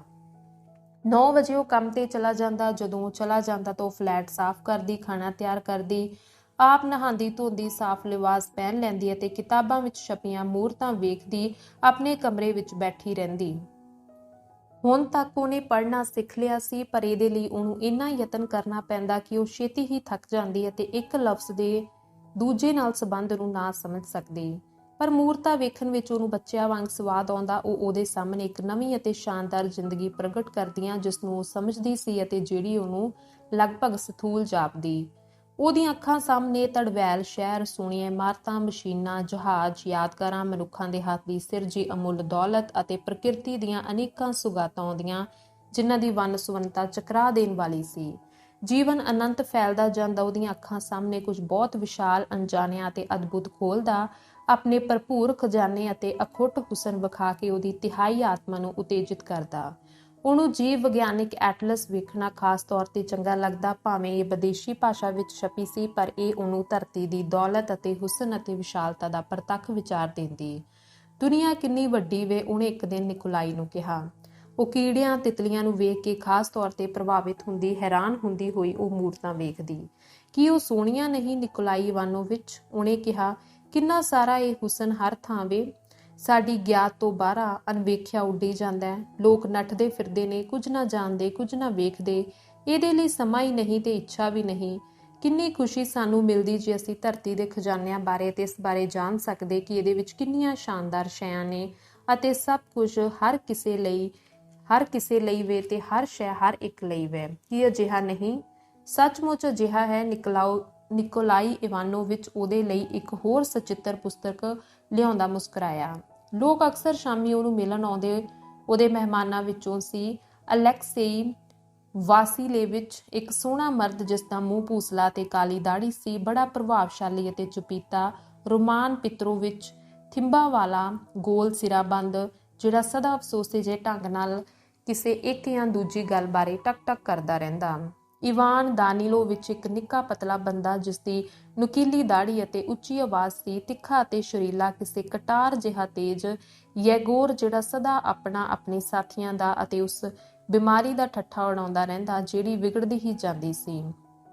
ਹੋਰ ਲੋਕ ਵੀ ਸਨ ਜਿਹੜੇ ਦੁਰਾਡੇ ਸ਼ਹਿਰਾਂ ਤੋਂ ਆਉਂਦੇ। ਨਿਕੋਲਾਈ ਉਹਨਾਂ ਨਾਲ ਲੰਮੀਆਂ ਸ਼ਾਂਤ ਗੱਲਾਂ ਕਰਦਾ, ਸਦਾ ਇੱਕੋ ਵਿਸ਼ੇ ਬਾਰੇ, ਸੰਸਾਰ ਦੇ ਕਿਰਤੀ ਲੋਕਾਂ ਬਾਰੇ। ਉਹ ਉਤੇਜਿਤ ਹੋਏ ਬਹਿਸਾਂ ਕਰਦੇ, ਆਪਣੇ ਹੱਥ ਹਿਲਾਉਂਦੇ ਅਤੇ ਬਹੁਤ ਜ਼ਿਆਦਾ ਚਾਹ ਪੀਂਦੇ। ਕਈ ਵਾਰ ਜਦੋਂ ਉਹ ਗੱਲਾਂ ਕਰ ਰਹੇ ਹੁੰਦੇ ਤਾਂ ਨਿਕੋਲਾਈ ਐਲਾਨ ਤਿਆਰ ਕਰਦਾ, ਜਿਹੜੇ ਉਹ ਆਪਣੇ ਸਾਥੀਆਂ ਨੂੰ ਉੱਚੀ ਪੜ੍ਹ ਕੇ ਸੁਣਾਉਂਦਾ। ਉਹ ਉਹਨਾਂ ਨੂੰ ਇੱਕਦਮ ਨਕਲ ਕਰ ਲੈਂਦੇ ਅਤੇ ਮਾਂ ਬੜੇ ਧਿਆਨ ਨਾਲ ਪਾਟੇ ਖਰੜਿਆਂ ਦੇ ਟੋਟੇ ਇਕੱਠੇ ਕਰ ਲੈਂਦੀ ਅਤੇ ਉਹਨਾਂ ਨੂੰ ਸਾੜ ਦਿੰਦੀ। ਜਦੋਂ ਉਹਨਾਂ ਨੂੰ ਚਾਹ ਦੇ ਰਹੀ ਹੁੰਦੀ ਤਾਂ ਉਹ ਉਸ ਜੋਸ਼ ਉੱਤੇ ਹੈਰਾਨ ਹੁੰਦੀ ਜਿਸ ਨਾਲ ਉਹ ਕਿਰਤੀ ਲੋਕਾਂ ਦੇ ਜੀਵਨ ਅਤੇ ਹੋਣੀ ਬਾਰੇ ਗੱਲਾਂ ਕਰਦੇ, ਉਹਨਾਂ ਵਿੱਚ ਸੱਚ ਦਾ ਪ੍ਰਚਾਰ ਕਰਨ ਅਤੇ ਉਹਨਾਂ ਦੀਆਂ ਭਾਵਨਾਵਾਂ ਨੂੰ ਇਕਮੁੱਠ ਕਰਨ ਦੇ ਸਭ ਤੋਂ ਚੰਗੇ ਅਤੇ ਸਭ ਤੋਂ ਤੇਜ਼ ਢੰਗ ਬਾਰੇ ਗੱਲਾਂ ਕਰਦੇ। ਅਕਸਰ ਬਹਿਸ ਕਰਦੇ ਹੋਏ ਉਹ ਗੁੱਸੇ ਹੋ ਜਾਂਦੇ ਅਤੇ ਇੱਕ ਦੂਜੇ ਉੱਤੇ ਦੋਖੀ ਇਲਜ਼ਾਮ ਲਾਉਂਦੇ, ਪਰ ਬਹਿਸ ਕਰੀ ਜਾਂਦੇ। ਮਾਂ ਸਮਝਦੀ ਸੀ ਕਿ ਉਹਨੂੰ ਕਿਰਤੀਆਂ ਦੀ ਜ਼ਿੰਦਗੀ ਬਾਰੇ ਉਹਨਾਂ ਨਾਲੋਂ ਚੰਗੀ ਸੋਝੀ ਹੈ। ਉਹਨੂੰ ਜਾਪਦਾ ਸੀ ਕਿ ਉਸ ਕਾਰਜ ਦੀ ਤੜਵੈਲਤਾ ਨੂੰ ਵਧੇਰੇ ਸਪਸ਼ਟਤਾ ਨਾਲ ਵੇਖਦੀ ਸੀ ਜਿਹੜਾ ਉਹਨਾਂ ਹੱਥ ਲਿਆ ਸੀ, ਅਤੇ ਇਹ ਗੱਲ ਉਹਨੂੰ ਇਸ ਯੋਗ ਬਣਾਉਂਦੀ ਕਿ ਉਹ ਉਹਨਾਂ ਵੱਲ ਕੁਝ ਦਿਆਲਤਾ ਨਾ ਵੇਖੇ, ਅਜਿਹੇ ਵਡੇਰੀ ਉਮਰ ਦੇ ਬੰਦੇ ਦੀ ਗਮਗੀਨੀ ਨਾਲ ਜਿਹੜਾ ਸਬੰਧਾਂ ਦੀ ਨਾਟਕੀਅਤ ਨੂੰ ਸਮਝੇ ਬਿਨਾਂ ਵਹੁਟੀ ਗੱਭਰੂ ਦਾ ਖੇਡ ਖੇਡਦੇ ਬੱਚਿਆਂ ਨੂੰ ਵੇਖਦਾ ਹੈ। ਆਪ ਮੁਹਾਰੇ ਉਹ ਉਹਨਾਂ ਦੀਆਂ ਤਕਰੀਰਾਂ ਦਾ ਆਪਣੇ ਪੁੱਤਰ ਅਤੇ ਆਂਦਰੇਈ ਦੀਆਂ ਤਕਰੀਰਾਂ ਨਾਲ ਮੁਕਾਬਲਾ ਕਰਦੀ ਅਤੇ ਉਹਨੂੰ ਇੱਕ ਫਰਕ ਦਾ ਅਨੁਭਵ ਸੀ ਜਿਸ ਦੀ ਪਹਿਲਾਂ ਪਹਿਲ ਉਹਨੂੰ ਸਮਝ ਨਾ ਆਈ। ਕਦੀ ਕਦੀ ਉਹਨੂੰ ਜਾਪਦਾ ਕਿ ਇੱਥੇ ਲੋਕ ਕਿਰਤੀਆਂ ਦੀ ਬਸਤੀ ਦੀਆਂ ਮੀਟਿੰਗਾਂ ਨਾਲੋਂ ਵਧੇਰੇ ਉੱਚੀ ਬੋਲਦੇ ਨੇ, ਉਹ ਵਧੇਰੇ ਜਾਣਦੇ ਨੇ, ਇਸ ਲਈ ਵਧੇਰੇ ਸ਼ੋਰ ਕਰਦੇ ਨੇ। ਮਾਂ ਨੇ ਆਪਣੇ ਆਪ ਨੂੰ ਸਮਝਾਇਆ, ਪਰ ਅਕਸਰ ਹੀ ਉਹਨੂੰ ਇਉਂ ਜਾਪਦਾ ਕਿ ਇਹ ਲੋਕ ਜਾਣ-ਬੁੱਝ ਕੇ ਇੱਕ ਦੂਜੇ ਨੂੰ ਉਭਾਰ ਰਹੇ ਨੇ ਅਤੇ ਆਪਣੇ ਉਤਸ਼ਾਹ ਦਾ ਵਿਖਾਲਾ ਕਰ ਰਹੇ ਨੇ, ਜਿਵੇਂ ਉਹਨਾਂ ਵਿੱਚੋਂ ਹਰ ਇੱਕ ਆਪਣੇ ਸਾਥੀਆਂ ਲਈ ਇਹ ਸਾਬਿਤ ਕਰਨਾ ਚਾਹੁੰਦਾ ਹੋਵੇ ਕਿ ਉਹਦੇ ਲਈ ਉਹਨਾਂ ਨਾਲੋਂ ਸੱਚ ਦੇ ਵਧੇਰੇ ਅਰਥ ਹਨ। ਇਸ ਗੱਲ ਤੇ ਕਈ ਨਾਰਾਜ਼ ਹੋ ਜਾਂਦੇ ਅਤੇ ਇਹ ਸਾਬਿਤ ਕਰਨ ਲਈ ਕਿ ਉਹਨਾਂ ਨੂੰ ਸੱਚ ਦੀ ਵਧੇਰੇ ਪਰਵਾਹ ਹੈ, ਉਹ ਭੱਦਵੀਆਂ ਕਾਟਵੀਆਂ ਦਲੀਲਾਂ ਵਰਤਦੇ। ਉਹਨਾਂ ਵਿੱਚੋਂ ਹਰ ਇੱਕ ਦੂਜੇ ਨਾਲੋਂ ਉਚੇਰੀ ਛਾਲ ਮਾਰਨ ਲਈ ਉਤਾਵਲਾ ਜਾਪਦਾ ਤੇ ਇਹ ਗੱਲ ਮਾਂ ਨੂੰ ਤੰਗ ਅਤੇ ਦੁਖੀ ਕਰਦੀ। ਉਹ ਪਾਸ਼ਾ ਤੇ ਉਹਦੇ ਸਾਥੀਆਂ ਨੂੰ ਭੁੱਲ ਭੁਲਾ ਗਏ ਨੇ। ਉਹ ਕੰਬਦੇ ਪਰਵੱਟਿਆਂ ਤੇ ਮਿਹਨਤ ਕਰਦੀਆਂ ਅੱਖਾਂ ਨਾਲ ਉਹਨਾਂ ਵੱਲ ਵੇਖਦੇ ਹੋਏ ਸੋਚਦੀ। ਉਹ ਵੱਧ ਤੋਂ ਵੱਧ ਧਿਆਨ ਨਾਲ ਉਹਨਾਂ ਦੀਆਂ ਸਾਰੀਆਂ ਦਲੀਲਾਂ ਨੂੰ ਸੁਣਦੀ, ਭਾਵੇਂ ਨਿਸ਼ਚੇ ਹੀ ਇਹ ਸਾਰੀਆਂ ਉਹਨੂੰ ਸਮਝ ਨਹੀਂ ਸਨ ਆਉਂਦੀਆਂ, ਪਰ ਉਹ ਸ਼ਬਦਾਂ ਦੇ ਪਿੱਛੇ ਭਾਵਾਂ ਨੂੰ ਸਮਝਣ ਦਾ ਯਤਨ ਕਰਦੀ ਅਤੇ ਇਹ ਗੱਲ ਉਹਦੇ ਲਈ ਸਪਸ਼ਟ ਹੋ ਗਈ ਕਿ ਜਦੋਂ ਕਿਰਤੀਆਂ ਦੀ ਬਸਤੀ ਵਿੱਚ ਨੇਕੀ ਦੇ ਵਿਚਾਰ ਉੱਤੇ ਬਹਿਸ ਕੀਤੀ ਜਾਂਦੀ ਸੀ ਤਾਂ ਇਹਦੇ ਬਾਰੇ ਆਮ ਤੌਰ ਤੇ ਇੱਕ ਸਮੁੱਚੀ ਇਕਾਈ ਦੇ ਤੌਰ ਤੇ ਗੱਲ ਕੀਤੀ ਜਾਂਦੀ ਸੀ, ਜਿੱਥੇ ਕਿ ਇੱਥੇ ਇਹਨੂੰ ਟੋਟਿਆਂ ਵਿੱਚ ਵੰਡਿਆ ਜਾਂਦਾ ਸੀ। ਉੱਥੇ ਜਜ਼ਬੇ ਡੂੰਘੇਰੇ ਅਤੇ ਵਧੇਰੇ ਮਜ਼ਬੂਤ ਸਨ। ਇੱਥੇ ਤਿੱਖੀ ਸੋਚ ਨੇ ਉਹਨਾਂ ਦੇ ਡੱਕਰੇ ਕੀਤੇ ਹੋਏ ਸਨ। ਇੱਥੇ ਉਹ ਪੁਰਾਣੇ ਦੀ ਅਲਖ ਮੁਕਾਉਣ ਬਾਰੇ ਵਧੇਰੇ ਗੱਲ ਕਰਦੇ ਸਨ, ਉੱਥੇ ਉਹ ਨਵੇਂ ਦੀ ਗੱਲ ਵਧੇਰੇ ਕਰਦੇ ਸਨ ਅਤੇ ਇਸੇ ਕਾਰਨ ਆਪਣੇ ਪੁੱਤਰ ਅਤੇ ਆਂਦਰੇਈ ਦੇ ਬੋਲ ਉਹਦੇ ਲਈ ਵਧੇਰੇ ਪਿਆਰੇ ਅਤੇ ਸਮਝ ਆਉਣ ਵਾਲੇ ਸਨ। ਉਹਨੇ ਵੇਖਿਆ ਕਿ ਜਦੋਂ ਕਦੀ ਕੋਈ ਕਿਰਤੀ ਉਹਨੂੰ ਮਿਲਣ ਆਉਂਦਾ ਤਾਂ ਨਿਕੋਲਾਈ ਦਾ ਗੱਲ ਕਰਨ ਦਾ ਢੰਗ ਬਹੁਤ ਆਜ਼ਾਦ ਅਤੇ ਖੁੱਲ੍ਹਾ ਹੁੰਦਾ। ਉਹਦੇ ਮੂੰਹ ਉੱਤੇ ਮਿੱਠੇ ਜਿਹੇ ਹਾਵ ਭਾਵ ਉੱਗੜ ਆਉਂਦੇ ਅਤੇ ਉਹ ਅਸਾਧਾਰਨ ਢੰਗ ਨਾਲ ਗੱਲ ਕਰਨ ਲੱਗ ਪੈਂਦਾ, ਸ਼ਾਇਦ ਵਧੇਰੇ ਖਰਵੀ ਤਰ੍ਹਾਂ ਜਾਂ ਘੱਟ ਸੋਚਦੇ ਹੋਏ। ਉਹ ਇਉਂ ਬੋਲਣ ਦਾ ਯਤਨ ਕਰ ਰਿਹਾ ਕਿ ਦੂਜੇ ਬੰਦੇ ਨੂੰ ਉਹਦੀ ਸਮਝ ਆ ਜਾਵੇ, ਮਾਂ ਨੇ ਸੋਚਿਆ। ਪਰ ਇਸ ਨਾਲ ਉਹਦੀ ਤਸੱਲੀ ਨਾ ਹੋਈ। ਉਹ ਇਹ ਵੀ ਵੇਖਦੀ ਕਿ ਕਿਰਤੀ ਵੀ ਔਖਾ ਅਨੁਭਵ ਕਰਦਾ ਸੀ, ਅੰਦਰਾਂ ਸਾਰਾ ਕੱਸਿਆ ਹੋਇਆ, ਅਤੇ ਉਹ ਨਿਕੋਲਾਈ ਨਾਲ ਉਸ ਅੰਦਾਜ਼ ਅਤੇ ਖੁੱਲ੍ਹੇ ਢੰਗ ਨਾਲ ਗੱਲ ਨਹੀਂ ਸੀ ਕਰ ਸਕਦਾ ਜਿਵੇਂ ਉਹ ਉਹਦੇ ਇੱਕ ਸਧਾਰਨ ਕਿਰਤੀ ਇਸਤਰੀ ਨਾਲ ਕਰ ਸਕਦਾ ਸੀ। ਇੱਕ ਵਾਰ ਜਦੋਂ ਨਿਕੋਲਾਈ ਕਮਰੇ ਵਿੱਚੋਂ ਬਾਹਰ ਗਿਆ ਤਾਂ ਮਾਂ ਨੇ ਉਸ ਜਵਾਨ ਮੁੰਡੇ ਨੂੰ ਜਿਹੜਾ ਆਇਆ ਸੀ ਕਿਹਾ, ਤੂੰ ਡਰਦਾ ਕਿਸ ਗੱਲੋਂ ਏ? ਤੂੰ ਮਾਸਟਰ ਨੂੰ ਸਬਕ ਸੁਣਾ ਰਿਹਾ ਹੈ, ਪਹਾੜਾ ਨਹੀਂ। ਕਿਰਤੀ ਖੁੱਲ੍ਹ ਕੇ ਮੁਸਕਰਾਇਆ, ਆਪਣੇ ਆਲੇ ਦੁਆਲੇ ਤੋਂ ਵੱਖ ਹੋ ਕੇ ਤਾਂ ਕੇਕੜੇ ਵੀ ਲਾਲ ਹੋ ਜਾਂਦੇ ਨੇ, ਅਖੀਰ ਉਹ ਸਾਡੇ ਜਿਹਾ ਤਾਂ ਨਹੀਂ। ਕਦੀ ਕਦੀ ਸ਼ਾਸ਼ਾ ਆਉਂਦੀ, ਉਹ ਬਹੁਤਾ ਚਿਰ ਨਾ ਠਹਿਰਦੀ, ਸਦਾ ਵਿਹਾਰੀ ਢੰਗ ਨਾਲ ਗੱਲ ਕਰਦੀ, ਬਿਨਾਂ ਹੱਸੇ, ਅਤੇ ਜਾਂਦੇ ਸਮੇਂ ਉਹ ਹਮੇਸ਼ਾ ਮਾਂ ਤੋਂ ਪੁੱਛਦੀ, ਪਾਵੇਲ ਮਿਖਾਇਲੋਵਿਚ ਦਾ ਕੀ ਹਾਲ ਹੈ? ਉਹ ਠੀਕ ਠਾਕ ਵੇ, ਖੁਸ਼ ਵਾ, ਰੱਬ ਦਾ ਸ਼ੁਕਰ ਹੈ। ਉਹਨੂੰ ਮੇਰੀ ਯਾਦ ਦਈ, ਕੁੜੀ ਕਹਿੰਦੀ ਅਤੇ ਲੋਪ ਹੋ ਜਾਂਦੀ। ਕਦੀ ਕਦੀ ਮਾਂ ਨੇ ਉਹਦੇ ਅੱਗੇ ਗਿਲਾ ਕੀਤਾ ਕਿ ਉਹ ਮੁਕੱਦਮਾ ਚਲਾਏ ਬਿਨਾਂ ਪਾਵੇਲ ਨੂੰ ਇੰਨਾ ਚਿਰ ਅੰਦਰ ਰੱਖ ਰਹੇ ਹਨ। ਸ਼ਾਸ਼ਾ ਨੇ ਘੂਰੀ ਵੱਟੀ, ਪਰ ਉਹਦੀਆਂ ਉਂਗਲਾਂ ਮਰੋੜੇ ਖਾਣ ਲੱਗ ਪਈਆਂ। ਮਾਂ ਕੁੜੀ ਨੂੰ ਇਹ ਕਹਿਣ ਲਈ ਸਿੱਕਦੀ, ਮੈਂ ਜਾਣਦੀ ਵਾਂ ਚੰਨੀਏ, ਤੂੰ ਉਹਨੂੰ ਪਿਆਰ ਕਰਦੀ ਵੇਂ, ਪਰ ਉਹਦੀ ਹਿੰਮਤ ਨਾ ਪੈਂਦੀ। ਕੁੜੀ ਦਾ ਗੰਭੀਰ ਮੂੰਹ, ਉਹਦੇ ਪਿੱਛੇ ਹੋਠ ਅਤੇ ਸੁੱਕਾ ਵਿਹਾਰੀ ਢੰਗ ਕਿਸੇ ਵੀ ਸਨੇਹੀ ਵੇਗ ਨੂੰ ਪਿੱਛੇ ਧੱਕਦਾ। ਹੌਂਕਾ ਭਰ ਕੇ ਮਾਂ ਨੇ ਆਪਣੇ ਵੱਲ ਵਧਾਇਆ ਹੱਥ ਚੁੱਪਚਾਪ ਘੁੱਟਦੀ। ਹਾਏ ਨੀ, ਤੂੰ ਕਿੰਨੀ ਦੁਖੀ ਵੇਂ, ਮਾਂ ਸੋਚਦੀ। ਇੱਕ ਦਿਨ ਨਿਤਾਸ਼ਾ ਆਈ। ਉਹ ਮਾਂ ਨੂੰ ਉੱਥੇ ਵੇਖ ਕੇ ਬਹੁਤ ਖੁਸ਼ ਹੋਈ। ਮੇਰੀ ਮਾਂ ਮਰ ਗਈ ਏ ਵਿਚਾਰੀ ਪਿਆਰੀ, ਉਹਨੇ ਮਾਂ ਨੂੰ ਚੁੰਮਣ ਪਿੱਛੋਂ ਚਲਦੇ ਚਲਦੇ ਅਚਾਨਕ ਕਿਹਾ। ਉਹਨੇ ਆਪਣਾ ਸਿਰ ਪਿੱਛੇ ਵੱਲ ਛੰਡਿਆ ਅਤੇ ਗੱਲ ਜਾਰੀ ਰੱਖਣ ਤੋਂ ਪਹਿਲਾਂ ਇੱਕ ਤੇਜ਼ ਹਰਕਤ ਨਾਲ ਆਪਣੀਆਂ ਅੱਖਾਂ ਛੂਹੀਆਂ। ਕਿੰਨੀ ਮਾੜੀ ਹੋਈ, ਉਹ ਤਾਂ ਹਜੇ 50 ਦੀ ਵੀ ਨਹੀਂ ਸੀ। ਉਹਨੂੰ ਹਜੇ ਬਹੁਤ ਚਿਰ ਜਿਉਣਾ ਚਾਹੀਦਾ ਸੀ, ਪਰ ਦੂਜੇ ਹੱਥ ਮੈਂ ਇਹ ਸੋਚਣੋਂ ਨਹੀਂ ਰਹਿ ਸਕਦੀ ਕਿ ਜਿਹੋ ਜਿਹਾ ਜੀਵਨ ਉਹ ਜੀ ਰਹੀ ਸੀ ਉਸ ਨਾਲੋਂ ਤਾਂ ਮੌਤ ਚੰਗੀ ਸੀ। ਉਹ ਹਮੇਸ਼ਾ ਇਕੱਲੀ ਰਹੀ, ਕੋਈ ਉਹਨੂੰ ਪਿਆਰ ਨਾ ਕਰਦਾ, ਕਿਸੇ ਨੂੰ ਉਹਦੀ ਲੋੜ ਨਹੀਂ ਸੀ ਅਤੇ ਉਹ ਮੇਰੇ ਪਿਓ ਦੀ ਡੰਡ ਕਾਰਨ ਸਦਾ ਹੀ ਬਹੁਤ ਡਰੀ ਰਹਿੰਦੀ। ਕੀ ਇਹ ਜਿਉਣਾ ਏ? ਹੋਰ ਲੋਕ ਕਿਸੇ ਚੰਗੇਰੀ ਸ਼ੈ ਦੀ ਆਸ ਵਿੱਚ ਜਿਉਂਦੇ ਨੇ, ਪਰ ਮੇਰੀ ਮਾਂ ਕਿਸੇ ਗੱਲ ਦੀ ਆਸ ਨਹੀਂ ਸੀ ਕਰ ਸਕਦੀ ਸਿਵਾਏ ਹੋਰ ਬੇਇੱਜ਼ਤੀਆਂ ਦੇ। ਤੂੰ ਜੋ ਕਹਿਨੀ ਵੇ ਉਹ ਠੀਕ ਹੈ ਨਿਤਾਸ਼ਾ, ਮਾਂ ਨੇ ਸੋਚੀ ਡੁੱਬੀ ਨੇ ਕਿਹਾ। ਲੋਕ ਕਿਸੇ ਚੰਗੇਰੀ ਸ਼ੈ ਦੀ ਆਸ ਵਿੱਚ ਜਿਉਂਦੇ ਨੇ, ਪਰ ਜੇ ਕਿਸੇ ਗੱਲ ਦੀ ਆਸ ਹੀ ਨਾ ਹੋਵੇ ਤਾਂ ਇਹ ਕਿਹੋ ਜਿਹੀ ਜ਼ਿੰਦਗੀ ਵੇ। ਮਾਂ ਨੇ ਕੁੜੀ ਦਾ ਹੱਥ ਪਲੋਸਿਆ। ਸੋ ਹੁਣ ਤੂੰ ਉੱਕਾ ਇਕੱਲੀ ਵੇ। ਉੱਕਾ ਇਕੱਲੀ, ਨਿਤਾਸ਼ਾ ਨੇ ਪੋਲੇ ਜਿਹੇ ਕਿਹਾ। ਕੋਈ ਗੱਲ ਨਹੀਂ, ਮਾਂ ਕੁਝ ਚਿਰ ਰੁਕਣ ਪਿੱਛੋਂ ਬੋਲੀ। ਚੰਗੇ ਲੋਕ ਕਦੀ ਬਹੁਤਾ ਸਮਾਂ ਇਕੱਲੇ ਨਹੀਂ ਰਹਿੰਦੇ, ਸਦਾ ਹੋਰ ਲੋਕ ਉਹਨਾਂ ਨਾਲ ਚੰਬੜ ਜਾਂਦੇ ਨੇ। ਧੰਨਵਾਦ।